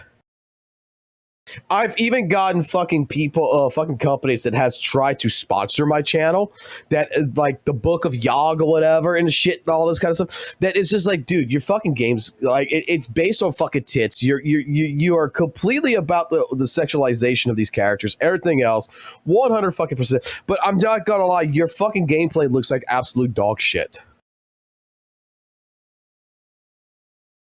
So yeah, I'm not gonna get involved in that shit.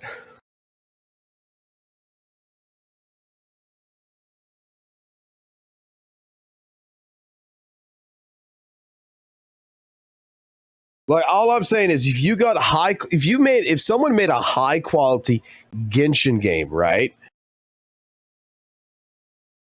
A high quality style Genshin game like this, but for 18 plus, I'm pretty sure it would fucking start fucking selling like hotcakes. It would start fucking being a dominating force because you're mixing two industries into one that, like, even like legitimately, one of the biggest fucking things, one of the biggest flops nowadays, in my personal opinion, right, is woke culture. I'm sorry. I think it is absolutely probably one of the biggest flops that has been happening in the last couple of years. Because no one cares. The general public does not care about woke culture. I don't care. People don't care. If you're woke, you're woke. Who cares? You know, at the end of the day, it is what it is. To me, people are just different. Whether you're bi, whether you're gay, whether you're transgender, whether this, whether that. We're all different. We all have our different personalities. And that's what makes a human race the human race. And in general, it doesn't matter. But in the last couple of years, have you not watched like what Disney has done with some of their fucking movies and the reason why they've crashed? Look at Snow White, for example. Why did Snow White crash so fucking hard in the movie theater? Because they've tried to push a woke agenda on it. And I'm going to tell you the reason why, like in general, I don't like woke game content. I don't like it. To you, if you like that kind of stuff, that's great. That's awesome. Amazing. When I play a fucking video game for myself, I'm escaping from fucking reality. You know what I mean? I'm escaping reality. When I watch a movie, I'm escaping from reality because at the end of the day, I have worked a job that is primarily focused in woke culture. That the workplace is becoming woke. This is becoming woke. The day I go, even when I go get a fucking coffee first thing in the fucking morning, when I gotta go grocery shop, I gotta deal with fucking real life situations all fucking day long. And when I come home, I play a fucking video game or I watch a fucking movie or something. I don't need it even more. I don't need something that that relates to me. I want to see Arnold Schwarzenegger, fucking muscle fucking mass, big guy, fucking giant ass gun with a fucking hot blonde on his fucking shoulders. Okay? I want to separate reality with fantasy. So that way for the next couple of hours that I'm going to be invoked into something, that I'm going to be intertwined into something, I don't want to be constantly reminded about what the fuck the real world is. I want something that entertains me and that it is completely absurd. It is completely fucking great.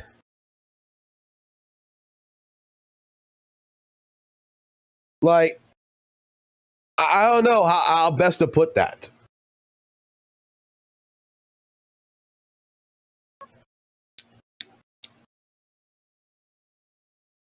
You can't like big muscle men fucks. What are you, gay? Apparently I must be fucking gay, right? I must be fucking gay. I mean, apparently it's theorized in the fuck community I'm gay. Even though I got a son, I got a wife, you know, and I got a stepson. Like, I must be fucking completely fucking gay. 100%. Oh my God. No, if anything, I'll put it like this. One thing about my jobs that I've ever had, and this is something that's pertinent to me. Women hate me with a fucking passion. Okay? Typically, all women that I have been introduced to in my life, and I don't know why the woman in my life, the woman who lives with me and everything else that loves me, that agreed to fucking marry me, loves me. Okay? Because every fucking woman that I've ever met in my life hates the shit out of me. Because I am the type of fucking person that I try to be sensitive as I can. Okay? I try my best to be as sensitive as I can to the situation. But if you're going to be coming at me and you want to be, quote unquote, I have equal rights, stuff like this, which, yes, you have equal rights. You are an equal part of this job, whatever. Don't expect me to treat you fucking differently as I would treat a male fucking coworker, for example. Let me put it like this. One of the jobs that I had a woman that fucking quit. And she claimed that the reason why she quit was because of me. Because I would walk down the aisle of all these cubicles where my team was at. And I would talk to each and every one of them. And just because one day we had a situation, I went to her and I asked her a question. What's going on with a ticket? She started getting defensive. And I told her, I don't care. I don't care about your reasoning behind, why you didn't do it. I'm asking you, did you call the customer? She did not like the fact that I treated her like everybody else. If I would go to fucking another coworker, another person that was on the team, and I would go to one of my other employees, which his name was like Kobe, and I'll go talk to Kobe. I see Kobe on his fucking phone, fucking playing fucking Fate Order or whatever it was, and not doing a fucking ticket. I called his ass out on it. When I saw her on fucking her phone, go on Facebook doing the same kind of shit, I called her ass out on it. And she got mad because I was supposed to treat her differently because she's a woman. No, you're all fucking people to me.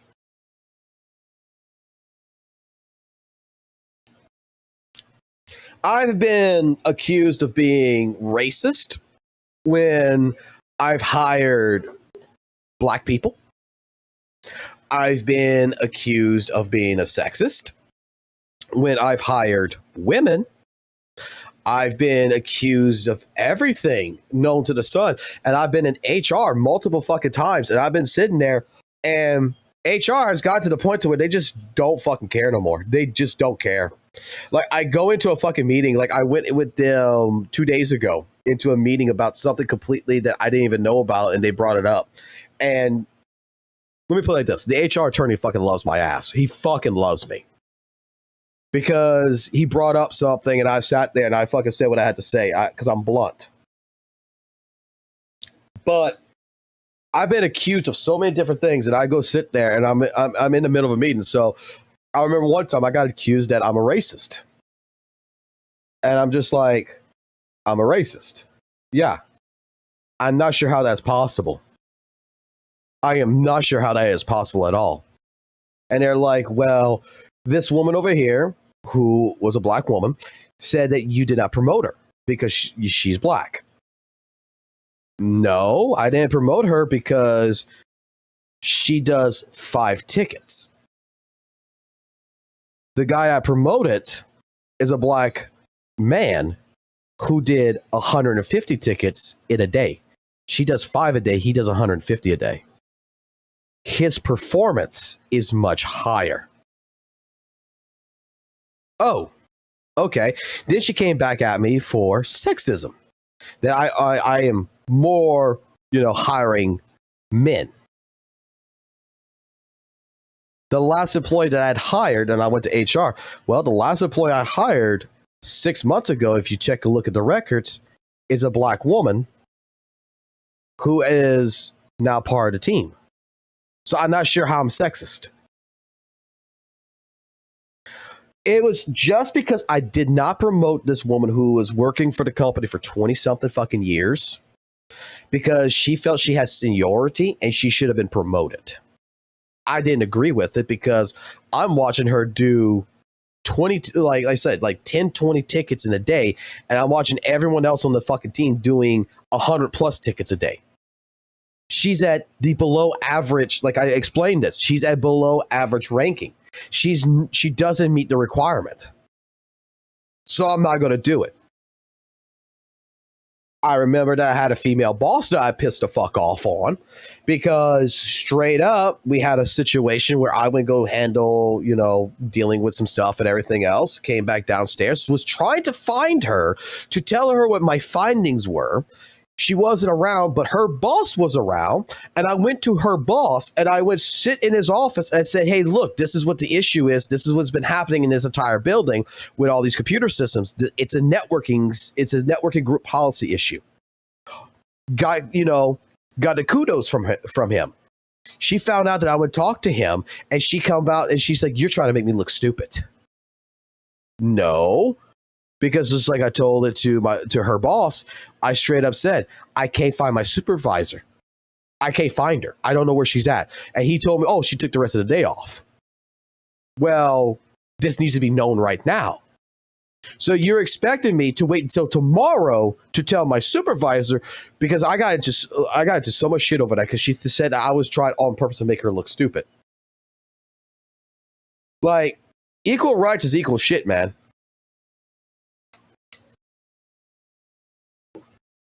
I played this fucking thing with like my wife, right? I played this one game with my wife. She legitimately went ahead and she accidentally did it where we were doing a little bit of a play fight, I guess you want to say, and we're just arguing with each other, and she like takes her hand and she slaps me across the face. She didn't mean to do it. It was like not really that hard, but she was just like slaps me in the face and then she puts her hands to her face. She's like, oh, I am so sorry. Because at the time I had a toothache and the side that she slapped me on was where the tooth was fucking hurting so bad. That I turned around. I said, okay, all right. I walked into the fucking bathroom. I grabbed the fucking towel. I put it on top of my fucking head. I said, I identify as a fucking woman now. And I went after her. I would go ahead. I put her over my fucking knee and I started spanking her to where the fucking kids saw it and laughing their asses off.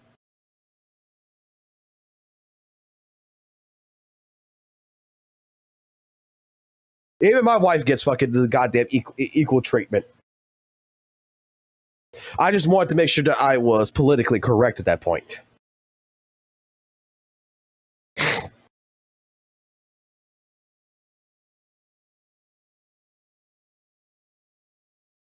And we've still been together for the last fucking goddamn 8 years now, going on to 9.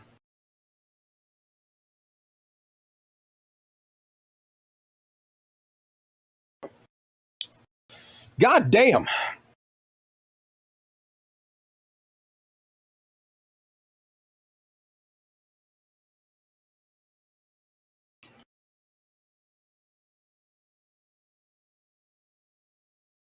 Holy shit. Someone just sent me something. I gotta look at this now. I'm gonna look at it on stream. Fuck it. So, who here knows about Ethan, the WUWA content creator? He's a guy that I do actually respect. So I was told to look at his Twitter.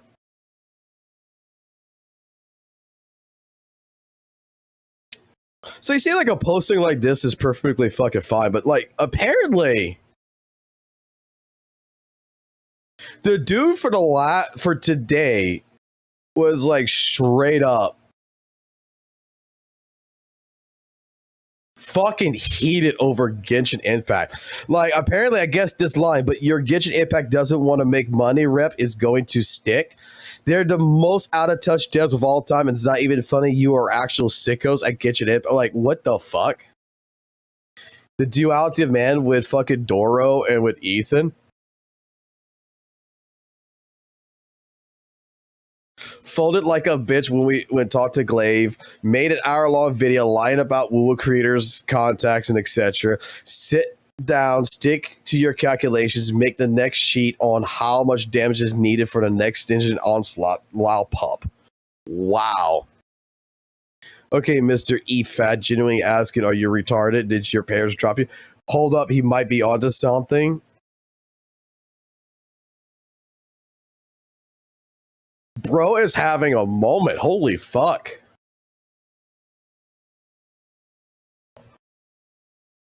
Holy shit.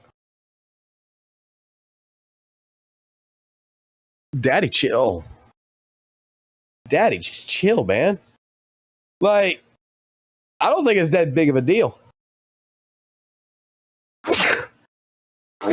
Excuse me. Like,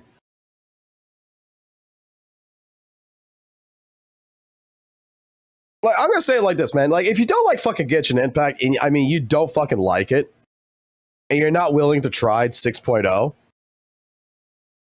like, make your criticisms, right? Like, I believe in that. I believe you should make an opinion of what you've seen in the live stream, make your criticisms, but it's not that deep, bro.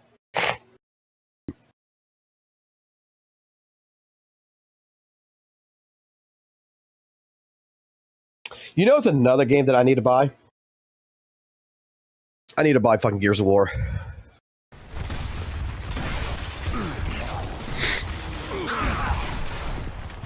I need to go back to fucking playing Gear, man.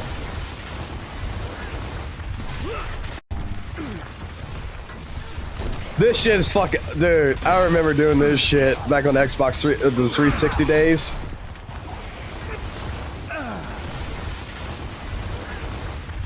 And now that it's on like PlayStation and shit, oh, I gotta buy this. I want to go back playing Gears, man. This shit was fucking hilarious.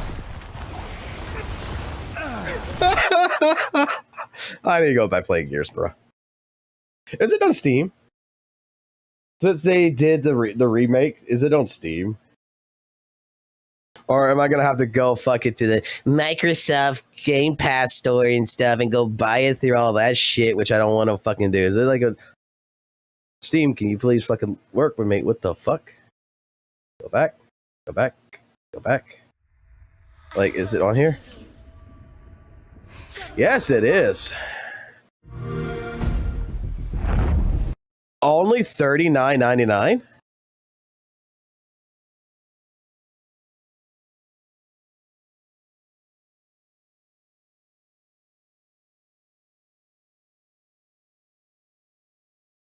God, it would be so good if I could relive this.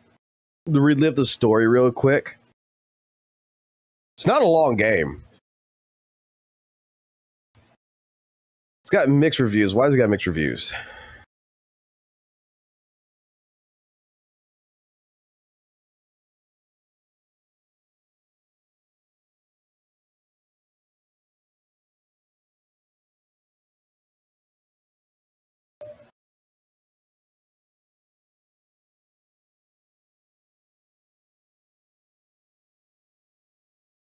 It's mostly going to be people bitching about the fucking online matches, isn't it?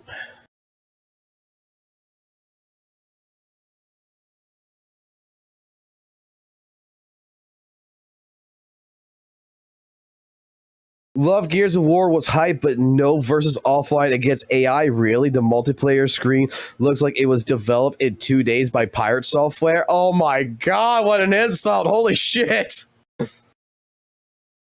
Dude, I might actually fucking buy this and play this weekend. I might actually fucking buy this and play it this weekend. Like, I'm actually kind of disappointed in Metal Gear Solid Metal Gear Solid Delta because of the controls. And the only reason why I want to play it is because I want I want to see Coltrane, I want to see fucking Baird, I want to fucking see everything again. Like, I legitimately fucking feel like fucking buying this and playing this. Doubt y'all would watch that, though. Because y'all don't watch fucking Metal Gear, so hey. But Metal Gear's been fucking funny as fuck as I keep losing every goddamn fucking thing and dying so much.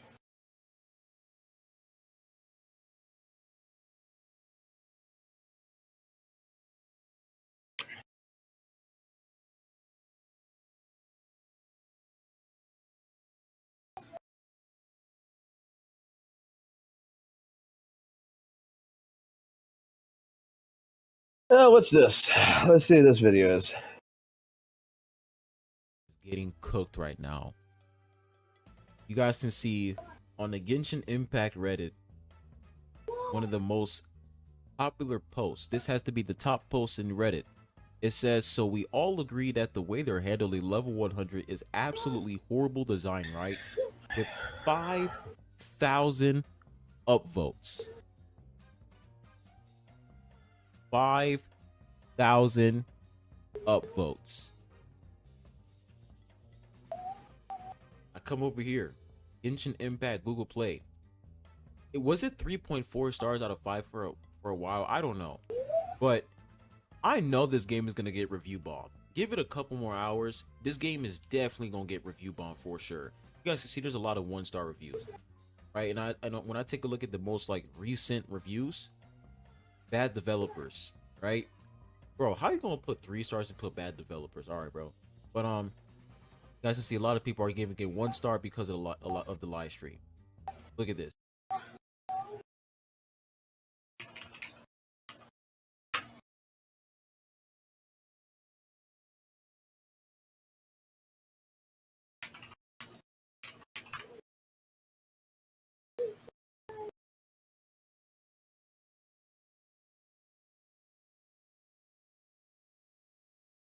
How the fuck are you getting the goddamn reviews?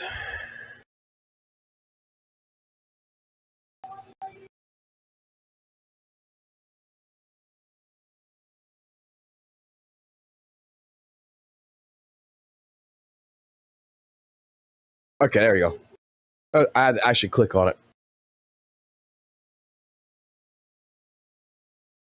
Well, look at that. On phones, it's 3.4. On a Chromebook, it's 3.7. Tablet, it's 4.3. So you got to pick which one you're going to look at. Okay.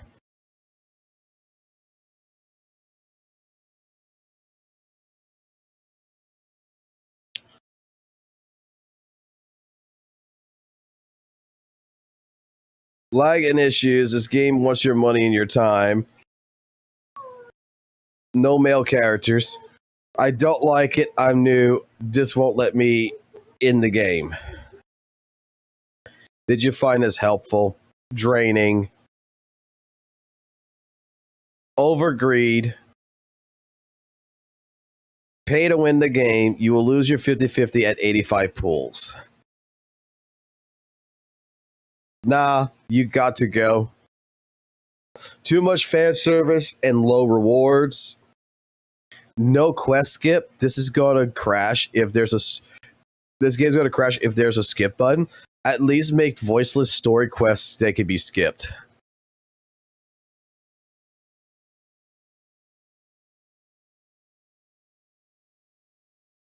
Okay. Where's WUWA at right now? Where the fuck is Weather Waves at right now?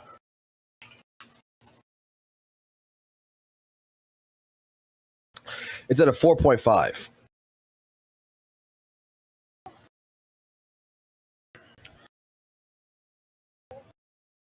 on Chromebook, 4.6 on tablet.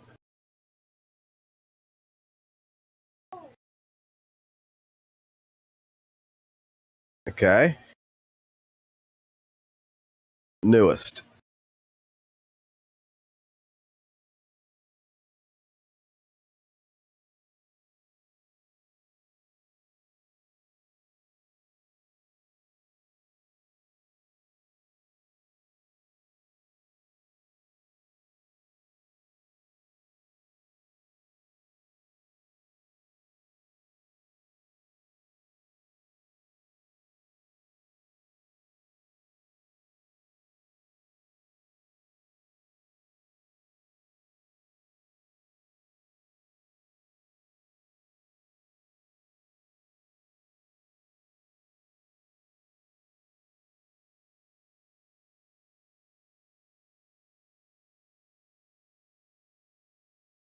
All the 1-star reviews are talking about optimizational issues.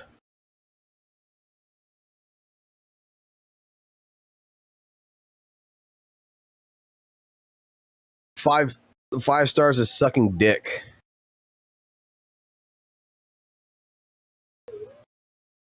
Why does my game keep crashing?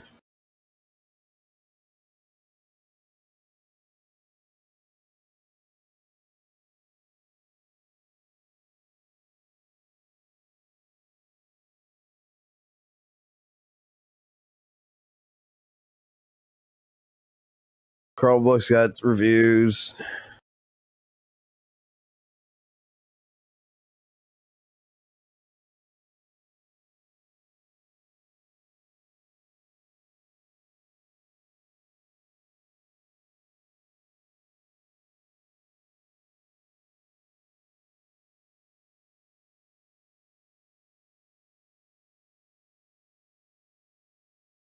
What is Zenless Zone Zero in reviews right now?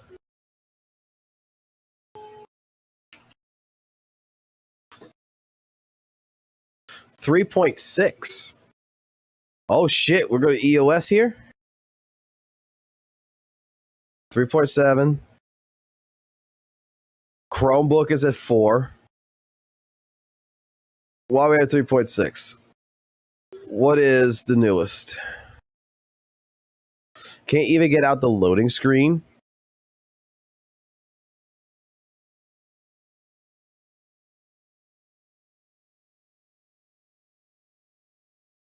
Performance issue. Performance issue.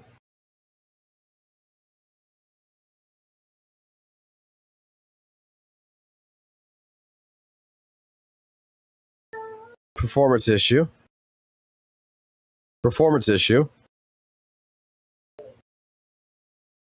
Can't read that. All right, just boring. No idea. I need Mind character. The Monato A rank unfair. Let me see all the 1 stars. Let me see all the 1 stars.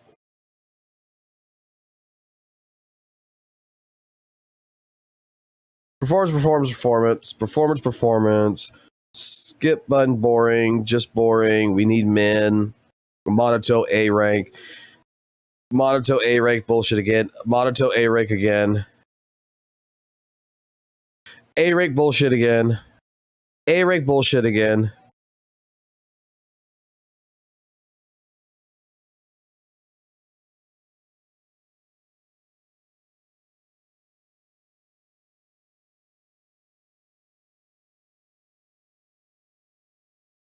Arguing about the story and everything. Basically, St. Tonus' argument. Disappointing direction to game. Thick nun girl to shrimp girl to goat girl.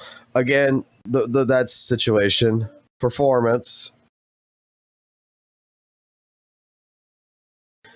Another Monato issue. Blatantly saying mass review bombing. Gooner game. Monato again.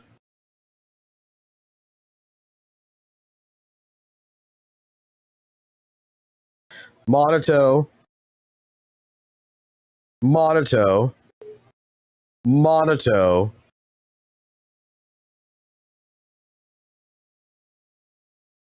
Male.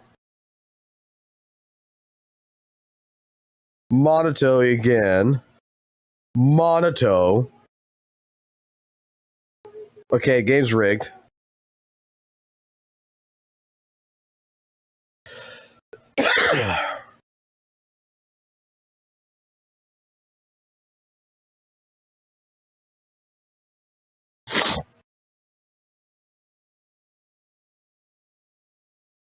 Monato.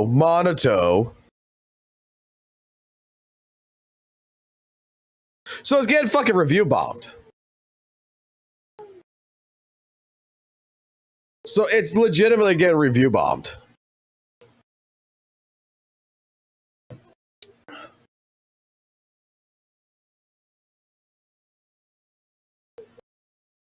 Oh my god. People are that upset that he's not an S rank.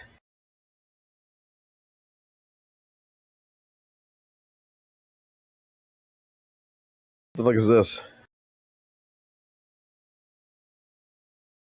What the fuck is this? Holy shit. Wait.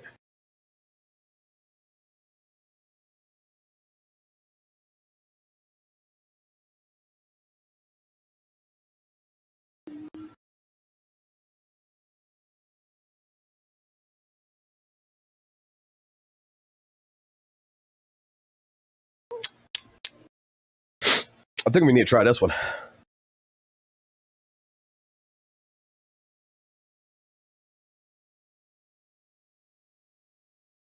Holy shit.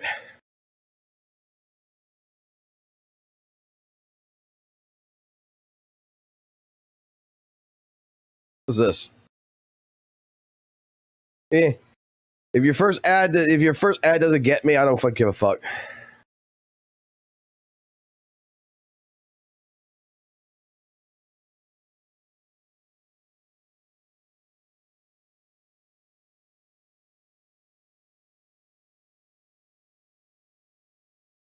What the fuck? There are so many of these fucking games. What the fuck, bro?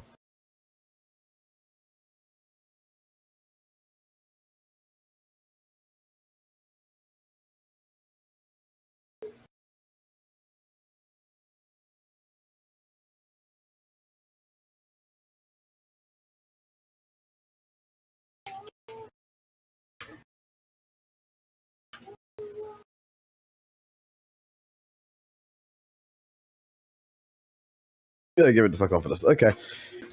Wish I could give 0 stars. This game is an insult. For 1 star already. I've played it multiple times, tried getting into it over and over again without success. If you're just a tiny bit unlucky like me, you need to invest your whole salary monthly to get kind of decent goods. Gotcha system for characters is a joke, but even for weapons, devs are just super money hungry. Before we continue, let's see how many weatherwave videos you got.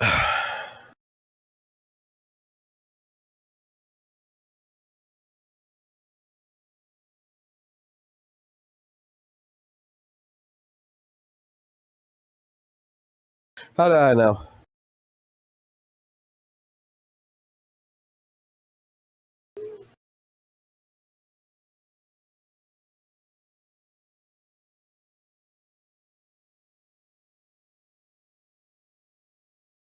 How the fuck did I know? Okay, so what I'm seeing, tearing Genshin apart. Genshin's biggest update yet, my honest thoughts. Quality over quantity.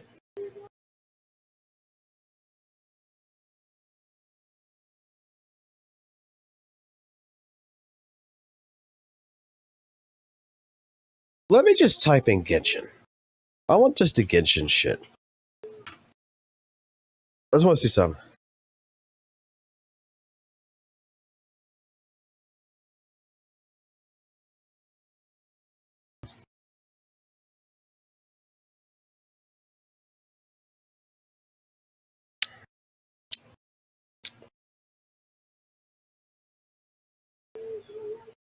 So there is no praise at all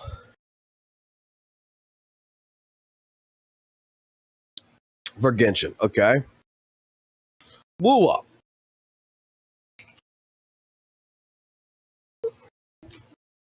Hold on. Do we have criticisms?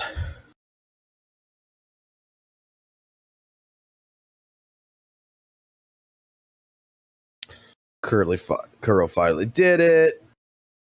Are we seriously?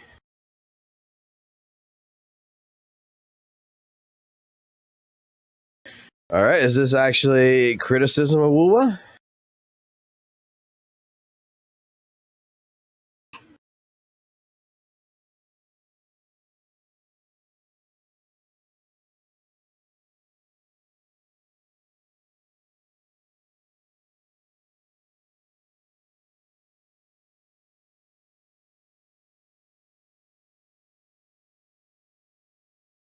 Like, all I'm saying pretty much is decent shit. Dude, you have anything on Zenless? Because I saw a video. I want to see if you have one for this one too.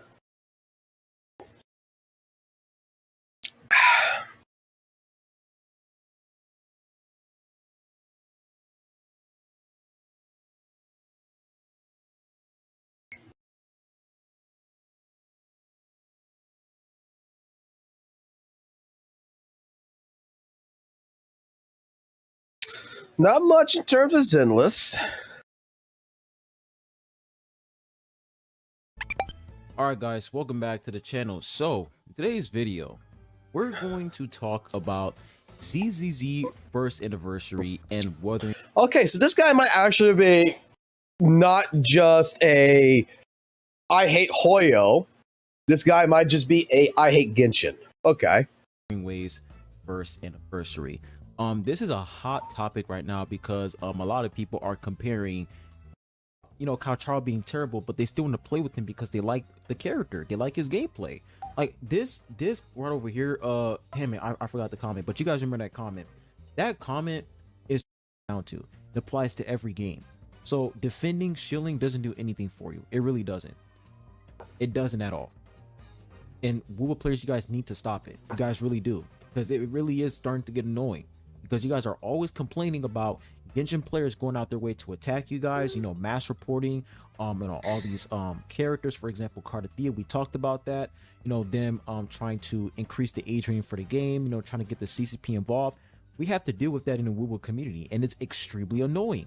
But when you guys are going out your way to go and attack the ZZZ community, constantly talk trash about their game, constantly you know, downplay their updates and say that the game is terrible, it's like, bro, when they respond back, don't be surprised and don't be shocked, because you guys have been going at them for a long time.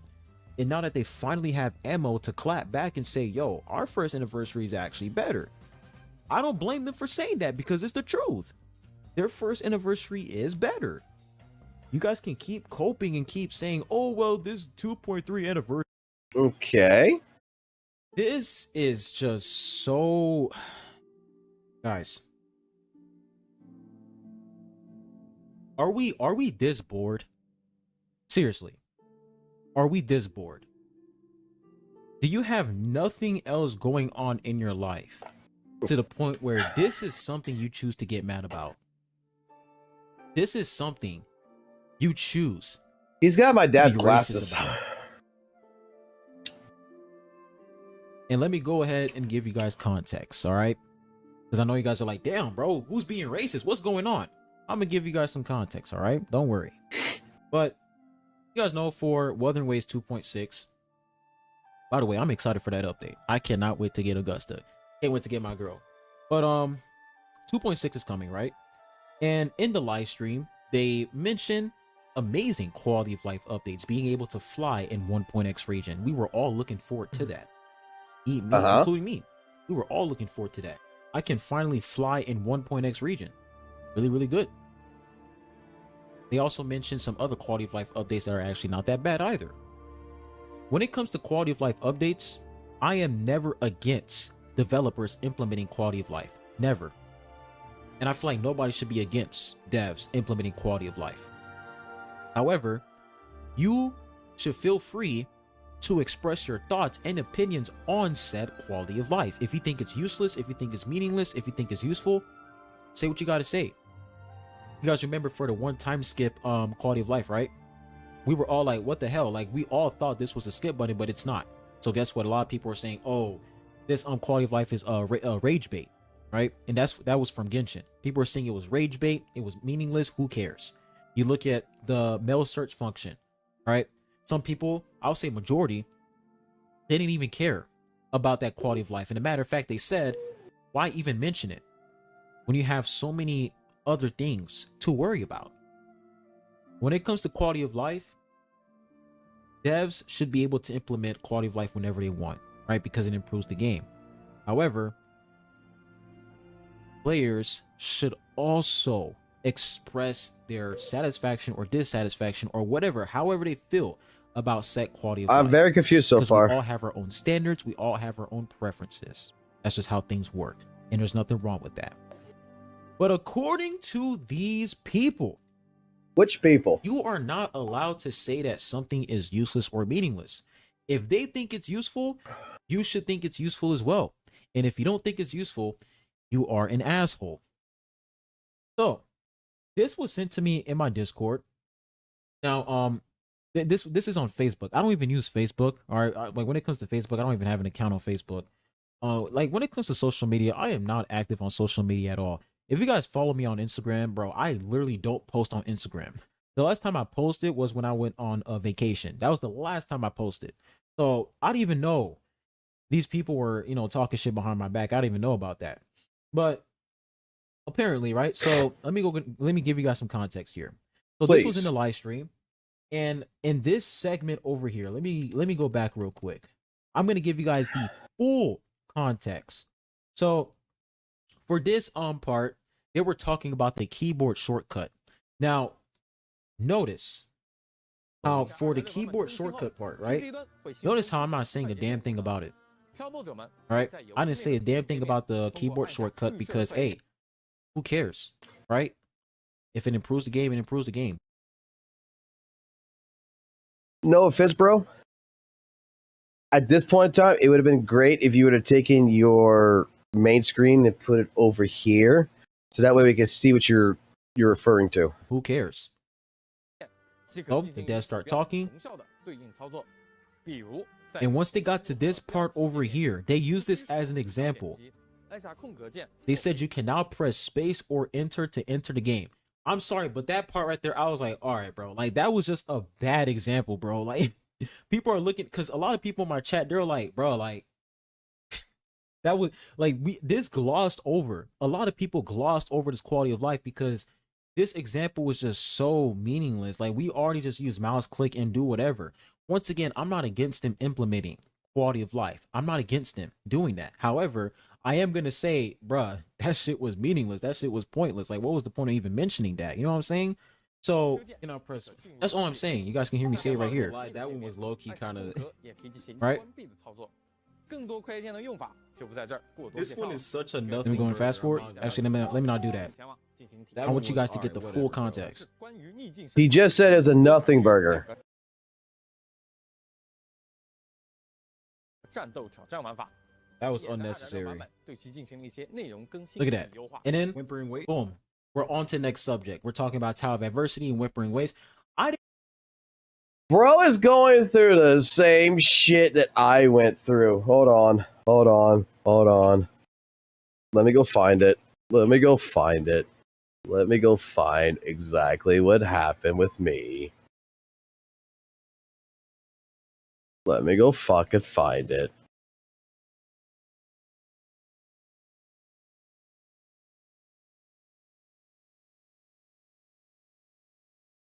Hold on.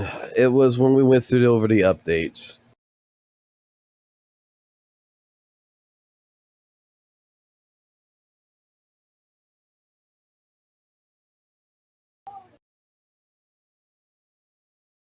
We're almost there. We're almost at Weather and Waves.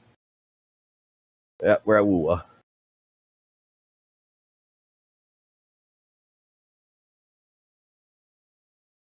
Was it this one? No, that's 1.1.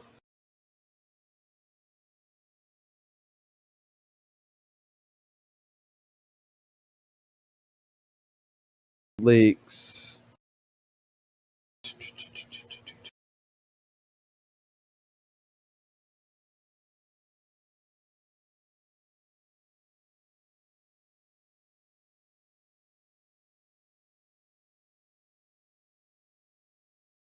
Was it this one? Oh.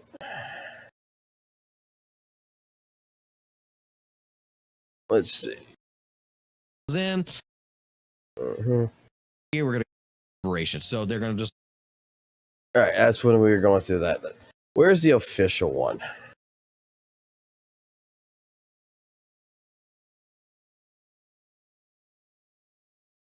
It wasn't 1.2. It was going to be 1.3, isn't it?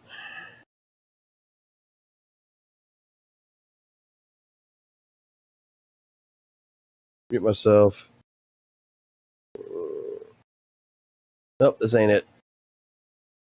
Because I remember looking at the website and reading it out loud.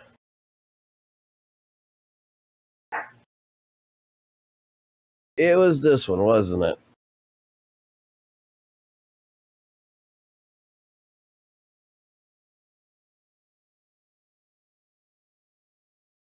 Switch between my teams, you know I gotta put. Damn, that is some. An Overdrive feature was under development. 1.2, you will gain access to a new custom lock-on feature. Yeah, because I focus on this because this is the okay. So we did the live stream version of this, and then we did. Oh, damn, kid, you scared shit out of me. And then I got like, this is the video after the live stream, and this is exactly like why people got upset with me. You're under settings and control. This option will allow you to set the auto lock on priorities for enemies based in your combat preference. This is nice. I like this. But then go get another one.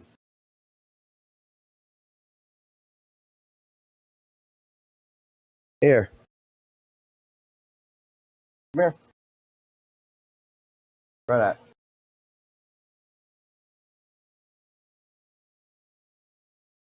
Okay. I'll be right there for you. We are going to get a new utility. The hover droid shooter. So we've heard your feedback regarding the need to frequently switch between teams for pistol using resonators available for challenges for Proton, blah, blah, blah. In 1.2, you'll be able to use the shooter utility. Once the utility feature is available, you can equip the hover droid shooter, the utility wheel, and shoot the hover droid. Simply tap or hold basic attack button. And the hover droid feature was under development. The features are under development, but we hope this new addition will help you better explore Solaris. Who in the hell? I'm not gonna lie here when reading this here. Maybe it's just me, maybe because I'm, you know, an old school gamer in some situations here, but god damn, that is some lazy excuse to go ahead and get a new droid in here. Like, if people really were complaining, oh, I gotta switch between my teams, you know, I gotta put someone who has a gun on there, you get a free, you know, you get a free unit that does that. Like, what's the big fucking deal? So what? You have to do the puzzle, you have to switch over to a person who shoots a gun. Notice that this is at my time where I'm playing fucking Weathering Waves. You see me glazing the fuck out of WUWA? And then switch back to the main team. It's not like it actually prevented you from doing anything, but for anyone who cared, well, guess what? They're adding a new utility, the shooter. New feature to store excess weight plates. A new feature to store excess weight plates will be introduced in 1.2. Once you reach the weight cap, you will receive weight crystals and when I did that shit on the fucking live stream and I went through it for like 10 seconds, people got mad at me. So yeah, when I did the fucking video afterwards and I did this shit, I fucking exaggerated on this shit because the fact of the matter is I got fucking characters. I got a free fucking shooting character. Why the fuck do I need a shooting droid to do it? Well, you don't understand quality of life changes. I don't care. It's a nothing burger to me. And then what's sad is after that fucking update, there has not been fucking shooting puzzles. Actually, bad opinion. Yeah, I don't care.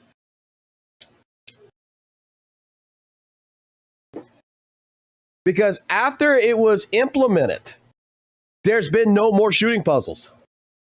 There's been color correction puzzles. There's been all these other fucking puzzles. There has not been no other fucking puzzles for it. They added a fucking quality of life change to go ahead and do all this other shit. And it's never been implemented ever since then.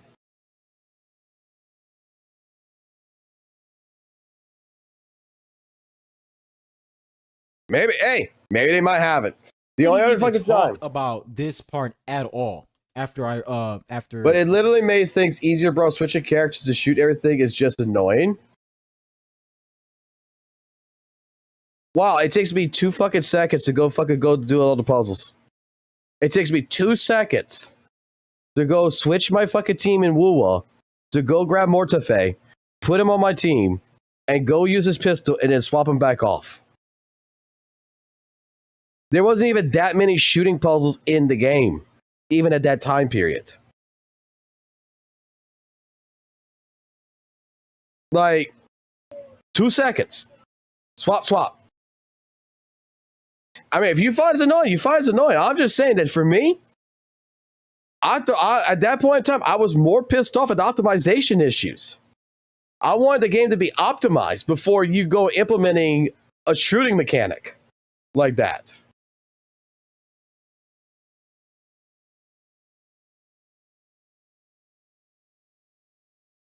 Because till this day, a lot of people still have issues with weathered waves in terms of optimization.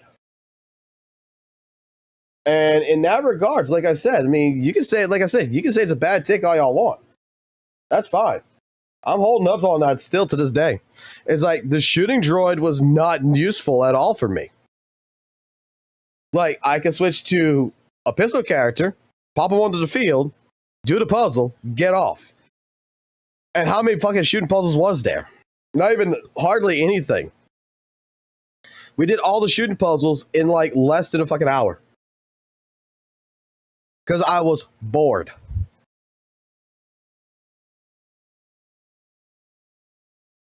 Like, and at that point in time, Mortefe was actually always embedded in my team with GN. So I've always had a shooting character on me at the time. But still. People say it was an L take, all this other stuff. And my entire complaint was, okay, well, hey, look, it's an L take. I take that, okay? My opinion don't matter at that point. But why do I have to have Genshin open in the background in order to fucking play Weather and Waves? Now, they fixed it. They fixed that update at 1.4 to where I guess they fixed the shading issue crap or whatever, the caching issue. But I was more worried about, at that time period, the actual optimizations. To me, quality of life and optimization is more important than adding features in the game like that.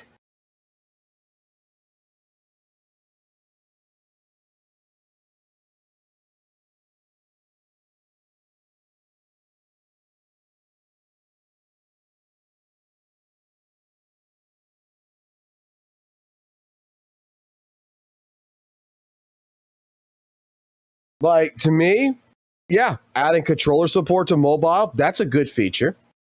Going in and fixing and doing the stuff with the dream stuff and everything was great. And then seeing the droid situation, I was just like, yeah.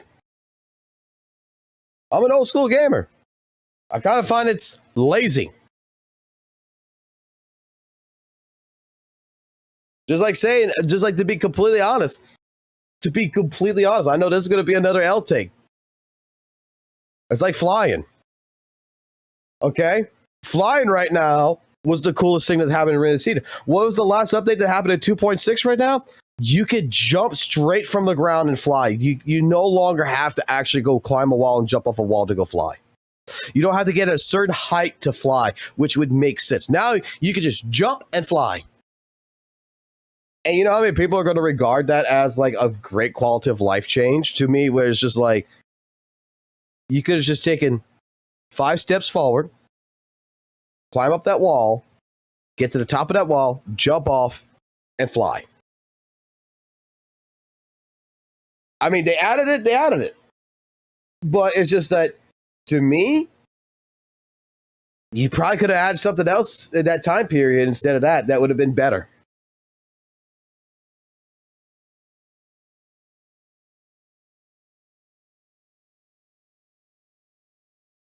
Like, I look at things like, what is really hindering me right now?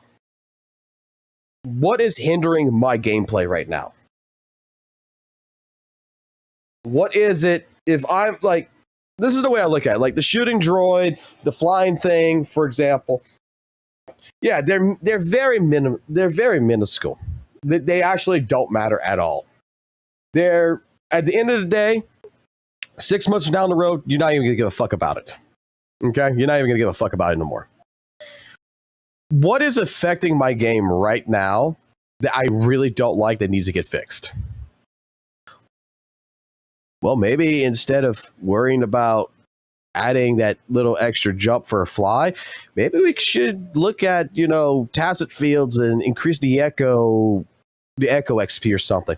Maybe we should be looking more into better optimizations because people are having issues with septum up with some areas and everything with the optimization problems of this. Maybe we should be looking at different other little things that actually kind of matter a little bit more.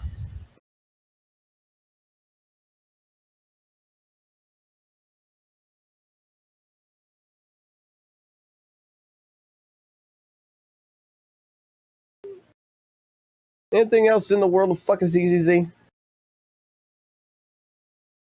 Star Rail. I've seen a lot more of Genshin. Anything else in like worth noting from Genshin? Like, I think the new Genshin update for 6.0, I think it's fine. I think it's great. I mean, it actually got me somewhat interested in looking at trying it. But not going to say that it is absolutely fucking amazing or anything either. The only thing that I'm actually concerned about not concerned, but I'm actually excited for is the actual Roblox engine they're going to be adding.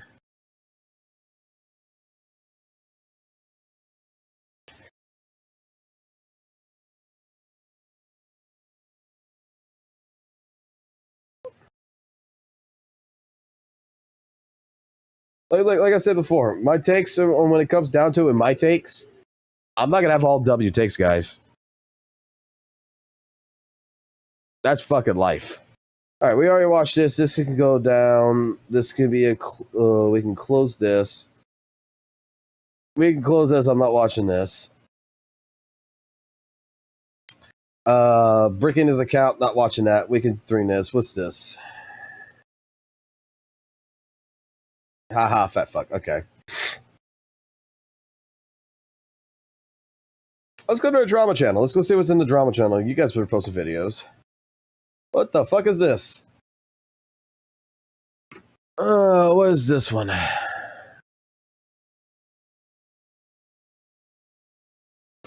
This is pathetic. I know you guys are joking, but like some people are actually using that like to defend like MiHoYo for making Minato an A-ring character. Because like, weren't you guys asking for more A-rings? Why are you complaining? Hypocrite much?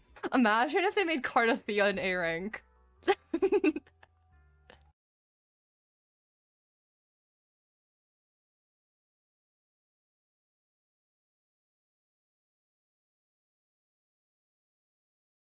Rewind this again.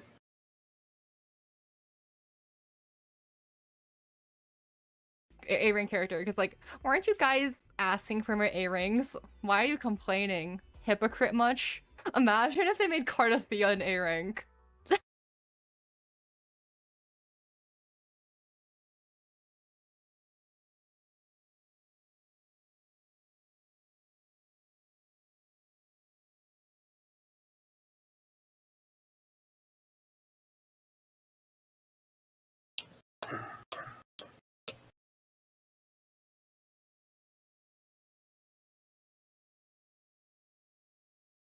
Guys.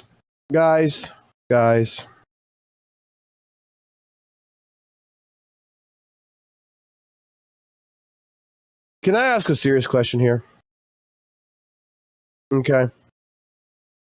Can I ask a serious fucking question? When it comes to Cartwheel,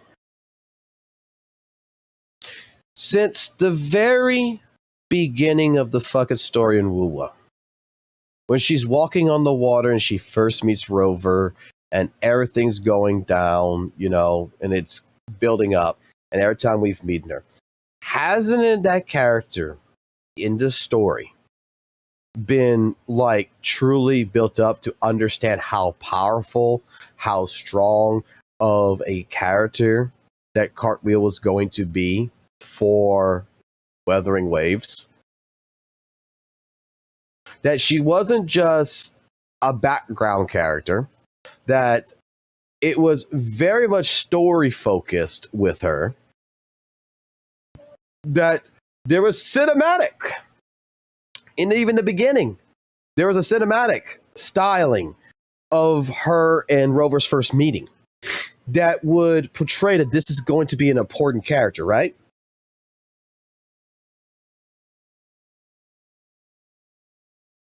That was going to showcase that this character here is very fucking important.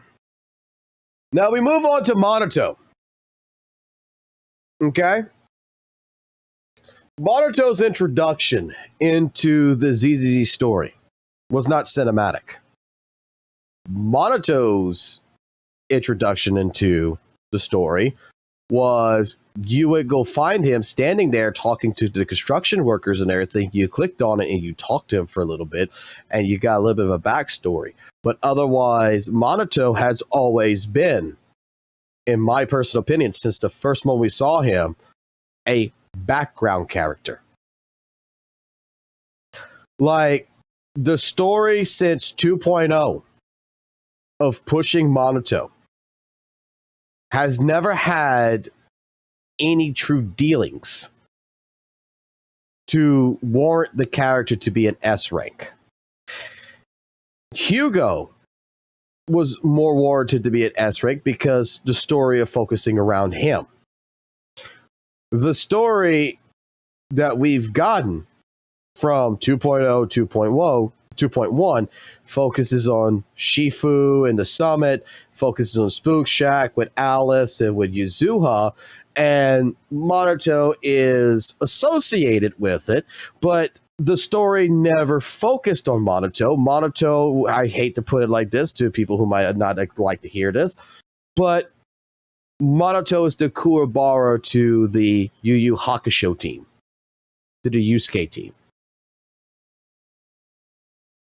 He's the Krillin of the Dragon Ball Z thing. He's in the story, but he's not S-ranked, you know, he's not the main focus.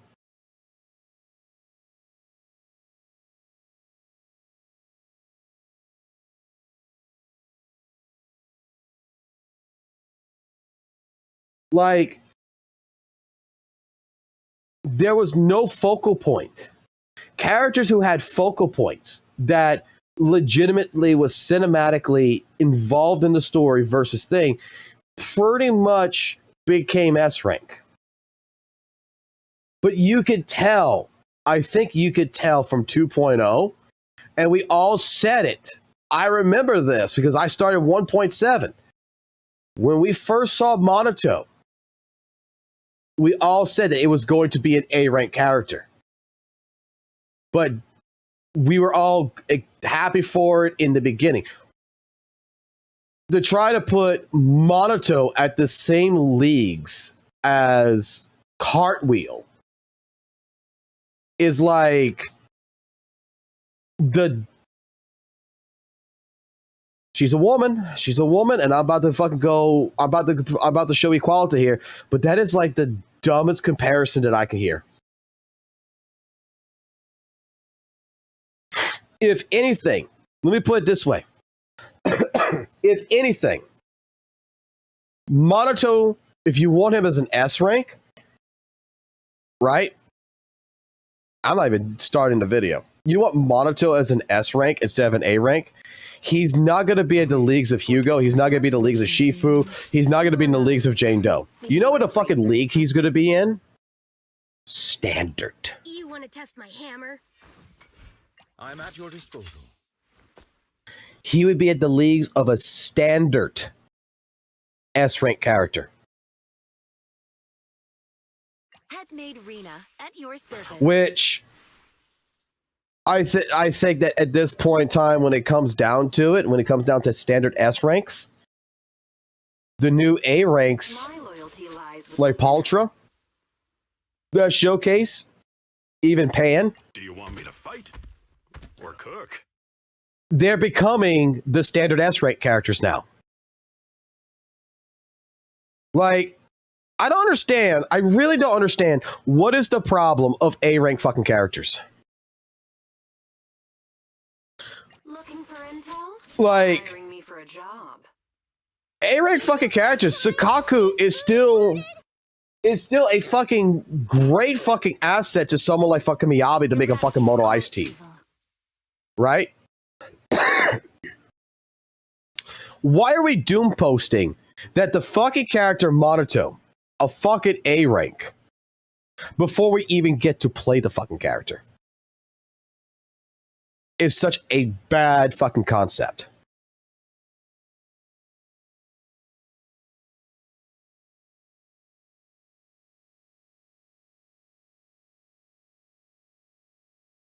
Like, to me, Yeah, it kind of sucks that he's not an S rank. I will be honest, it kind of sucks. But it's nothing to fucking lose sleep over. It's nothing to fucking cry over. It is the game itself. He's S rank in my fucking heart, no matter fucking what. But I like the fact that he's an A rank at the same point, because at that point in time, I hate to say it this fucking way, but I'm more interested in an A rank fucking character than the fucking S rank characters. Because why? He's the fucking underdog. And I'm going to do whatever it takes to make him fucking shine. That's why this fucking channel is going to be 100% dedicated to fucking A ranking. This A rank. Like, I don't have to worry about fucking, you know, oh, he's going to be too fucking powerful. Fucking shit. I'm fucking working this motherfucker. Okay. But fucking try to use fucking this, like, dude. Asking for more A-rings. Why are you complaining? Hypocrite much? Imagine if they made Cardathea an A-rank.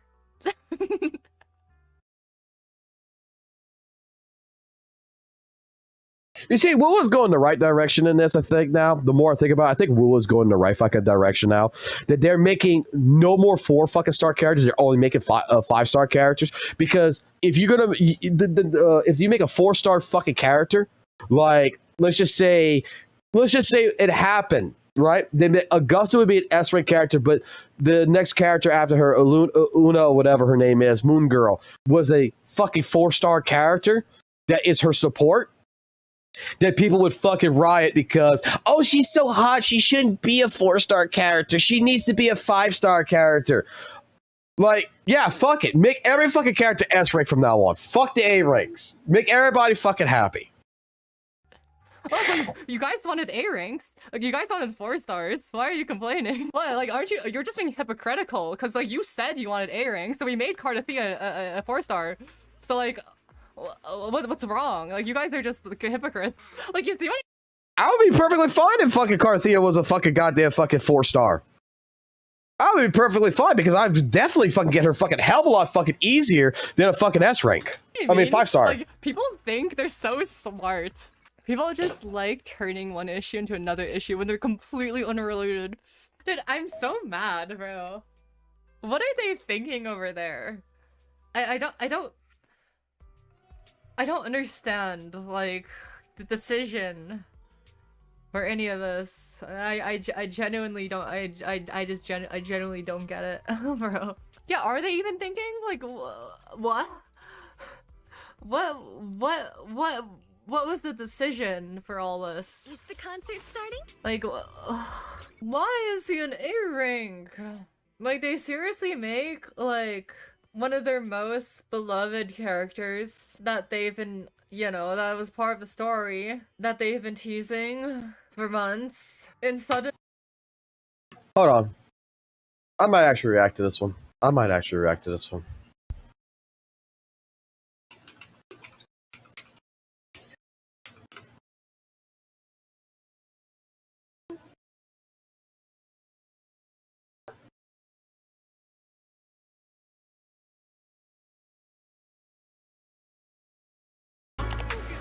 じゃあ、だいぶ消えちゃってる。どこへ行ったのかしら。この子よ、逃がさないのだわ。ほら、待て。お店に入っちゃった。昨日のいたずらはあなたの。友野くん？ったく。ゆずは客だ。今行く。何をお求めですか？ありゃりゃ。You know what this reminds me of? 100%?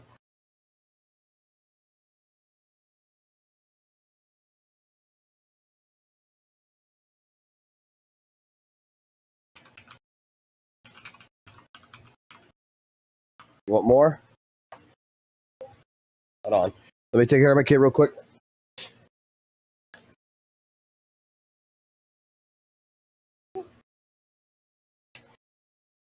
Better? Get that Oh, Mama got it. Yeah, when she ordered pizza. Yeah, you were asleep. You were asleep when we ordered pizza.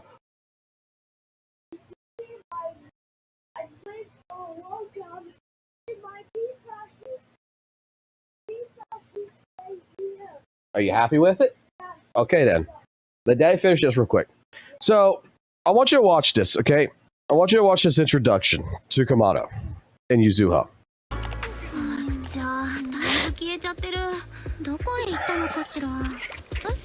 Because let me tell you something. Let me explain something. They already did this. This is actually... when Kamado shows up, they already did this. They just rehashed this. Watch. This happened in 1.0.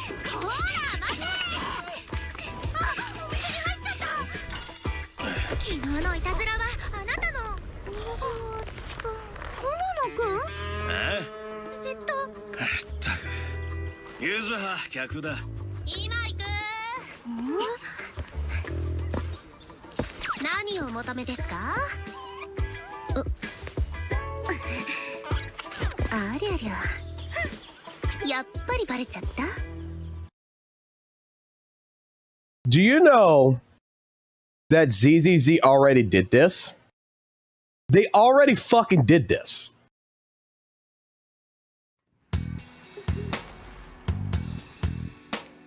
We're almost there. Our president is just ahead. She may be young, but she's a real beast. So it's okay if you're nervous. Aren't you supposed to say, don't be nervous? Watch out! Stay back!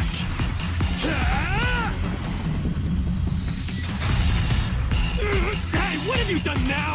Oh, it's you, Anton. Diagnostics almost done. Just stay like that. Don't move. Don't worry, kiddo. I'm just gonna install. In particular, past all this. I think that's it. Sorry I was late.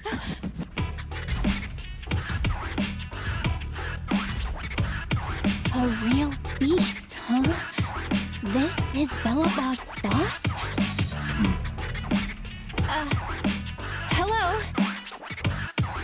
Oh, hello there, Miss Proxy. Sorry you had to see something like this so soon after getting here. Our president has been waiting for you. Please. Oh, so you're not the... What are you doing, Grace? Put me down! I said put me down this... Allow me to introduce our president. I'm president of Bellabog Industries, Kuwaita Bellabog! So should Ben Bigger been an S rank then? I know the answer is going to be yes to everybody on this one, but the way I look at it, it's basically the fucking same shit. Sorry I was late. You get introduced to the fucking A rank, which looks cool as fucking shit, right? A real beast, huh? It gets a little bit of screen time, and then it moves over. Allow me to introduce. And it moves over to the fucking S rank. And in this regards,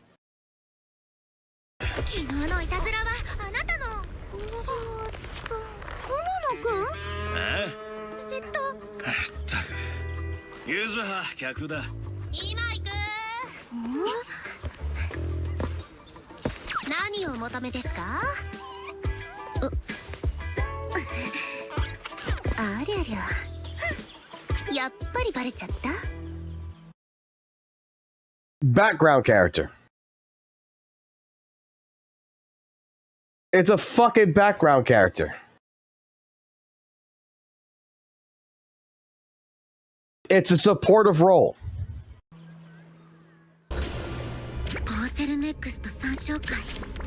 The story. The story of fucking 2.1 here is focusing its attention on Yuzuha and Alice.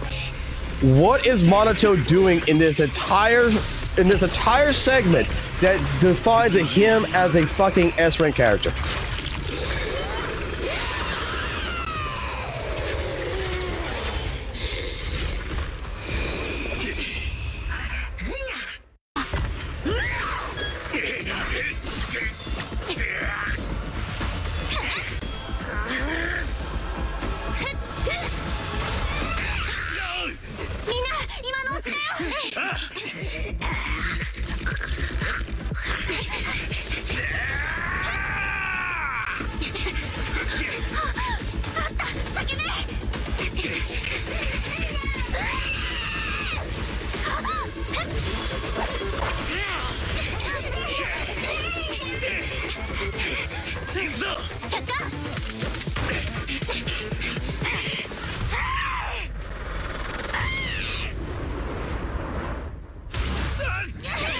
See, in a spot like this right here, right? I would expect my S-rank fucking male, when this shit's happening, to be right here. Be like, Yuzuha, you go. I'll hold the bitch off. And Yuzuha would be the one running for the fucking portal. Who fucking runs? Fucking Minato does. Who's the last one? You can tell that Yuzuha is the fucking leader. You can tell that fucking Minato is following Yuzuha's lead.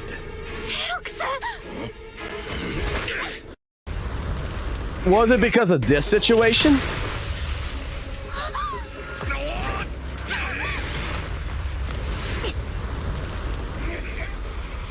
Oh wow, he put his back to the fucking door. He was a badass.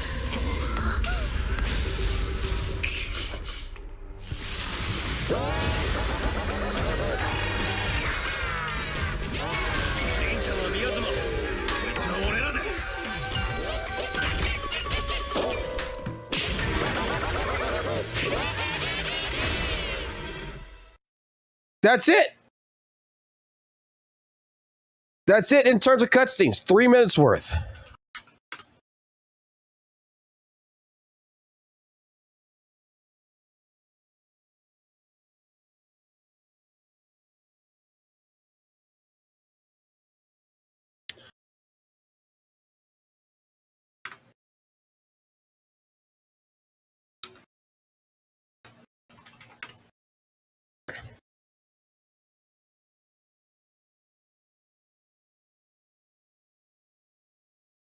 I got more cutscenes, more story revolved around Yuzuha,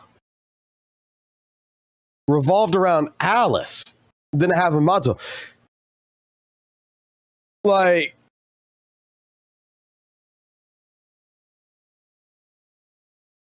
I knew from the fucking beginning that the character was going to be a fucking A rank.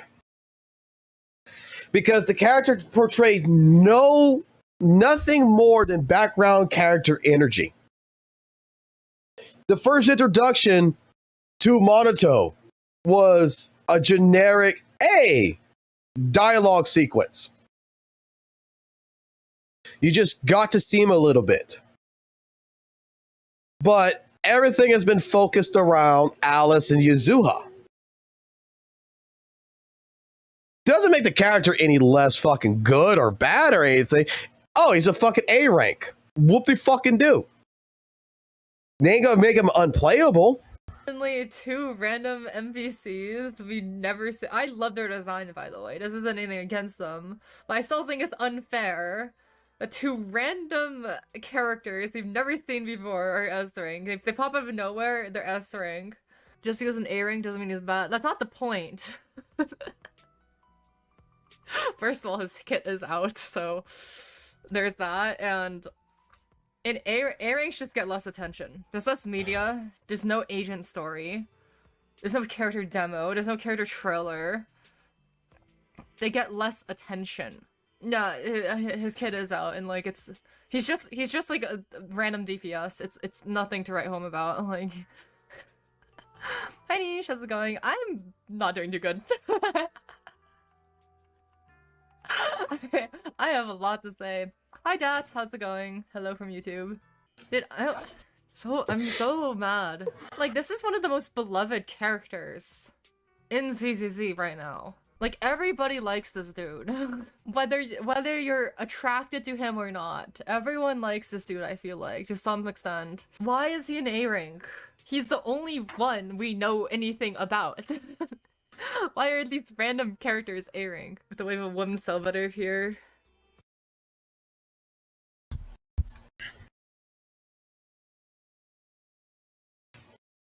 I don't know about you guys, but I don't know much about Kamado. I know just enough to say cool character and everything else, but like a majority of people that seems to be upset about Monato not being S rank is like they're looking at his design. Like, I don't hear anyone making this argument saying, okay, well, we got this lore about Monato and everything else through this part of the story and everything, which, you know, grievously here that Monato needs to be an S rank. I mean, I got more of a fucking past history in the first introductions with Coletta, with fucking Grace, with all the S rank characters in general, and A rank characters that showcased is like the only thing I know about them is that they're part of the group, they're part of the faction. Again, it's this way to reach out to people. What do you mean? It's people. That's already what people are saying, and like, but that's like the minority. I feel like everyone who says women sell better, I just can't help but roll my eyes at. Like, has this not been proven wrong time and time again? That's like saying like vanilla sells better than chocolate.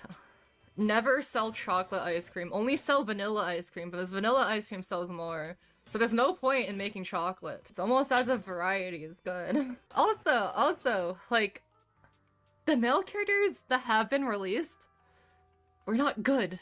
They weren't good. These companies, these gacha companies, what they do, they scrape together a male character, tape it together, ship it out. They're the freaking lowest effort, worst character ever. And then they don't sell, and then people like reiterate the narrative that like male characters don't sell because they're male, and not every other factor that's preventing them from selling.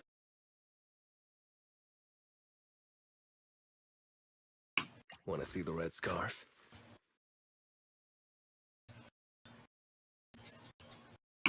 Please forgive me for stealing the moonlight. Is it time to clock out? A mission? Take me along. I'm at your disposal. Time for some hard labor?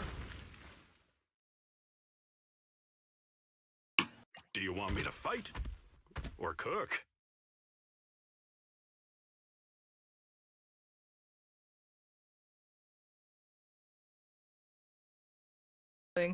Oh my god. They're fine, but nothing crazy. Lighter's peak. Hugo's nice. Okay, the problem with Lighter... Like, Lighter was released, first of all, right before Miyabi.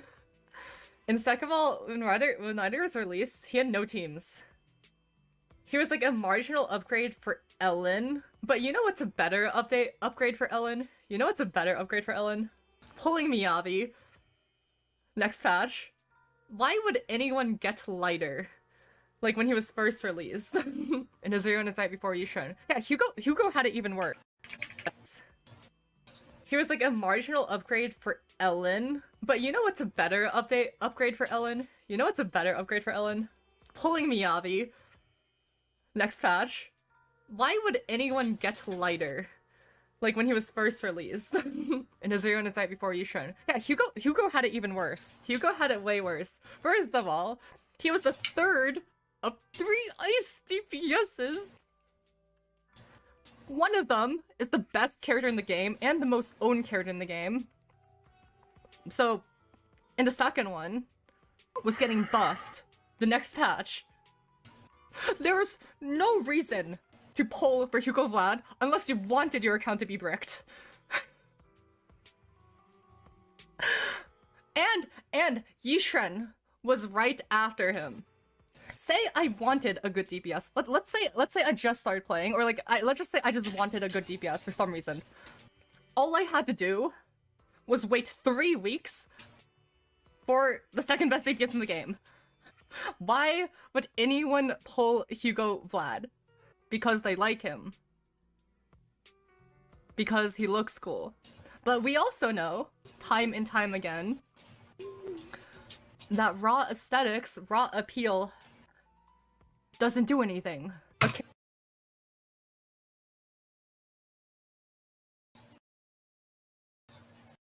Please forgive me for All stealing right. the moonlight. All right. Let me say something here. And let me say something very carefully. What she's saying right there, okay, I would have agreed with before playing Hugo's fucking story. Okay? Before I played Hugo's story and I looked at the character, because you gotta remember, this account right here, I had a friend, he pulled for Hugo. Hugo was already on the account. Gave me the account. Say, I pulled Hugo, play him, have fun. I said, cool. When I first looked at Hugo like this, I looked at the character, I didn't build him. He was not level 60 or anything. I didn't do shit with him. I didn't care. I thought, when I looked at him, I'm like, dude, this is fucking goddamn Twilight fucking twink. From first initial observations. You know when the moment that I started building the fucking character? Is after I played his fucking story. And I actually fucking liked his story. I liked the character from the fucking story. Originally. I am the Eye of Obel. I didn't want blind bitch. Okay? I didn't want blind bitch at all. You know what's going to make me pull for her in the next update? Her fucking story. If you were here at the time that I was playing this game, you're going to know that my entire argument of getting Yuzuha wasn't for Yuzuha. It was for the fucking raccoon. Okay? It's for Nazi-kun back there.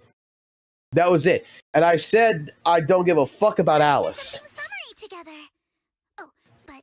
I was not going to pull for Alice. What's on my account? Alice. Why? Not because she is a great fucking DPS, everything else, and all this other good shit.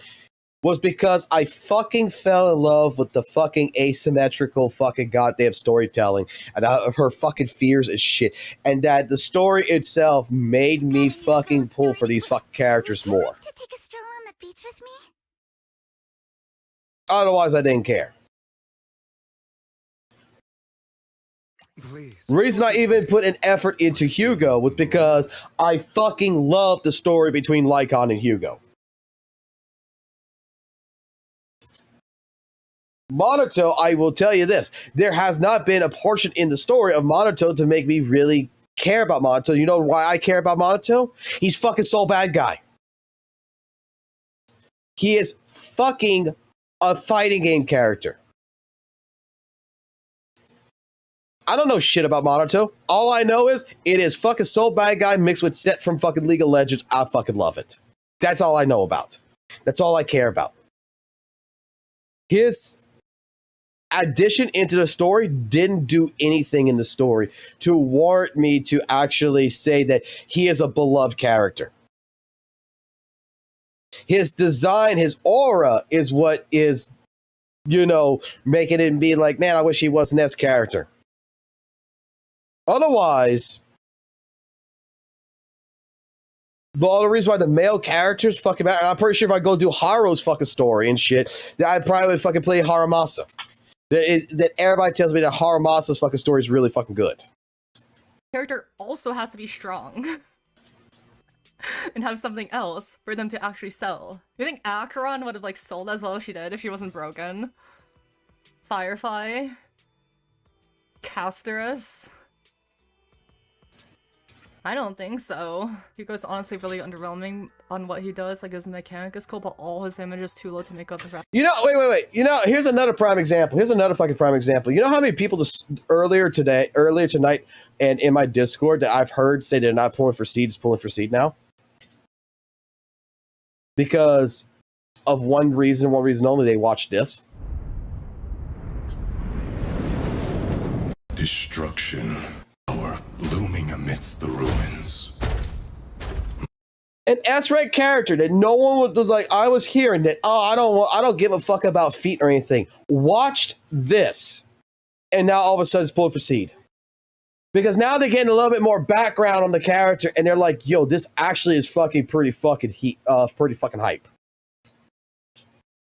Now they're understanding the reason why the girl is fucking dissed in the head. Why she's kind of like brain damaged, okay? And they want more involvement. That there are actually people that I know of that was like, I'm skipping 2.0 story just because all 2.3. That now is like, I'm actually going to pay attention to 2.0 story now. Back to zero down to some enemies.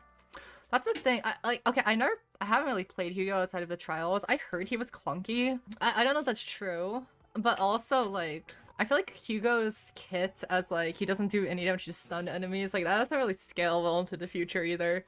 It's not. Wait, what? I don't think so. Hugo's honestly really underwhelming on what he does. Like his mechanic is cool, but all his damage is too low to make up the bracket of zero down to some enemies. That's the thing. I haven't really played Hugo outside of the trials. I heard he was clunky. I don't know if that's true, but also like I feel like Hugo's kit as like he doesn't do any damage to stunned enemies. Like that doesn't really scale well into the future either.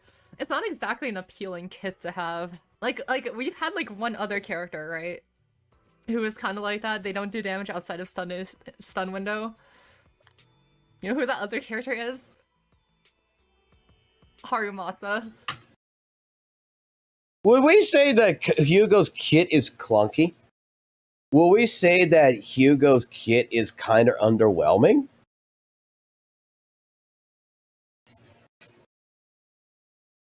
Like, I'm not gonna lie. I think totalization, like when you get a fucking big ass totalization from after the stun and you use Hugo, it's kind of fucking hot.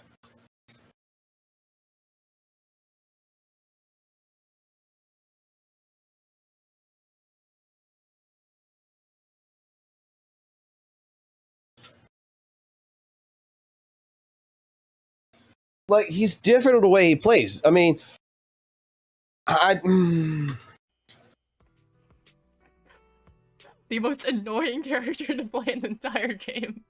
My point is, they released all these male characters with extreme flaws in really bad circumstances, in contexts, and they don't sell.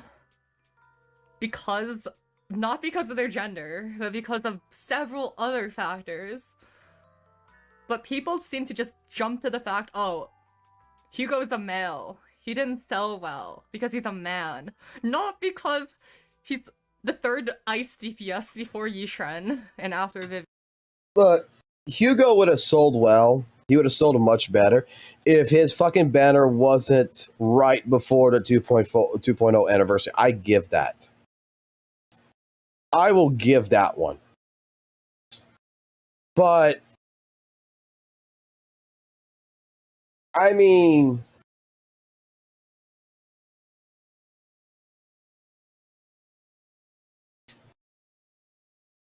Huh? Is something the matter? I don't play this character. It's a female. It's hot. Everybody talks about, you know, our fucking lovely police girl. But I find that her kit, you know, is not that great. You want to test my hammer? Don't think that kit's so great. Don't think the kit's so great. Don't think the kit's so great. Let's do something summery together. I think the kit's fucking amazing. Touch my tail, and now. I think before the buff, kit wasn't that great. Let's fire it up. I don't think the kit is absolutely that fucking amazing. You have my complete support. I'm gonna be honest. I don't like her kit either. She's just hot. I don't think she would like kit wise. You know, the only reason why I pulled her was because tits. I'm not gonna lie. Otherwise, I don't really care to play the character that much. Eradicate all evil. Only reason why I don't play this character that fucking much is because it's Virgil. Take a deep breath. The spotlight's about to shine. Need a fortune telling? Great kit. Wanna be my research subject? I think the kit's good too. Where are we going? I think the kit's great. I think the kit's fun. Only the brave Don't care. Number 0, Ambi. I'll protect you from any danger. Like only female characters in here I think have really great fucking kits is going to be Evelyn. I've got your back. From a little bit I played of Trigger, I think it's going to be good. I think she's going to be good. I think it's a great kit. I think the kit on this is just fucking good. It's good. It's just as a character, I just don't like the character. I think the kit's great. I think the new kit's great. Otherwise than that, there's no other fucking female character I'm gonna say I think has better kits than the males.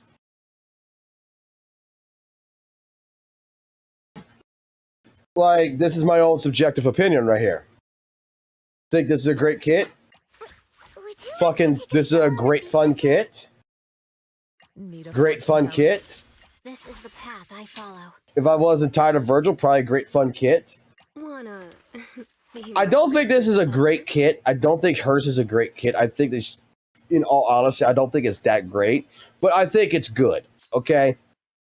Decent. Got a new ghost story to share? I think that's as well as decent. Standing by. Soldier Zero Ambi fucking exists, and we all know how fucking bad that character is, right? Like, everybody I fucking talk to hates this fucking character. So, just saying that the male characters are the only ones that have, bad design kits, I think you can honestly blow that argument out when you showcase this character. You just gotta show this character.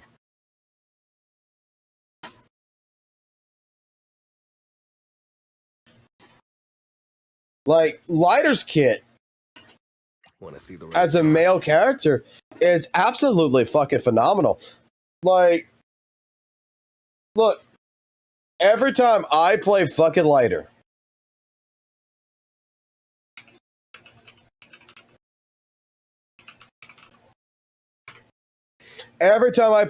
right?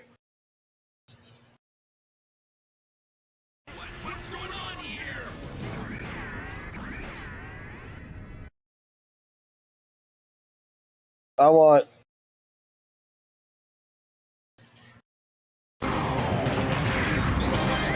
This is what I feel like when I play the Lighter, man. Here I go! This hand of mine is burning red! Its loud roar tells me to grasp victory!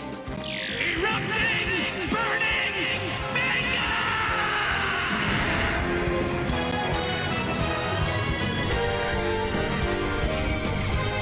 And now, he ends!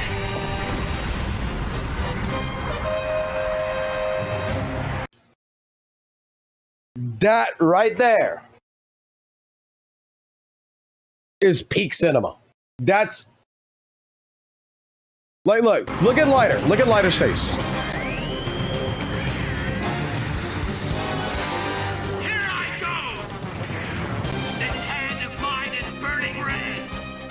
Its loud roar tells me to grasp victory! Erupting, burning, finger! Can you see it? Can you see it?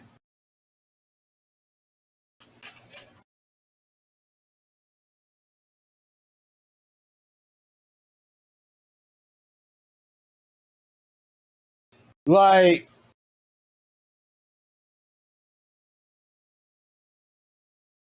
lesbian also. Never mind. It's because of the fact that he's a man. That's why he didn't sell, clearly. Yeah, why did Haru do poorly in sales? See, Harumasa didn't sell well. Like, check.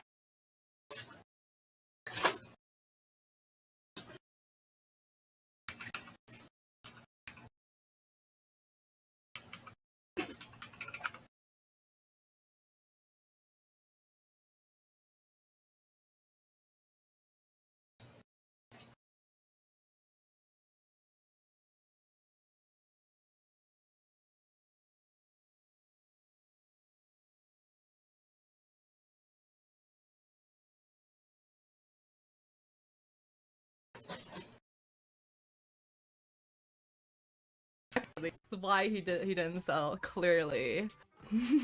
Yeah, why did Haru do poorly in sales? See, Harumasa didn't sell well. Like, checkmate. Harumasa didn't sell well, guys. Confirmation bias? Yeah, it's like they feed their own narrative. Kinda. They keep half-assing all these male characters that are crap, and then like, no wonder, like, no one's pulling for them. Not because they're guys, but because they suck. Release male character in worse circumstances with worse kit. Wow, male characters must be bad for sales. Exactly! Oh my god. So it is very, very much depending on the lineup. The lineup? Do you mean, like, the context? I agree. Also, they don't put, like, effort into marketing, like, male characters either. Like, Hugo's trailer was so boring. It was so boring. I was like falling asleep during it. See, and we already know, like, what can happen if they actually try to make a good male character, right?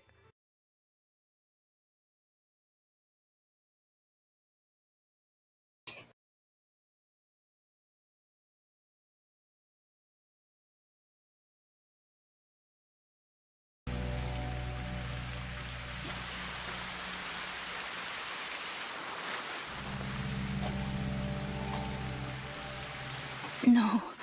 Please, no.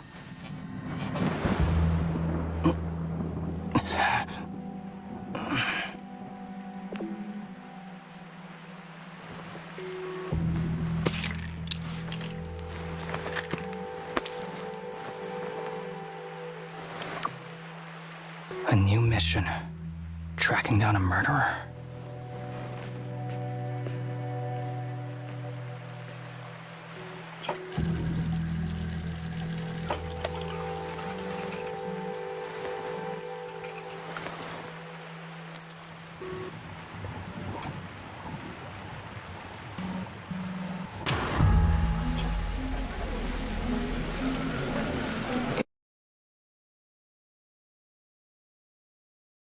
So hard,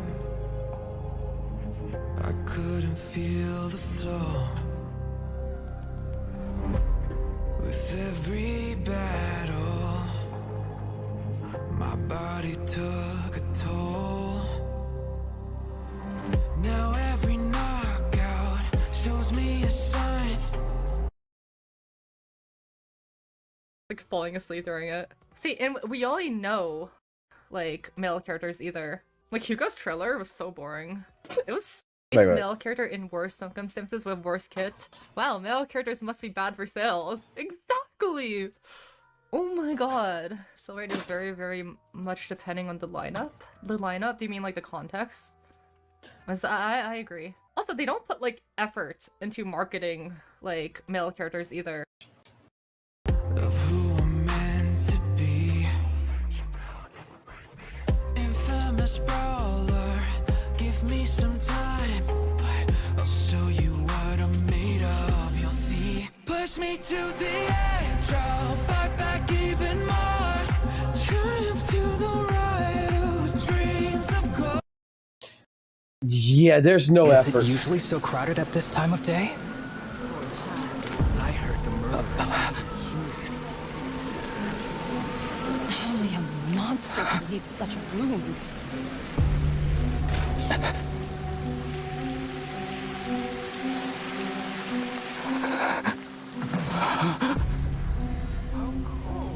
Mom Mommy, what's that?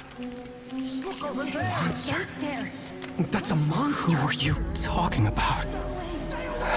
Reed, No, I'm not a monster! I'm not. I didn't hurt anyone. It wasn't me! It wasn't me! Monster's the murderer!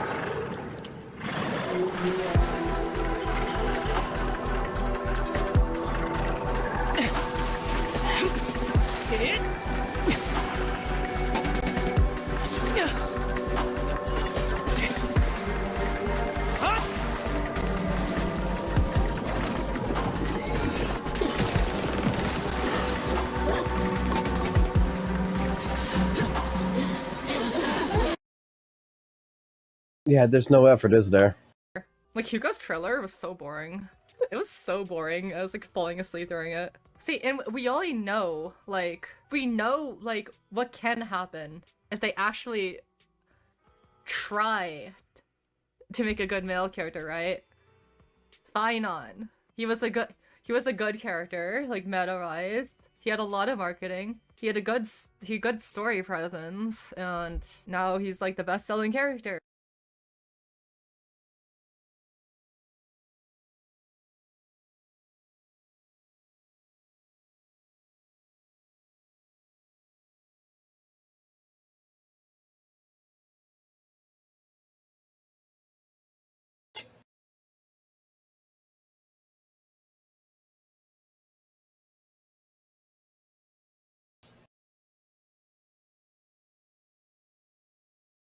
Since like Acheron. And there's other examples too. Nouvelette, Zhongli, Kazuha. Kazuha, the most owned character in Genshin Impact. I don't know if he still is, but he was for a long time. So do you not think about the most important vector? The devs want to make waifus? No, the devs want to make money. The devs want to make money. And they're shooting themselves in the foot because they believe incorrectly that men don't make money. Didn't the director ZZ say they wanted to make more children? Yeah. Okay, guys, okay, there's another point I need to bring up, okay?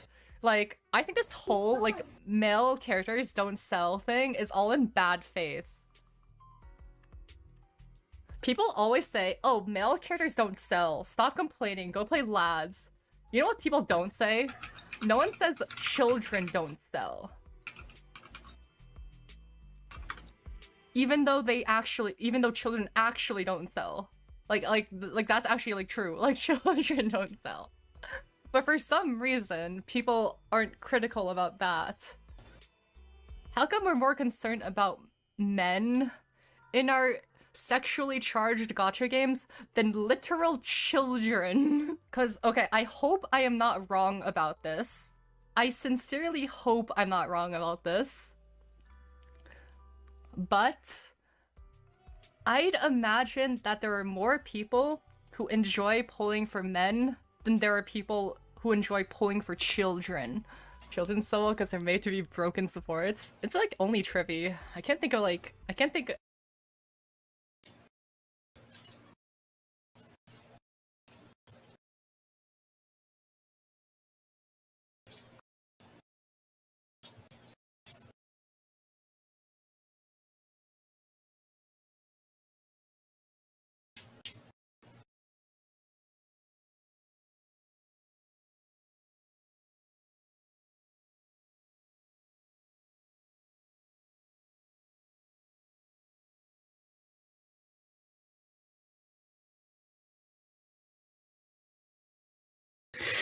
All right.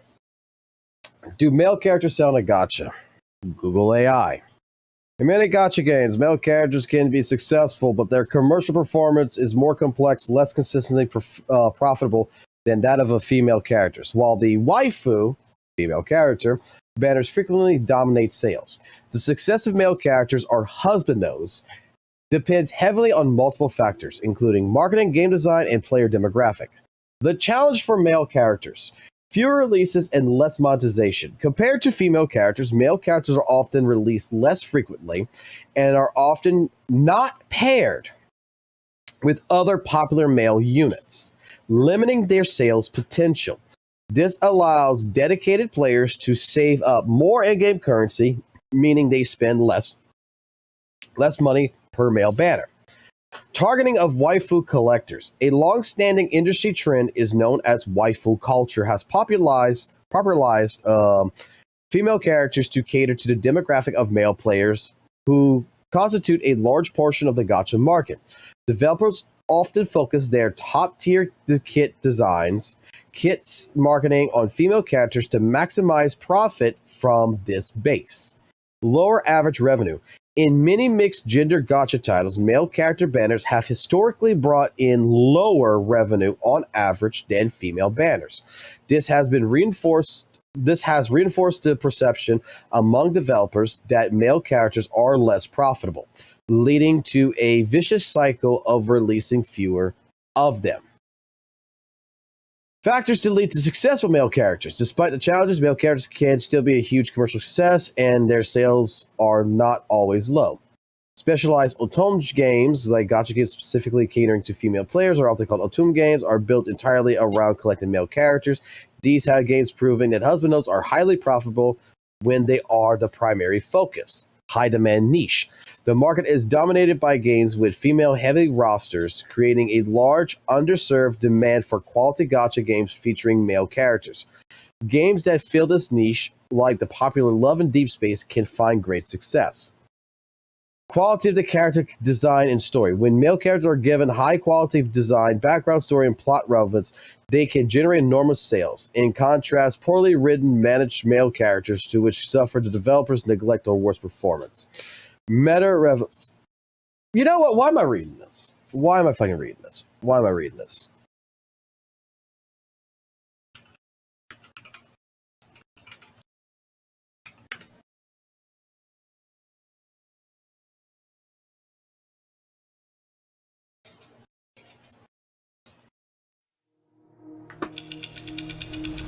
They say, if suffering has an end, then I will be the deliverer.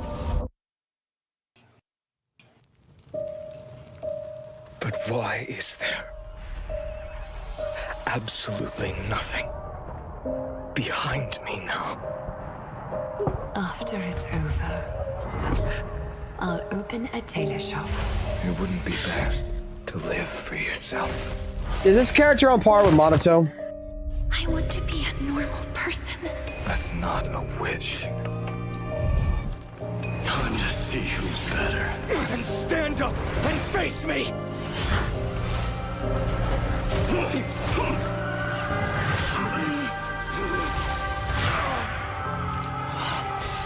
Why? Let me ask a question. Because I've seen this character. I've seen a friend play this character right here.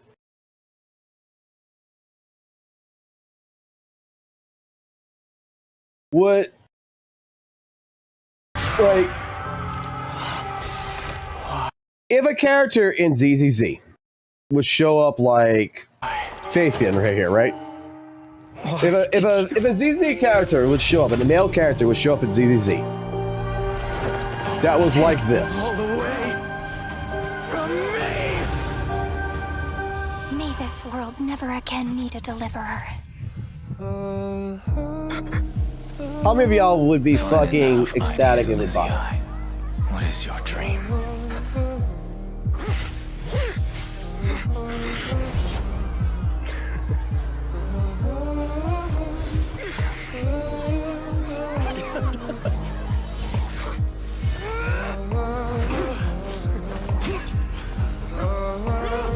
Can I be completely fucking honest with you guys? Can I give you a very, very, very fucking honest take about female characters in a fucking game and the male characters?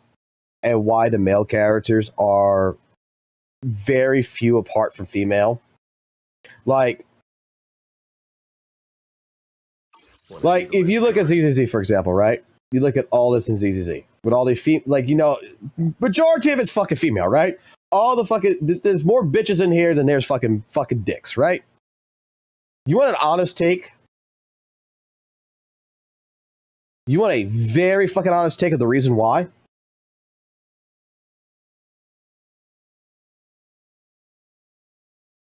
Because bitches are fucking easy. This is an easy sell. This is an easy sell. This is an easy sell. But the moment ZZZ is going to bring in a fucking male character that is like this, the day, because like I'm sure it's going to happen. I'm sure you're going to get a character that's going to show up in Zenless Zone Zero, for example, that's going to be like this. That's going to be marketed. That's going to be pushed.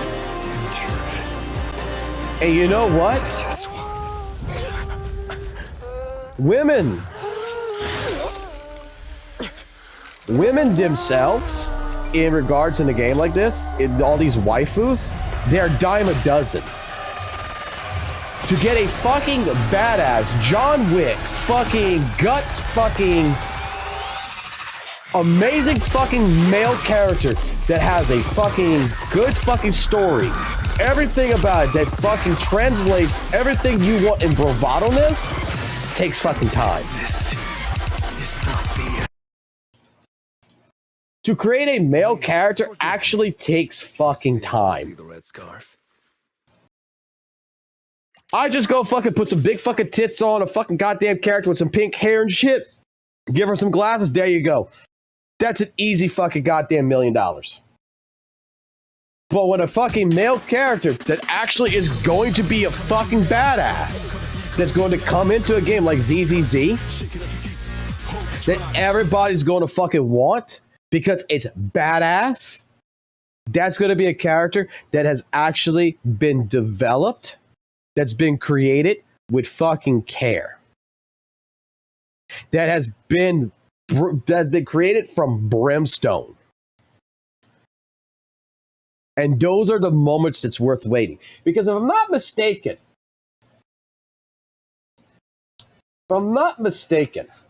let's go check something. What? It was last month, wasn't it? For Hawkeye Star Rail with that fucking character? That was last month, wasn't it?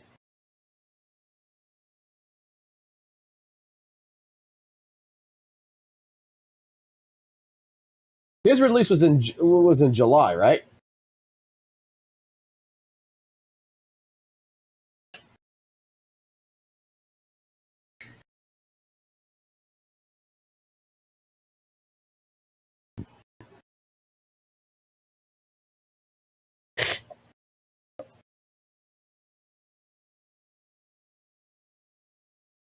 I know the Fate collab's also part of this. Don't get me wrong. I know the Fate collab's also part of this. But I know a lot of people who didn't give a fuck about the Fate collab, that only cared about him. And I tell you what, we could actually check this out real quick. It's gonna be easy. It's gonna be fucking easy, right? Does anyone have really quickly that can tell me the release date in July? Like, how long his banner ran for? Like when he first came in and everything? This will be easy to find.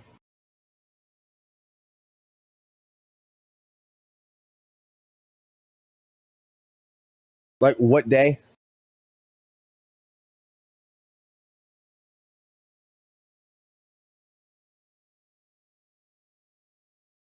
July 2nd, thank you.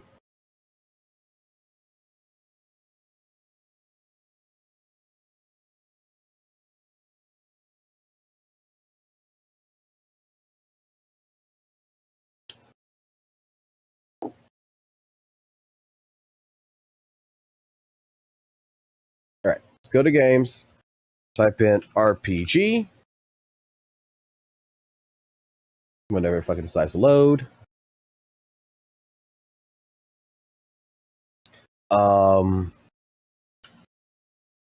And I also got to put fantasy.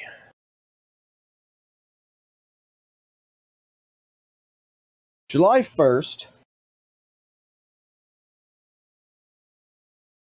Hawkeye Star Rail's on top. July 2nd.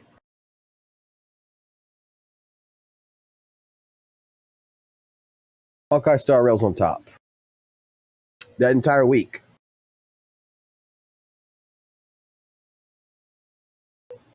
Honkai Star Rail's on top.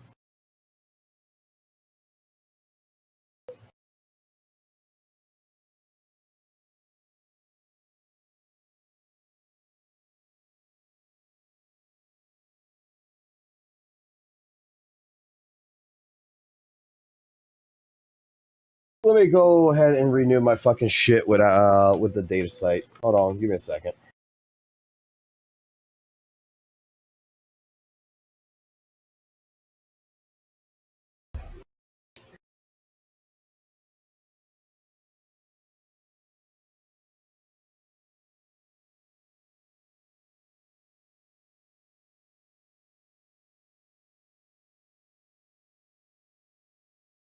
You okay, boo-boo? It's okay. As long as you're okay.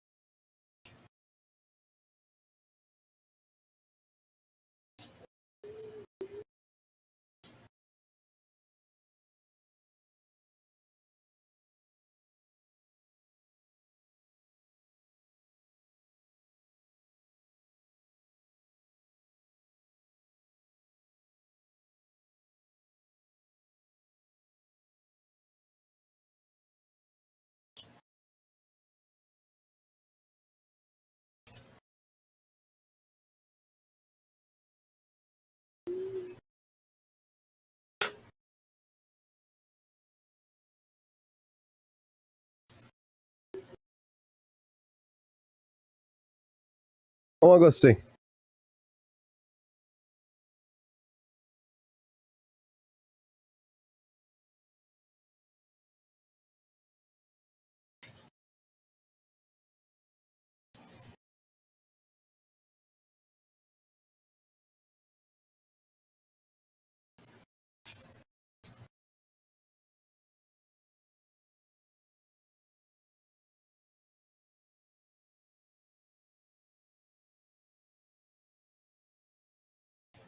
All right. Let's pull this up.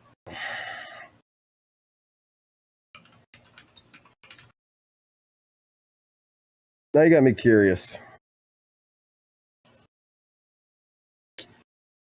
Revenue trends.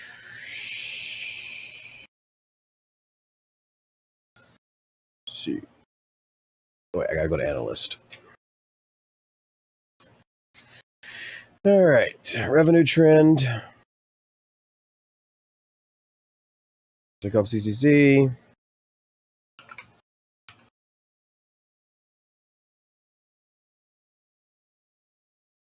Honkai Star Rail.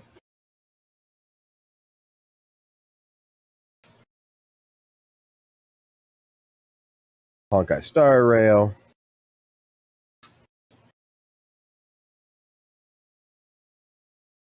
Honkai Star Rail. Honkai Star Rail. Okay.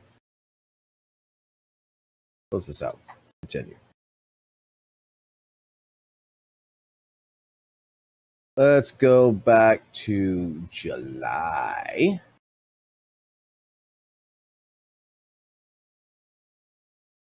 From the 1st to 31st.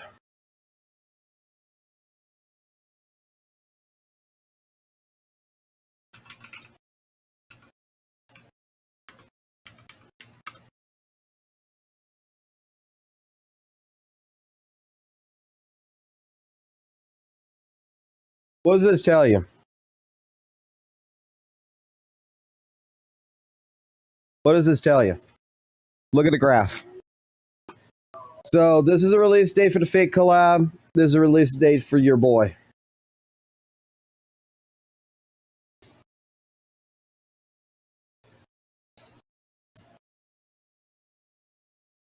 So on July 2nd, I don't know. I think that's telling me that fucking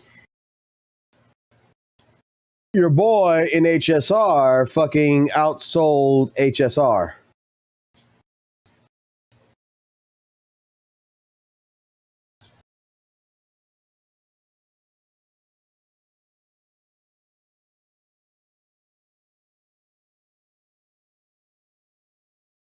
That when a male character is done correctly,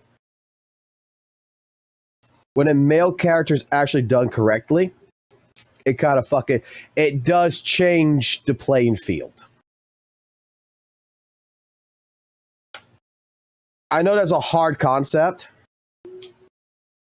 Don't get me wrong. I know that's a very hard concept to understand.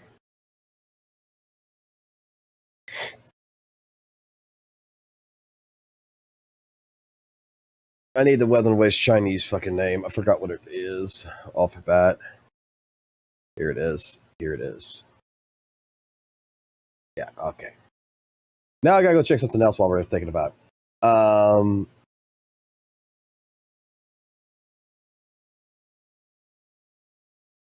the pre-sales for Augusta.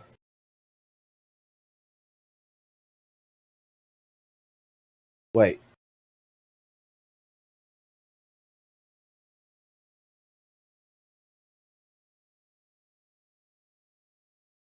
We'll get the next data tomorrow. But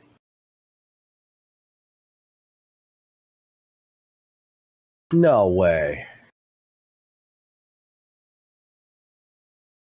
Which one's in red? Which was the highest one in red? iOS.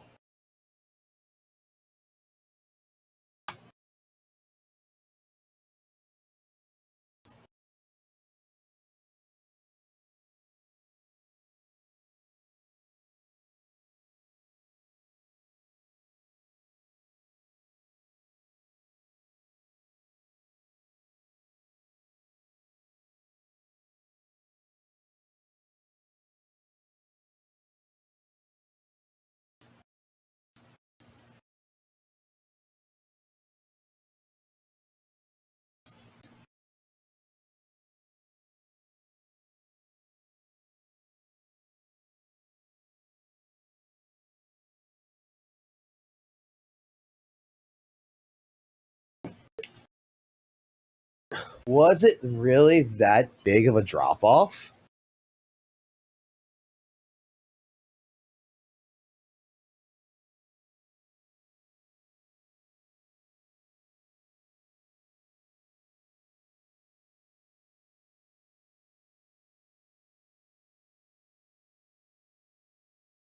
Global revenue.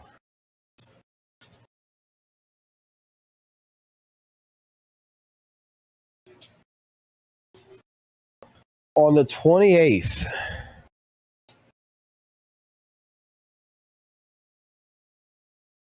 Just on one side of this application.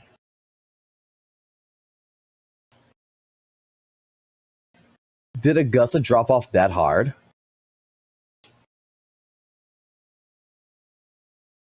All right, so just the United States of America, for example, went from 88,000 to 67 on iOS.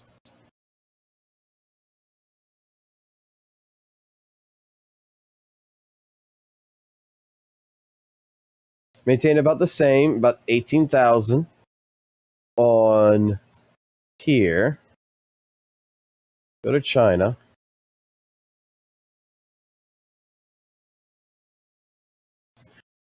Go back.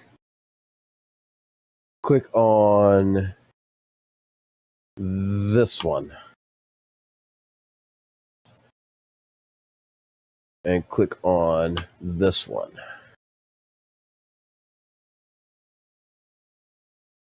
Click on revenue.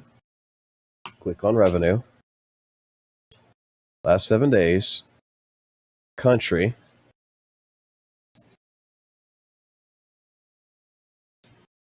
Dropped by half. 7 days. That downloads. Was this downloads? No, this is revenue. I have to click on revenue. Go back. Go back. Estimate revenue. Just in China.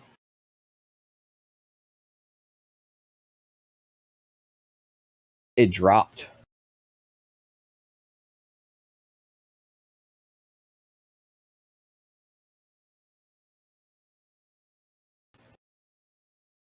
It fucking dropped.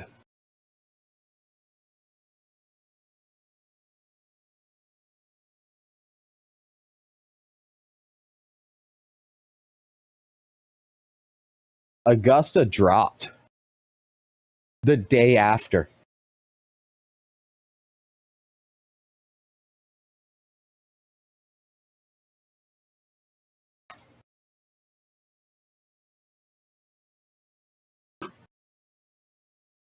On all of the applications for WUWA, except for Android. Here in China, on the Chinese first application for Weather and Waves, Augusta's release was $268,000. Yesterday on the 29th, went down to $143,000. Okay. Here on the other Chinese application, the other one that they use, that they have 6,300, but it dropped to 3,167. So from one day to this day, now this is going to make me go look at Steam charts real quick because it can't be. It couldn't have dropped that fucking bad.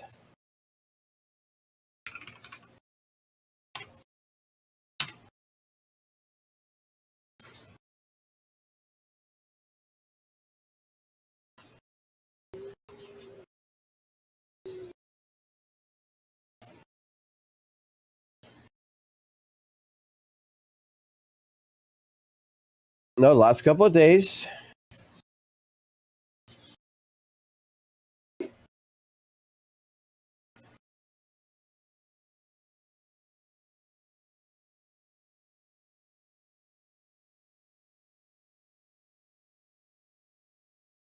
We should see actually a net gain in this.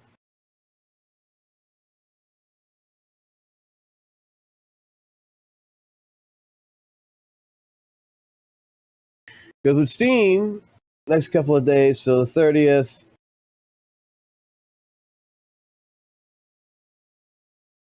it's doing decent.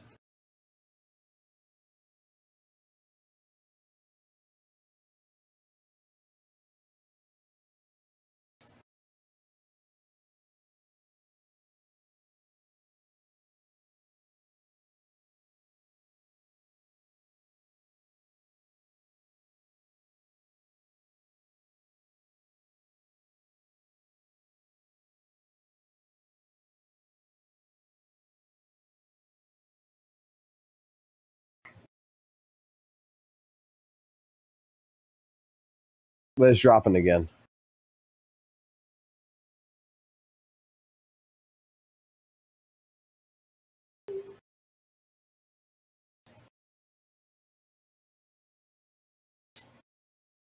So let's see where it stabilizes at. It still hasn't stabilized, but it is compared to initially, compared to here, compared to here.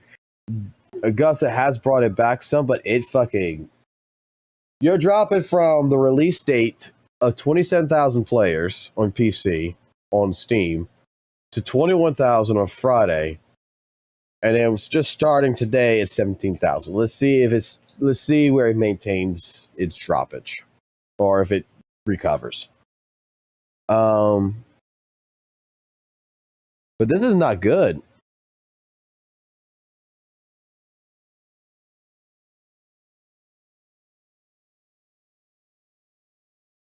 Like,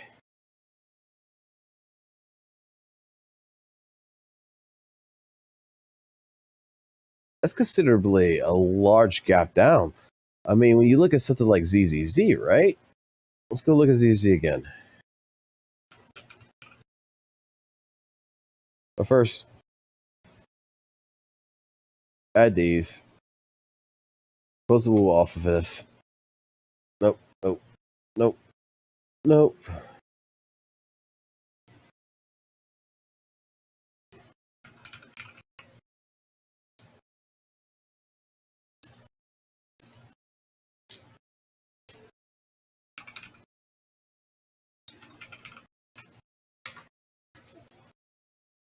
Here it is, and here it is. Looking at something like ZZZ, right?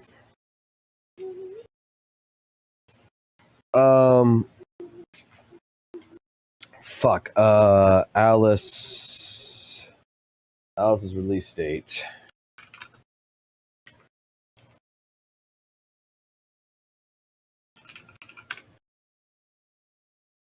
Six. Right, August 6th. So let's go for this.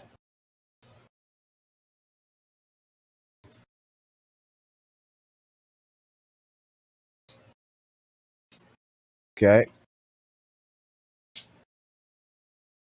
Red being iOS. Click. How bad of a drop off did Alice have?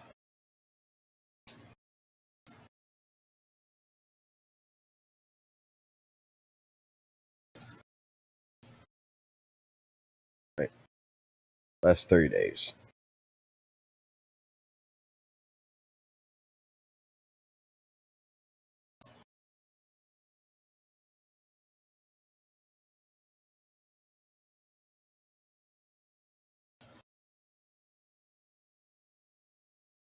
Alice's release was 900K.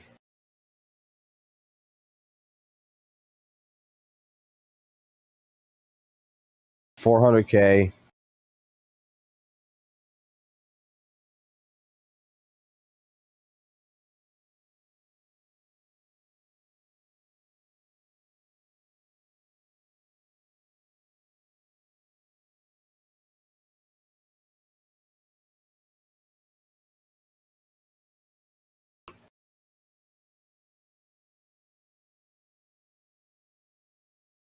Oh, that's funny. And we even got a small spike in it on the 28th of the release. 10, 13, 4 plus 2, 5, 6.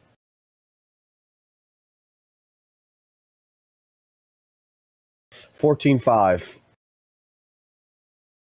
So far, it's 14.5 in this regards.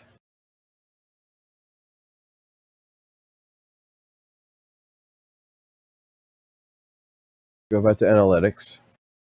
Go back to revenue trend. Change these 4 applications yet again.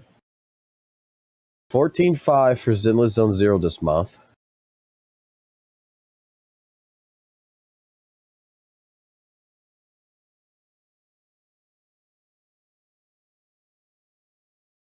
WUWA is 5, 6, 7.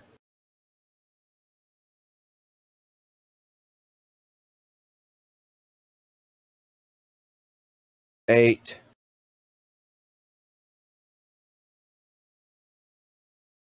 Close to 9. It's still under 10 million.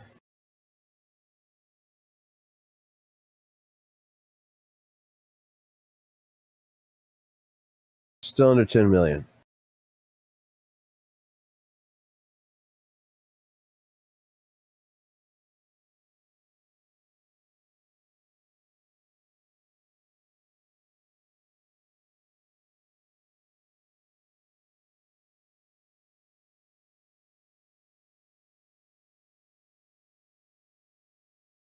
iOS for the game's got a 4.1 rating right now.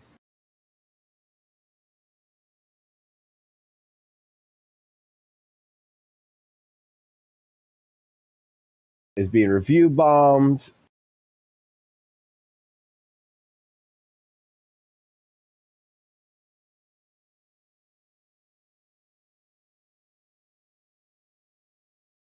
Okay.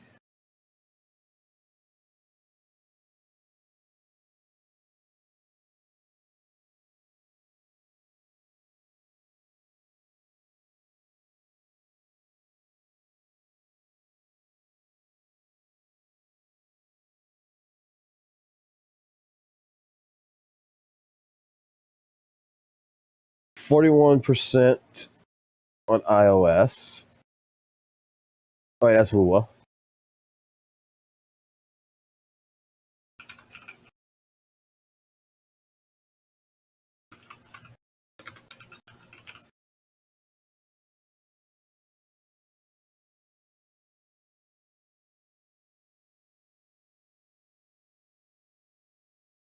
Why is Zenless not showing up in here?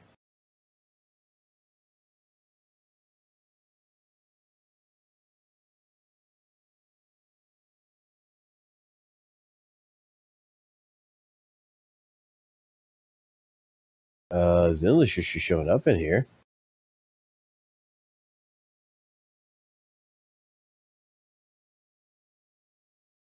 Because I'm already on fucking Zenless, dumbass.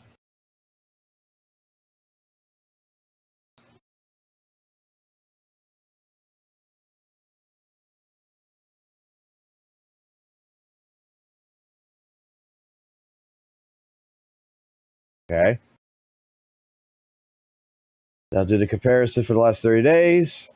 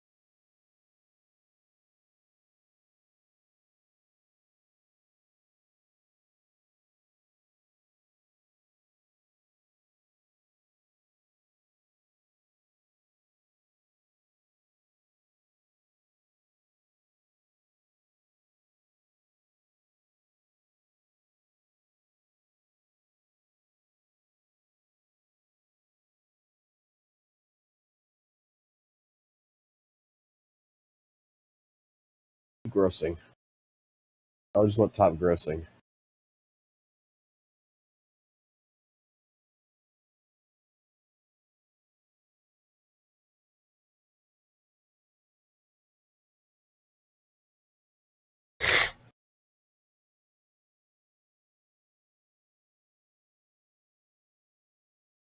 So Zenless has been on the map for 1, 2, 3, 4 days here for top grossing. 1, 2, 3, 4. They're on average. Genshin Honkai still wins. So take off Genshin, take off Honkai Star Rail. Go to Android.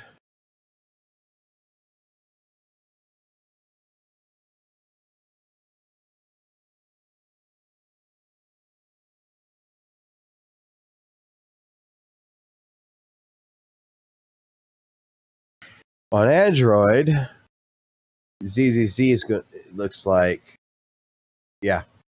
On Android, for top grossing, ZZZ won this month.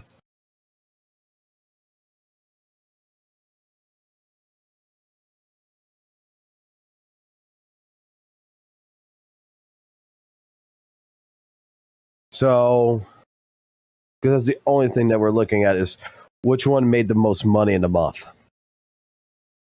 So on Android, which makes sense, Weather Waves only placed at 151, whereas Zenless Zone Zero's highest in the last 30 days is 54, meaning it is definitely been recorded more as top grossing. On iOS, WUWA wins, right? But by not much.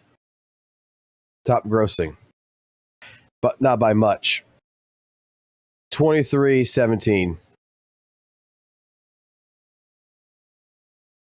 So, yeah. And I'm pretty sure if that's the case, using this,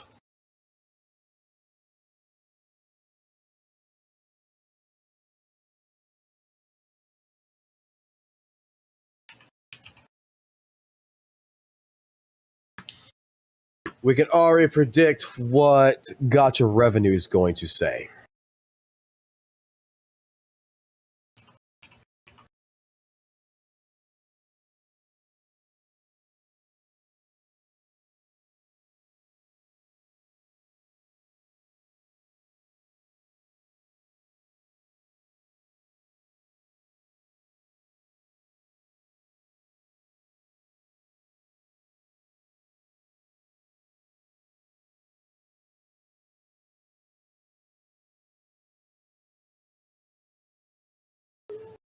Basically, today and tomorrow. Today and tomorrow is going to determine whether or not Weather and Waves can surpass Zenless.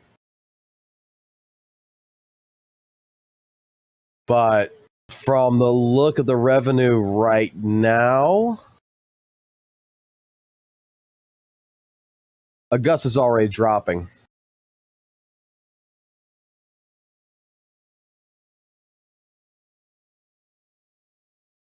Augusta is dropping pretty damn hard right now. Let's take a look at just the Western basis. WUWA should be, I would assume, be up in here. No, ZZZ is actually above in the West. Okay, take off the West, go to the East. Only Asian culture. ZZZ's got a major lead.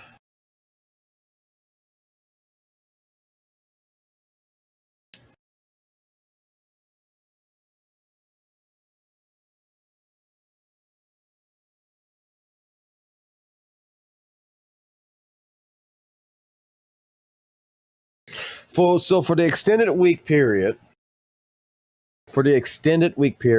of the update,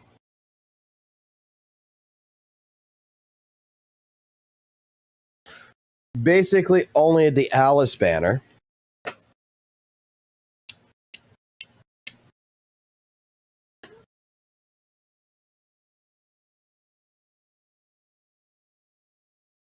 Yeah, ZZZ.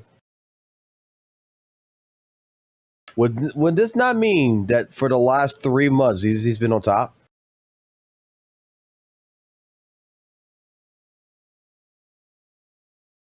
Wait, change it to all categories. Yeah, worldwide. Would this not mean since for the last 3 months that fucking ZZZ's been on top? July, June,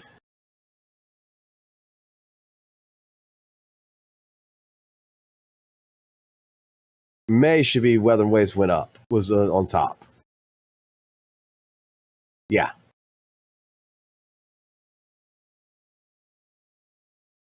So since 2.0's release, Weather and Waves has been under ZZZ.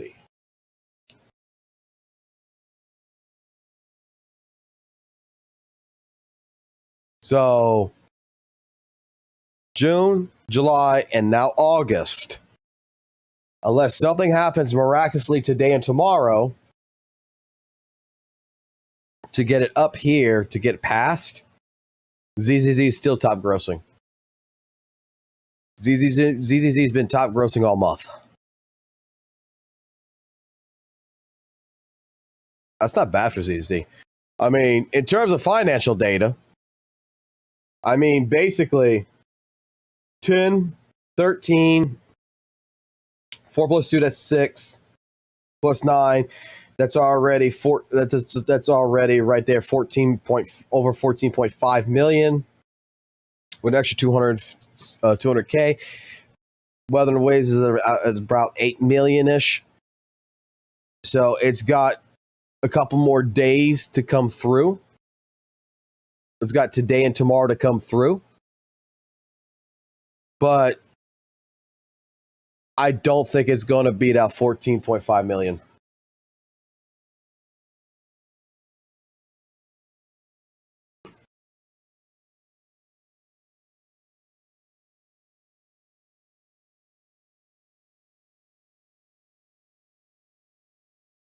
Oh, let's go take a look at the Twitch tracker. You're right. Let's go take a look at the Twitch tracker today. Because we're coming to the end of this month, too. Weather and Waves is still on a steady decline.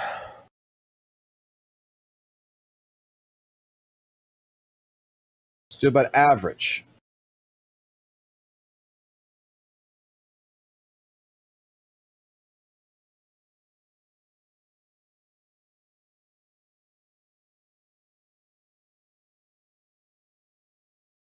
It went up because of Augusta.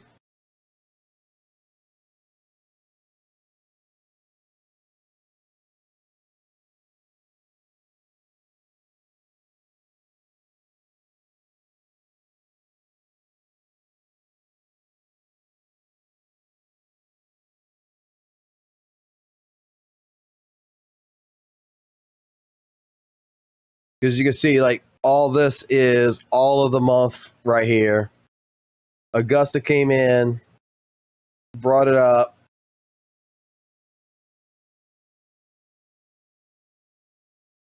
And now it's going to be bottoming out right here.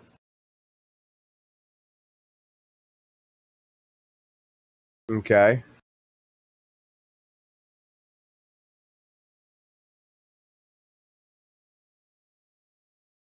Whereas ZZ's got a consistent flow right now.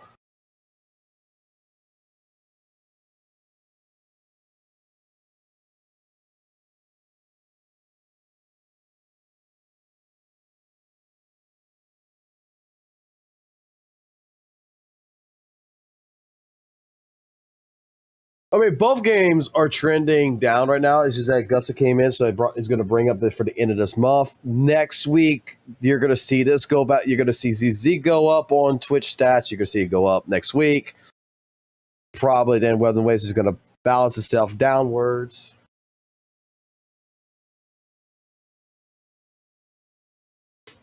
But like I stated this, yesterday or the day before yesterday when we were talking about fucking the ViewBot fucking issue? All that's been proven is that the view bots are happening on both sides. If you really want to consistently go ahead and try to claim like the view botting problem and such, like both CCZ and Weather and Waves have view botting issues. If that's the case, if you want to use that, I guess that jurisdiction of a claim, and then in the case, it's just like, yeah, it benefited nobody.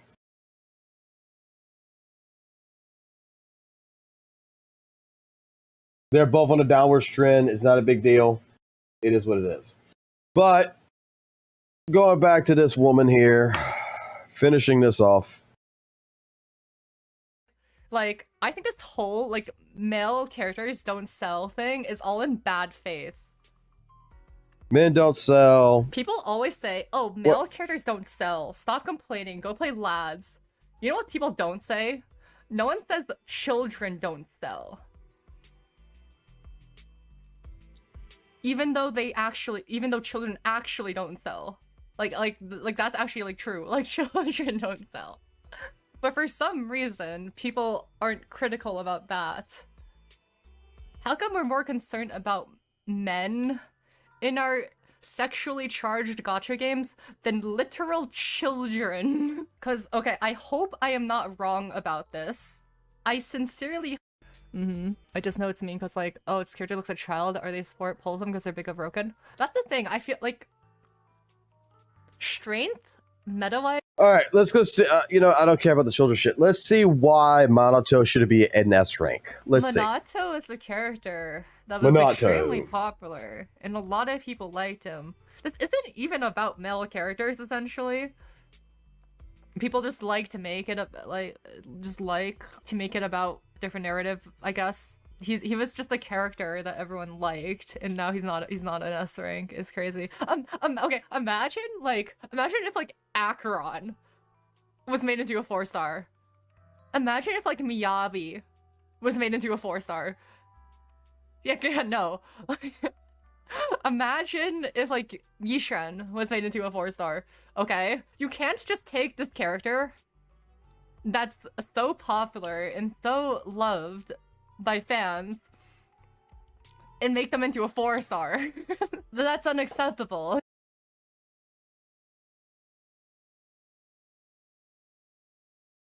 Guys, I think this woman's on crack. I straight up think this woman is on crack.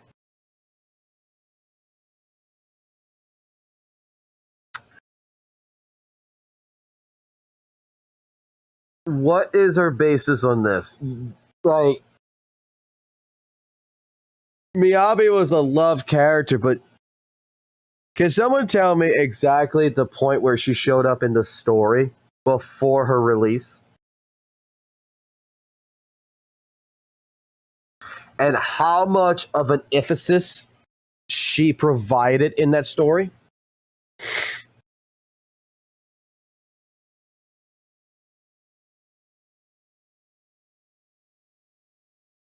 Because I remember playing the story and she came in early. Like, Miyabi, for Miyabi's S rank, right? For who Miyabi was. Like, majority of the S characters that I've fucking seen have appeared like at least a couple, like a patch or so beforehand, or at least a couple of patches before their release, right?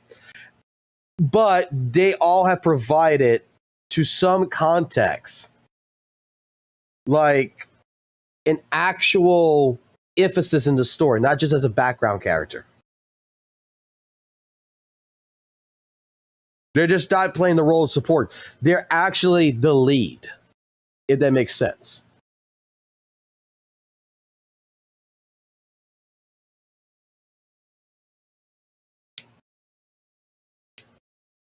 So even like Shifu, when she first showed up and she saved Bell and Wise or whatever in the end or whatever, in that sense, that set up her entire arc in the story and everything, where she does that fucking shit where she shows up, where she bends down and does all the shit that we knew that she was going to be a strong fucking character. She was emphasized as being strong. Like, can I not say, like, the A ranks and the S ranks, you can tell from how they're put into the fucking game whether or not they're going to be an S rank or an A rank. Like me showing, like, Ben Bigger's introduction, you know, the Koeta, like, you can tell in the story their introductions for certain parts, Haramasa, Trigger, different things, like how they're introduced into the actual story actually does cater to show that this is going to be an S rank. Like, this character is really fucking important. Majority of the A rank characters I've seen in the story pretty much take a step back. They act like a supporting role. They act like the Krillin. Goku's gonna go fight, Krillin's gonna talk.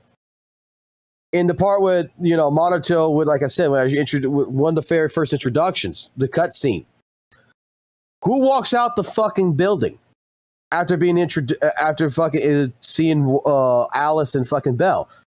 Yuzuha. Who he calls for? Yuzuha. You could tell Yuzuha takes the lead. Like, fan favorite or not, like, he's not the one that's being pushed.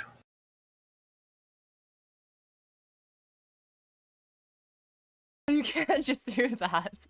Yes, you can. Right? Like, that's why people are mad. And then there's also people who are like, well, weren't you complaining that there's no 4 stars in the game? Why are you upset when they added the 4-star? That completely misses the point, right? That's just a different argument. What? As well as we need to be understanding that, correct me if I'm wrong, but 2.3 drip marketing came out early because there's a couple of different reasons. They're doing the beta for the new characters right now. Number 2 is that I heard something about the devs or whatever are going to be taking a long holiday soon. So they're getting ready to go ahead and do all the drip marketing for 2.2, 2.3 now, in a sense, get that out the way. And at that sense, we still haven't seen Lucia or Yidrid or whatever her name is, fucking tentacle waifu, because I'm pretty sure they're going to show up in 2.2's fucking story. Some way, shape, form, because so far, every time I've played every part of the story ZZZ, these S-rank characters show up in the previous story before they're coming out. The character we know and love should be a 5-star, and the Yihari. randos that no one cares about should be a 4-star, right? It would be fine if they're really good. ECC6. Well, we only know his kit. He's just like a random DPS. He's kind of just a random DPS. Like, even if they're really good 4-star, there's still issues. Like, they don't get enough as much content, right? There's no like character demo. There's less art of them, less efficient. I disagree with that. To a certain point, I disagree with that. I know what she's getting at, but I disagree with that to a certain point, because some of these A-rank characters, their stories are more intertwined when the character demos and stuff like that into someone else's story. Like Sukaku is an A-rank, but what story is she primarily involved in? Yanagi's. Like, it's not saying that our boy is not going to show up in a character demo, but it would be particularly probably a character demo that's going to be with someone else that's going to be, you know, his story is going to be a supportive role. Visual art. There's no character quests. They just get less attention. There's just less content of them. For me, I don't think I can relate to the idea of obsessing over a single character in the game, but I do understand the resentment that comes with having a section of the game that you're looking forward to become a letdown. Yeah, I mean, okay, Minato isn't my favorite character. I wouldn't even say he's my favorite male character in CZ, but he's still something we were all looking forward to. You know, I can see both sides of this argument. We wanted more A-ranks, we wanted more men, but I also understand being annoyed that your fave is an A-rank. Again, like, imagine if they made Acheron an A-rank. Who the fuck is Acheron? Okay, who the fuck is Acheron?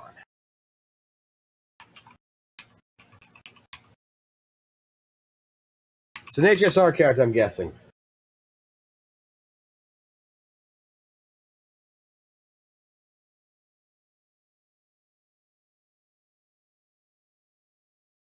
This character, right?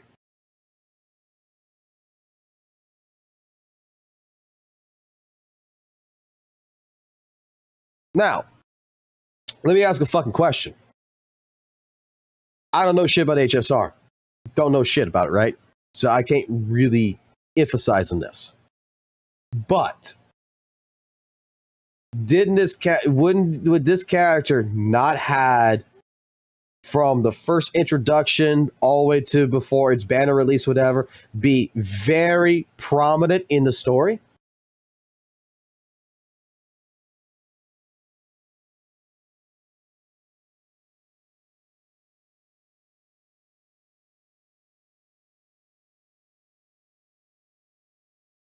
So the story tells the character, makes it very prominent, makes it to where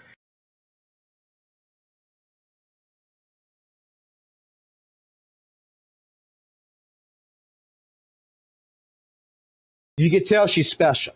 Right. This is my argument is that what you're saying here, like right here. Again, like, imagine if they made Acheron an A-rank. But Acheron is very well involved in the story. Our boy here, Monato, he is not really involved in the story that fucking much. He's a side character. Like, dude, there's a lot of people who fucking love Krillin, man. But Krillin's a side character. Krillin's never going to be an S rank. He's always going to be a B rank. Okay? The only time the motherfucker ever got S rank status is when he fucked Android 18. Okay? But sooner or later, even the fucking short bald headed guy's got to get something hot in his life. he was, in this case scenario, our boy Monato here is straight up just there to fill in the team. He is just, he's not as important as what was being led in the story.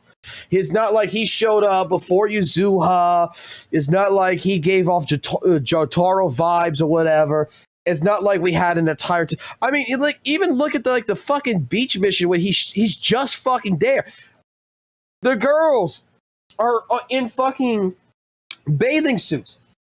Our boy is just fucking standing there. Like, he's not doing shit. He's supportive role. So going ahead and trying to compare like Acheron as think of Acheron as a 4-star character. How does that make any simple thing? What would be a better example, maybe you guys can lead me in this direction. Has there been a character in Genshin, HSR,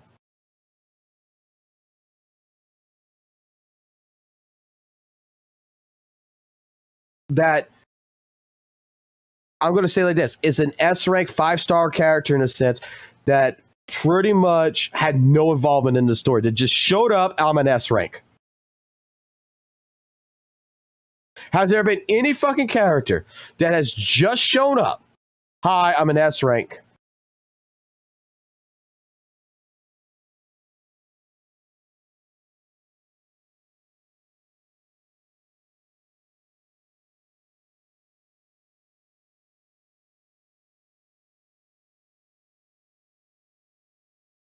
Gallagher?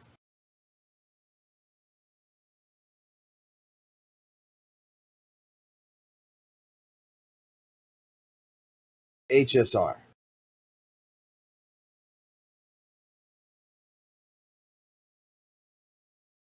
So this character, like I'm saying, no prominence whatsoever, right? No prominence. He had no prominence in the story, just was part of a side story and just showed up and then is an S rank, right?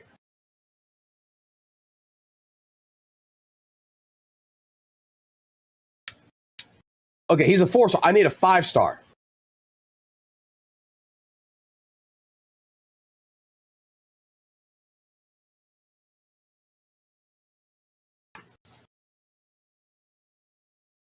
There's a 5-star.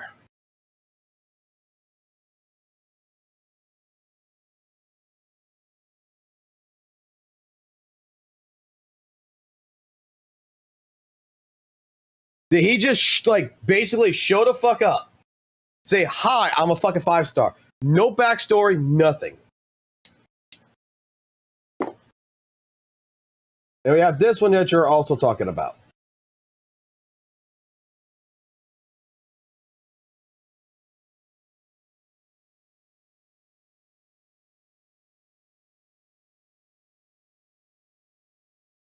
So is this fucking 5-star right here?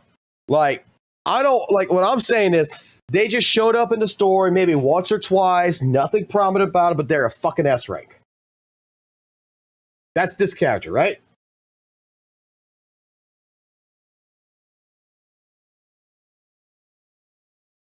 Then, let me ask you a question. If this character would have been a 4-star, would you fucking mind it?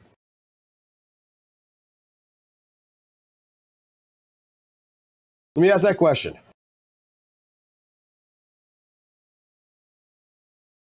No. So based on the amount of story that Monato has, you want him to be an S rank.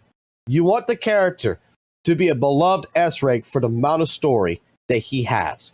If this character is like Monato, to where he's only got so much, then I think that her argument should be reversed.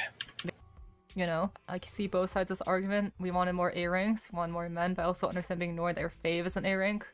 Again, like, imagine if they made Acheron an A rank. Fuck Acheron.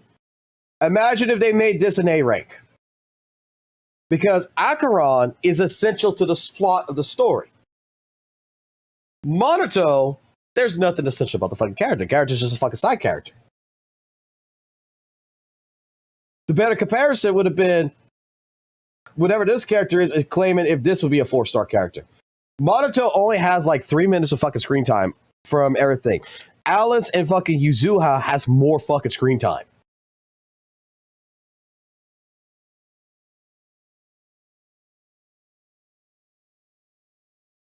I mean, look, I would love it. And look, I think everybody gets my point, right? When it comes to someone like Monato, I would be 100% down if he would be an S rank. But I'm not butthurt over it. That's the difference. Because there's nothing he has done in the fucking story, okay, that has made me fucking go ahead and say, wow, he fucking got robbed. There's nothing in the story that the character has done that has gotten robbed. If they would have made someone like Alice or Yuzuha an A rank for the amount of story that was pushed, then I would be upset for like an Alice main or for Yuzuha main in that regards, because your chick deserves more story time. The only reason why people are actually bitching about this, you want to know why? It's not just because they want something to fucking bitch about. I can tell you the fucking real reason why people are bitching about this shit. It's because the drip marketing shows 2 new fucking characters that has yet to be seen. That's it. That most likely is going to show up in 2.2. They did early drip marketing, and they're like, I don't know who these characters are, but they're S ranks, and my boy Monato, who's been in the story since 2.0, is not an S rank.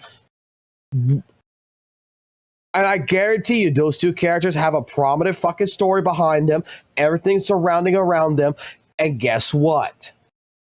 It's going to make sense. I mean, look, our boy. So this is the most ditziest fucking goddamn argument that she is presenting. You should not make Akaran an A rank, right? You should not make Miyabi an A rank. Make someone else an A rank, like someone that is less relevant. Someone who's less loved by fans. Those characters should be A ranks. Make him an A rank and have him outskill me. So what you're just saying is make this character here an A rank.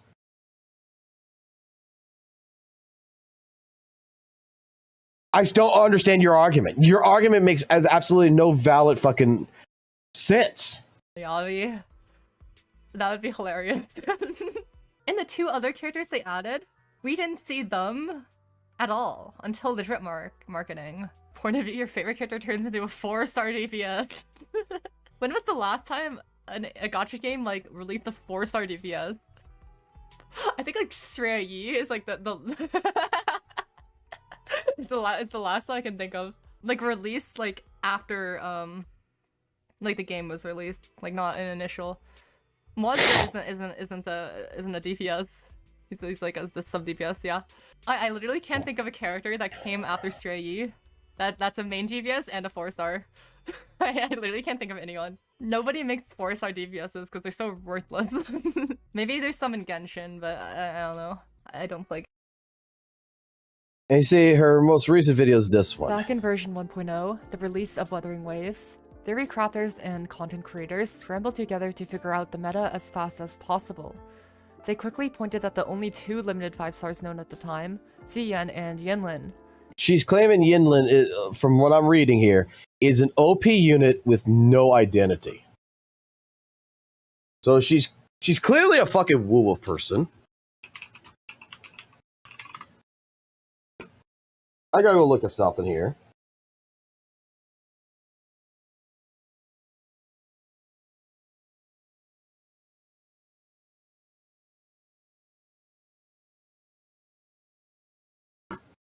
And on a tier list, Yinlin is in 1.5.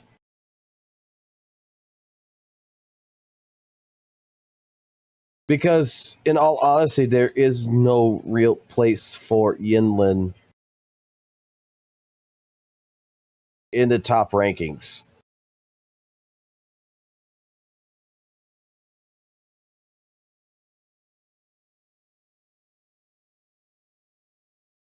Like she don't meet any home. So how is this an OP unit with no identity? Because of their status as limited units, people suspected that they would stand at the top of the meta for the near future.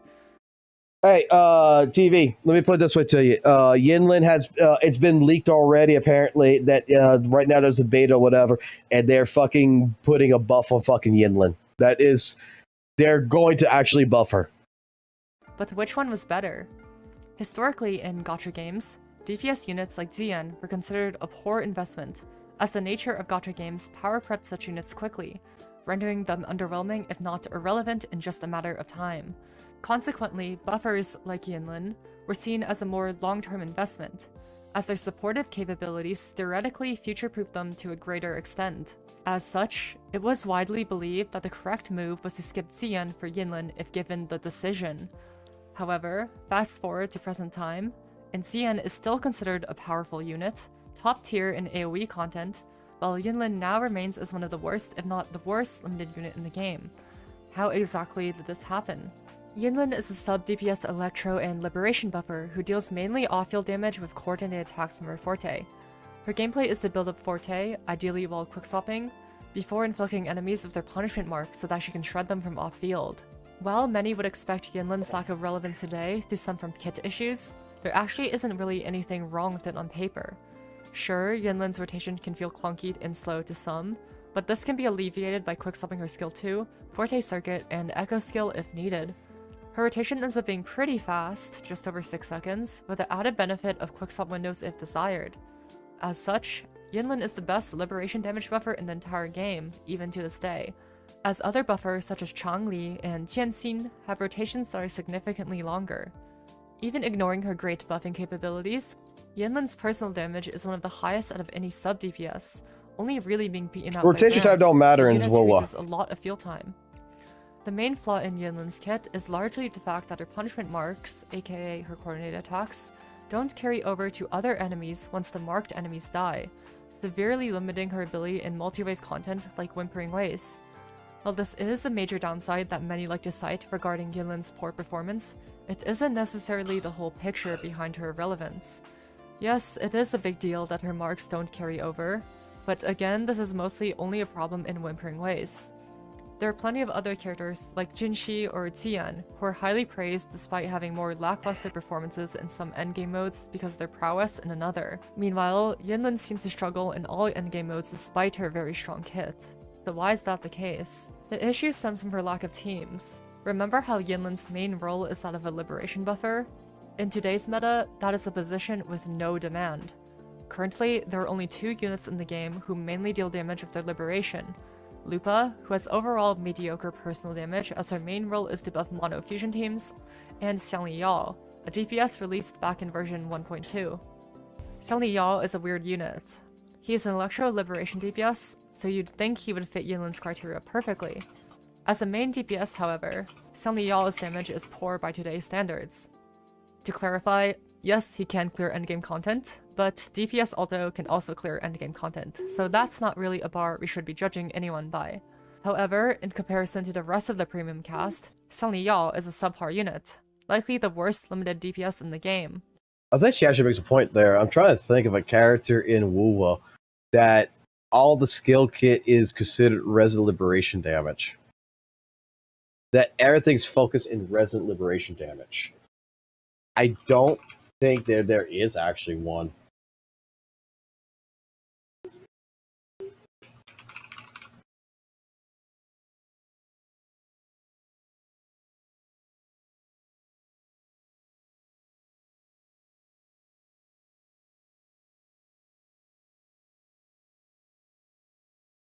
Like,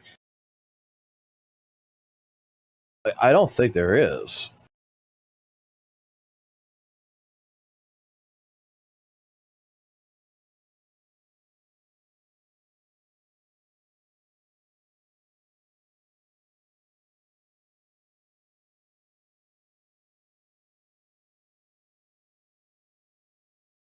Hey, look at fucking Lupa. I don't even think Lupa's kit does that.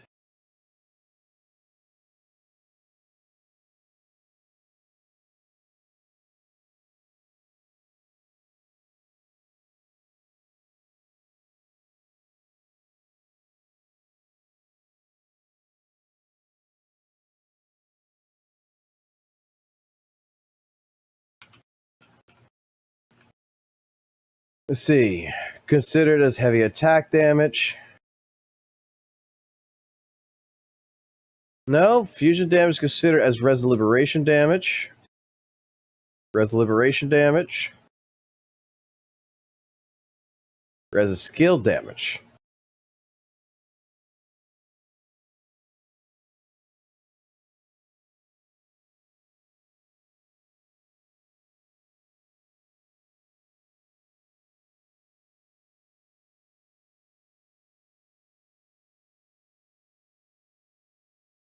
So Lupa is the one. Your ultra skill though.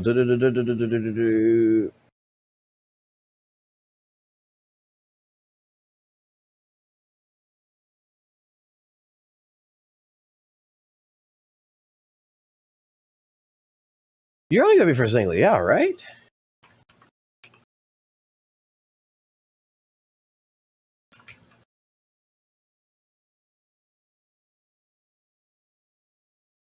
Yeah, everything of his is considered resident liberation damage. Everything is considered resident liberation damage.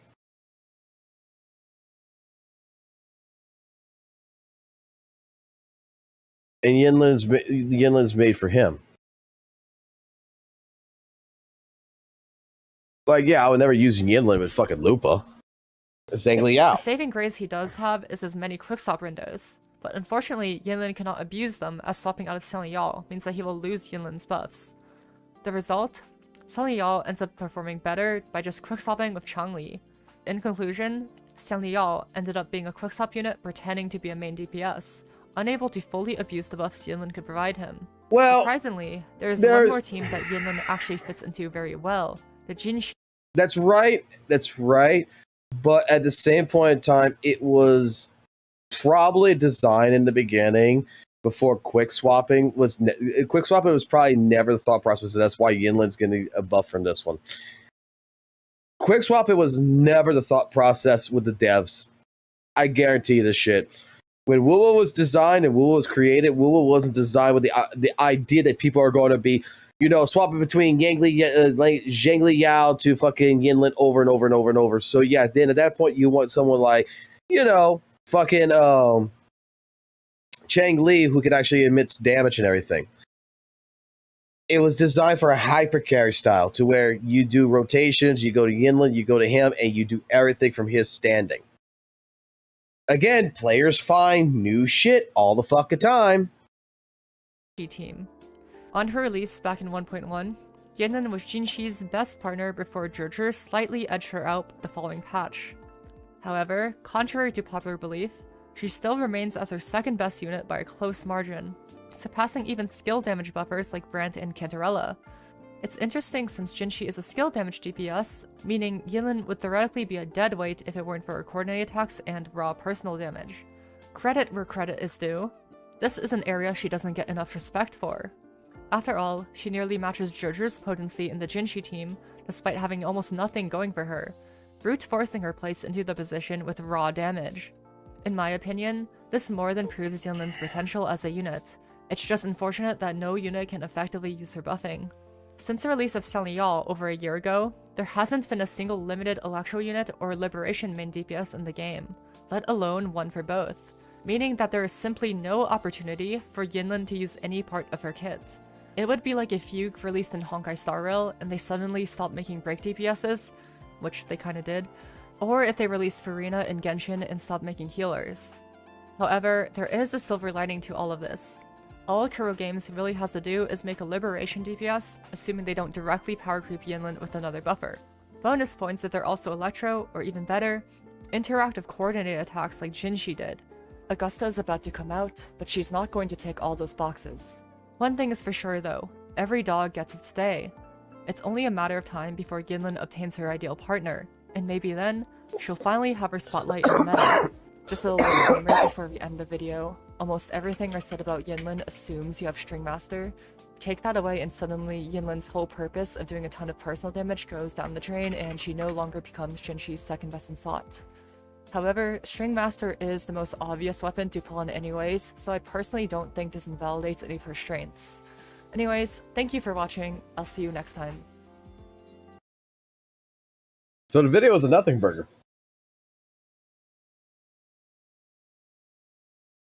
Yeah, Calchera also, but no one fucking cares about Calchera. Calchera needs to buff his own. Calchera kind of sucks. I'm gonna be completely honest there, Monk. Like, when it comes to that, Calchera's kind of shitty.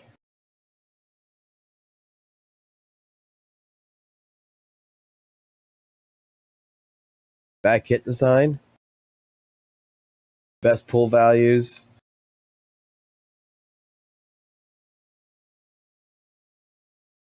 Yeah, but like, look, you got to put work into Calchera. The Calchera is just—it's not handed to him as easy as everyone else.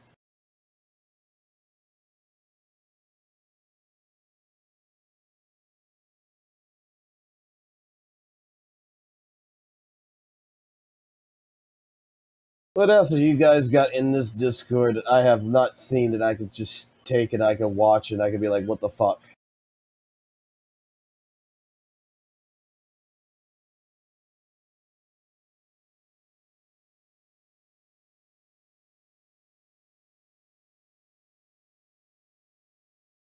No, I ain't watching that one. Hell no, that one right there gave me a brain aneurysm last time. That person.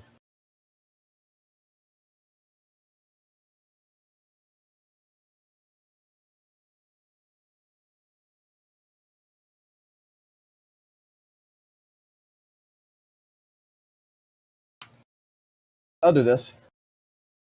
This one seems like it'll be fun to watch. It's Dingle Bob. Gacha players are very passionate about the hobbies they engage in. But what happens when that passion goes too far? Well, what if I told you there's an uproar nobody is talking about? That being the Minato situation. But there's one thing we are not understanding. You see, the game has built a culture around appealing to the male gaze, which is a term defined as a media created to appeal to heterosexual men. In this case, in the form of female eroticization. This is proven not only by the vast majority of the cast being female, it's also proven by the vast majority of marketing success being from female characters. Characters like Lighter or Haramasa are way less popular than their female counterparts like Miyabi or Bernice. This game simply hasn't built a culture or audience around selling male characters, as proven by female marketing success and the lack of male prevalence. Now there are two main counter arguments. While Love and Deep Space oh no, we got another video after this. An audience for male characters. Although logically their argument may seem to make sense, there's one major discrepancy. Games like Love and Deep Space have a different culture that appeals to the female gaze, being the opposite of the male definition, as its philosophy is predicated on selling characters that appeal to female attraction. Meaning this argument is completely inapplicable to ZZZ because the culture they built is completely different, as ZZZ has already built an audience predicated on selling female characters for male attraction. That's it. That's it. That's it.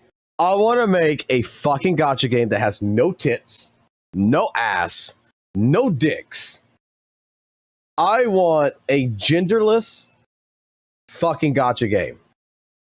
Guys, fuck the gacha war gacha game. We're going to create a new gacha game.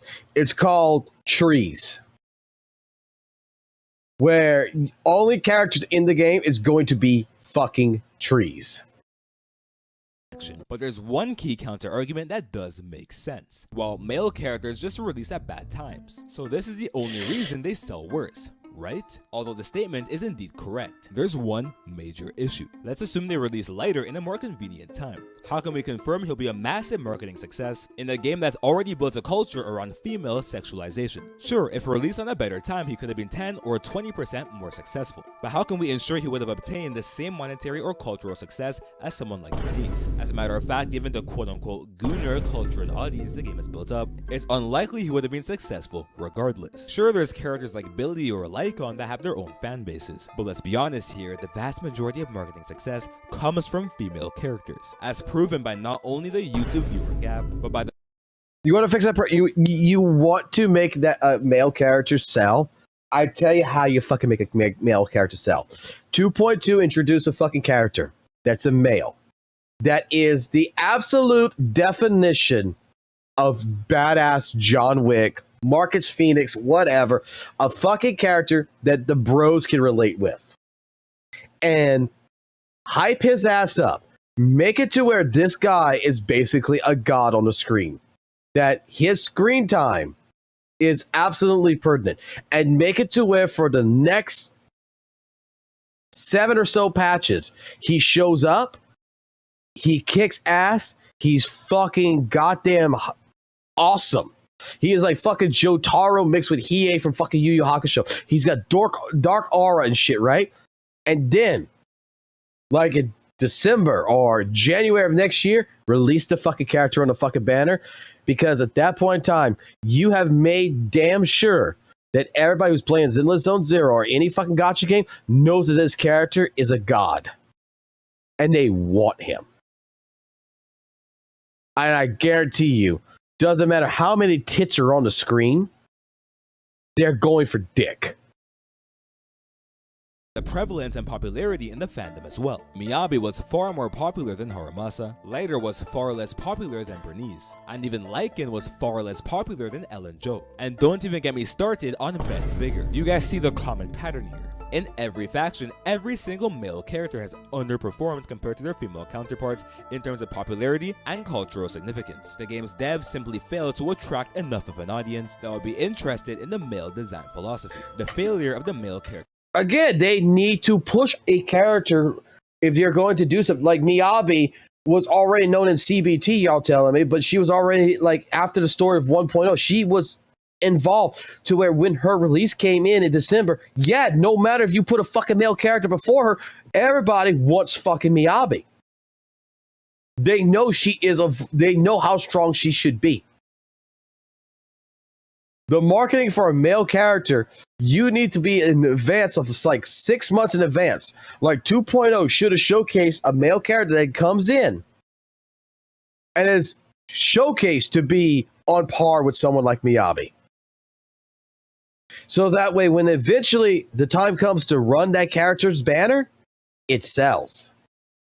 The archetype is not because they sell inherently worse. It failed because the marketing strategy is built around female eroticization, thereby making anything that goes against the established marketing strategy inherently less successful. The company simply failed to build a marketing culture favoring both gender archetypes. And no, it is not your fault. So, what did we learn? We learned the established philosophy is a lot less favorable to the male character archetype, as Hoyoverse failed to build an audience that's interested in the male characters, as they purposely built their marketing culture around female eroticization, thereby making anyone that contradicts this philosophy significantly less successful. No, male characters don't sell inherently worse in media. Hoyo simply failed to build a culture favoring male characters. No, I'm not here to dismiss your argument. I think it's fair to protest for what you think is right. After all, I chose not to be contracted with Hoyoverse, so I do not care. Anyways, that's about it. Peace out. I am pretty sure. New Eridu. Search first, the third generation head of the Hoshimi family who took down the Exaltist Overseer. Next, Lady Sun eradicated Leader Joyous. I am sure if tomorrow there was fucking drip marketing for the Void Hunters and shit like this, and you would have this motherfucker right here, for example, show up, I'm pretty sure people would buy it. The one who went through the Divine Maze and created the standard for hollow exploration routes. Does he count as the predecessor of investigators or proxies, I wonder? Colonel Vike, Lieutenant Colonel Dan of the Guard of Staves, and the leader of the Falkenhayn mercenary troop. They alone pushed the Dark Wall 37 I'm sure this big guy with the fucking sword would sell. kilometers. Follow Zero to seek out the truth. As of the I'm sure this guy's just a fucking villain.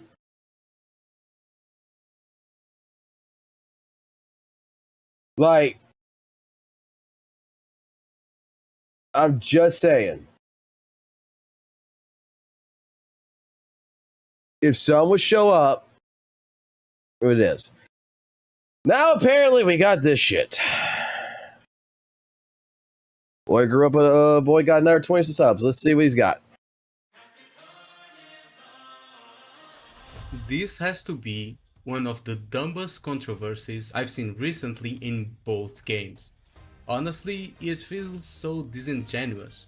Coming from a background of playing Souls games, MMOs, and MOBAs, this whole drama just feels ridiculous.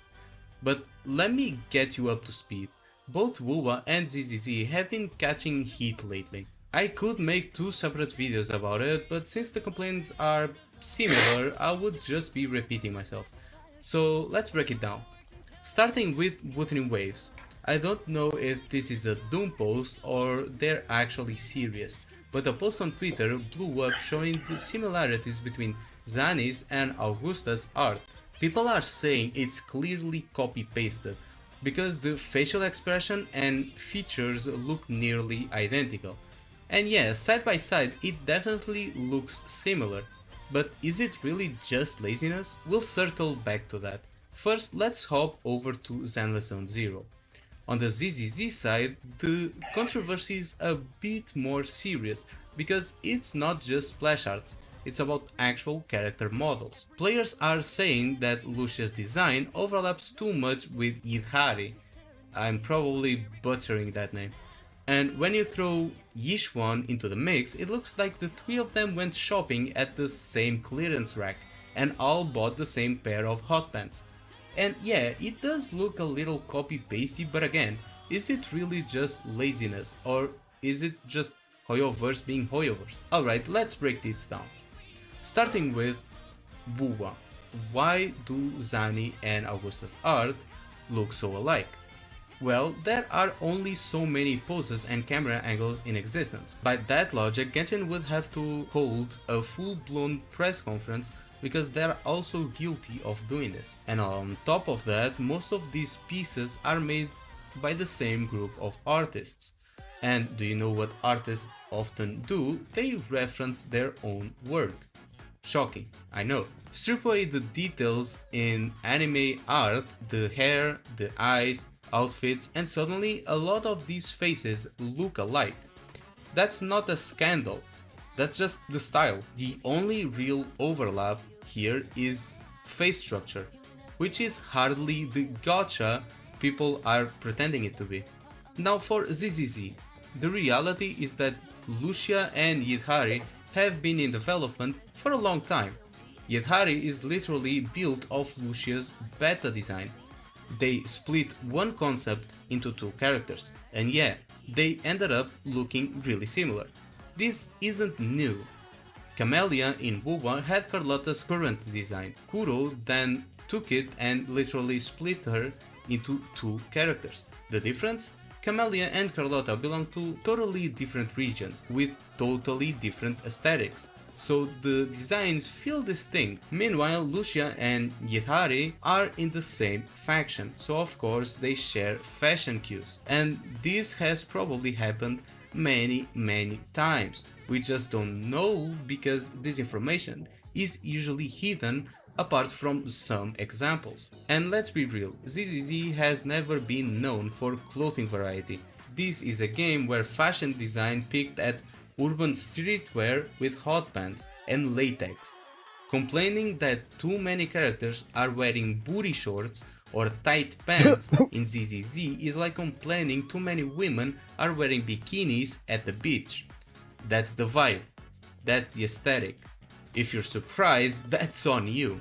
And then there's another ZZZ problem people are whining about, which kinda ties into all this. Manato being an A rank instead of an S rank. Like, do you guys want 4 stars or not? This is peak dogshit drama. Everyone begs for more 4 stars, then when you actually get one, you lose your mind. Oh, but I love this character so much. Cool, then guess what? You don't have to spend as much money to get him.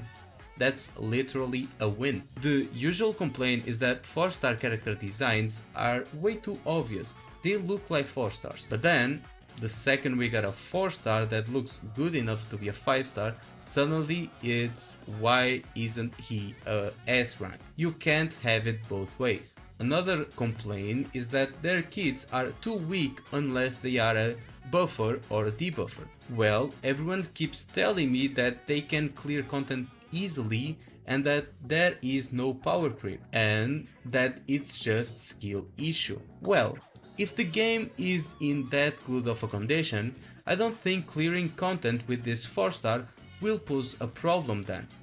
And let's be real, this whole "we are mad because they hyped him up" argument doesn't hold water. You hyped him up. ZZZ's development pipeline isn't some last-minute roulette spin. These characters and stories have been locked in for around a year, maybe a bit less, maybe a bit longer. The devs don't magically know who's going to blow up on Twitter a year later. When they started building his kit since back then, they probably just didn't think that Manato would sell like crazy. And honestly, they are probably right. Even if he was S-rank, I don't think he'd light up sale charts, no matter how much Twitter thirsts over him. The cold truth is male characters just don't sell as much as the waifus. But then we have another controversy. This one I cannot disagree with, and it's Seed. Yeah, her overall kit with the robot and all looks fine, but her design is a different story. This one actually deserves being an A rank, and this only fuels the Manato not being an S rank drama. But instead of voicing complaints on what would make the game better, like skip button on side and event quests, more showing of the story and less telling, and more content in general instead of dialogue galore, ZZZ fans like to complain about what doesn't matter. Though this could be applied to every fandom, Wuthering Waves, Nikkei, Arknights, but this is a lot more prominent in the Hoyo bubble. At the end of the day, both games are here to make money. Cutting corners happens everywhere. MMOs recycle constantly. MOBAs like League recycle champions' abilities. And even Souls games reuse animations, weapons and bosses. It's just how game development works. But if this really bothers you, there's a simple solution. Don't pull the character. That's the only real way to tell the devs you want fresher designs and better drip marketing. But if you're going to complain and still throw your pulls at them anyway, congrats, you just shot yourself in the foot. And that's it. Thanks for coming to my TED Talk. Like, sub, comment, and as always, stay critical. Bye bye. I'm gonna come! Calm down, brother. What happened? I didn't say anything.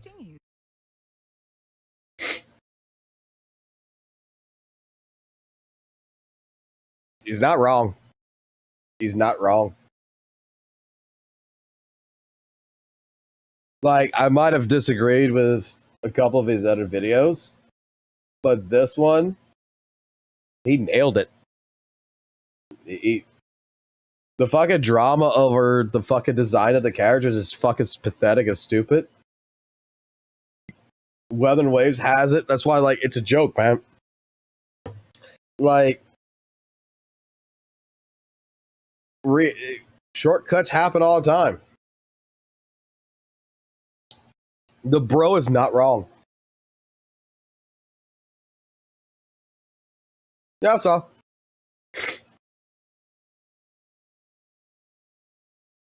But yeah, this one right here, he's not wrong. Rehashing, different things like that, all fucking happens all the time.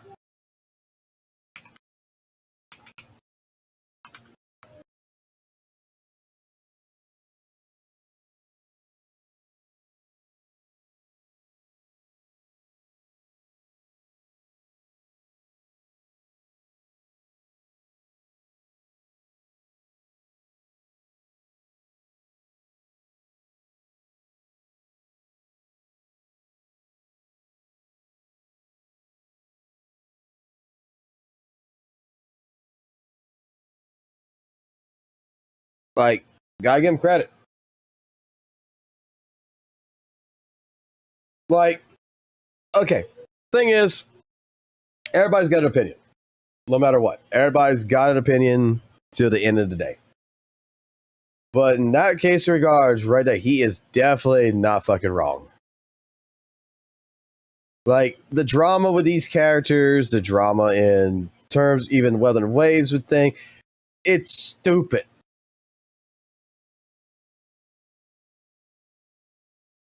It 100% is stupid.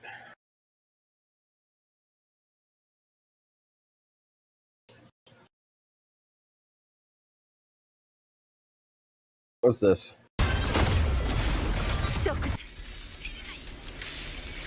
Yo, you gonna get Augusta? I don't know, man. You know how Forlova got me.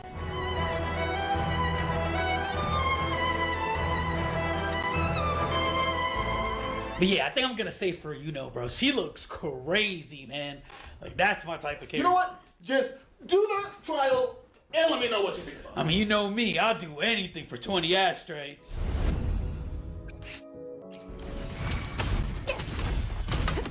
Damn.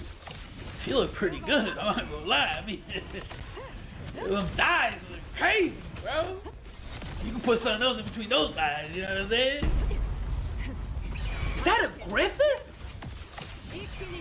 Bro, I don't know what that is, but this shit is crazy. Yo, is that Sparky from Dragon Ball FighterZ? Bro, how is she holding it with one hand? Damn, bro, the way she stopped the time, man, it's like she making her whole montage or something, man. There was once a rough lump of iron. Yo, what's going on?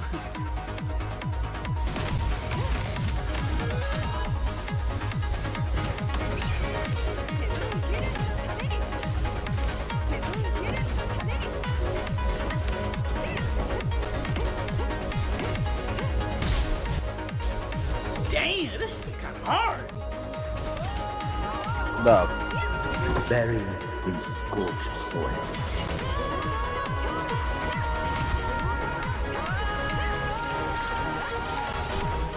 A sharp blade slumbered within. Purged of impurity.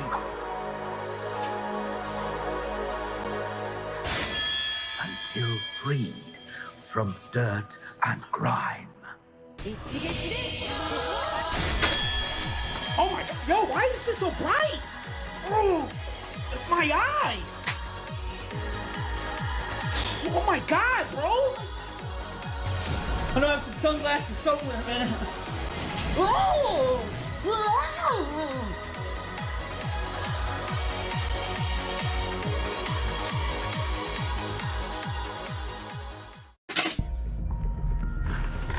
Whew.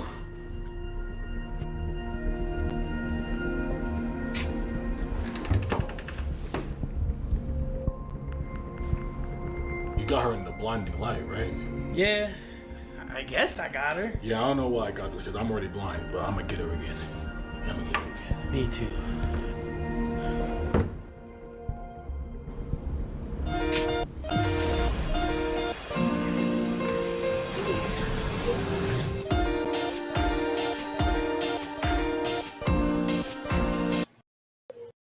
I have no idea what the fuck I just watched there, but okie dokie. You know what? We need to go check on Soul and Lee, bro.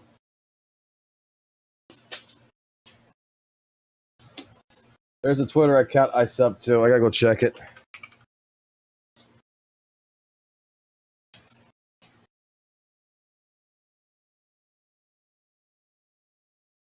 Dear Weather Wave players, Kuro Games has always been prioritized player feedback. Your feedback support. Open up the straw page where you're free send back to Weather Waves. Seeing how many people attended Kuro Fest, Along said during his speech, we started preparing Kuro Fest a few months in advance. Back then, none of us expected to how many people would show up. I just want to thank all our comments and rovers. Here we are today. For Augusta Model Kuro took things.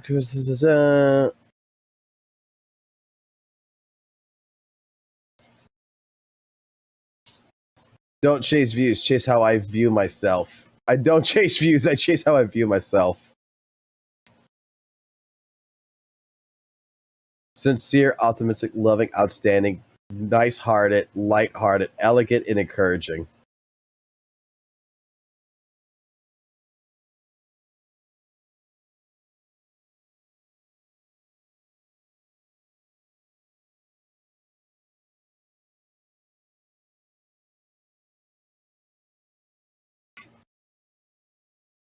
That's funny. Check this clank out. What clank is this?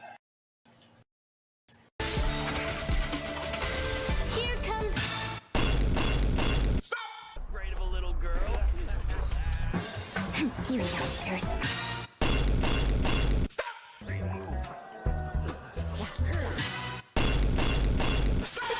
Get off my grandmama's carpet! She don't like nobody on the carpet, especially police!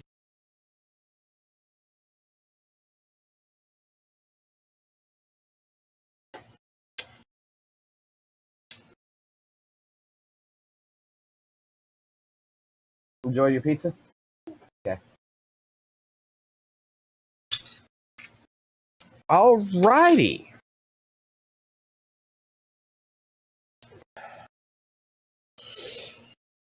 So that was the click click meme shit. Oh no, like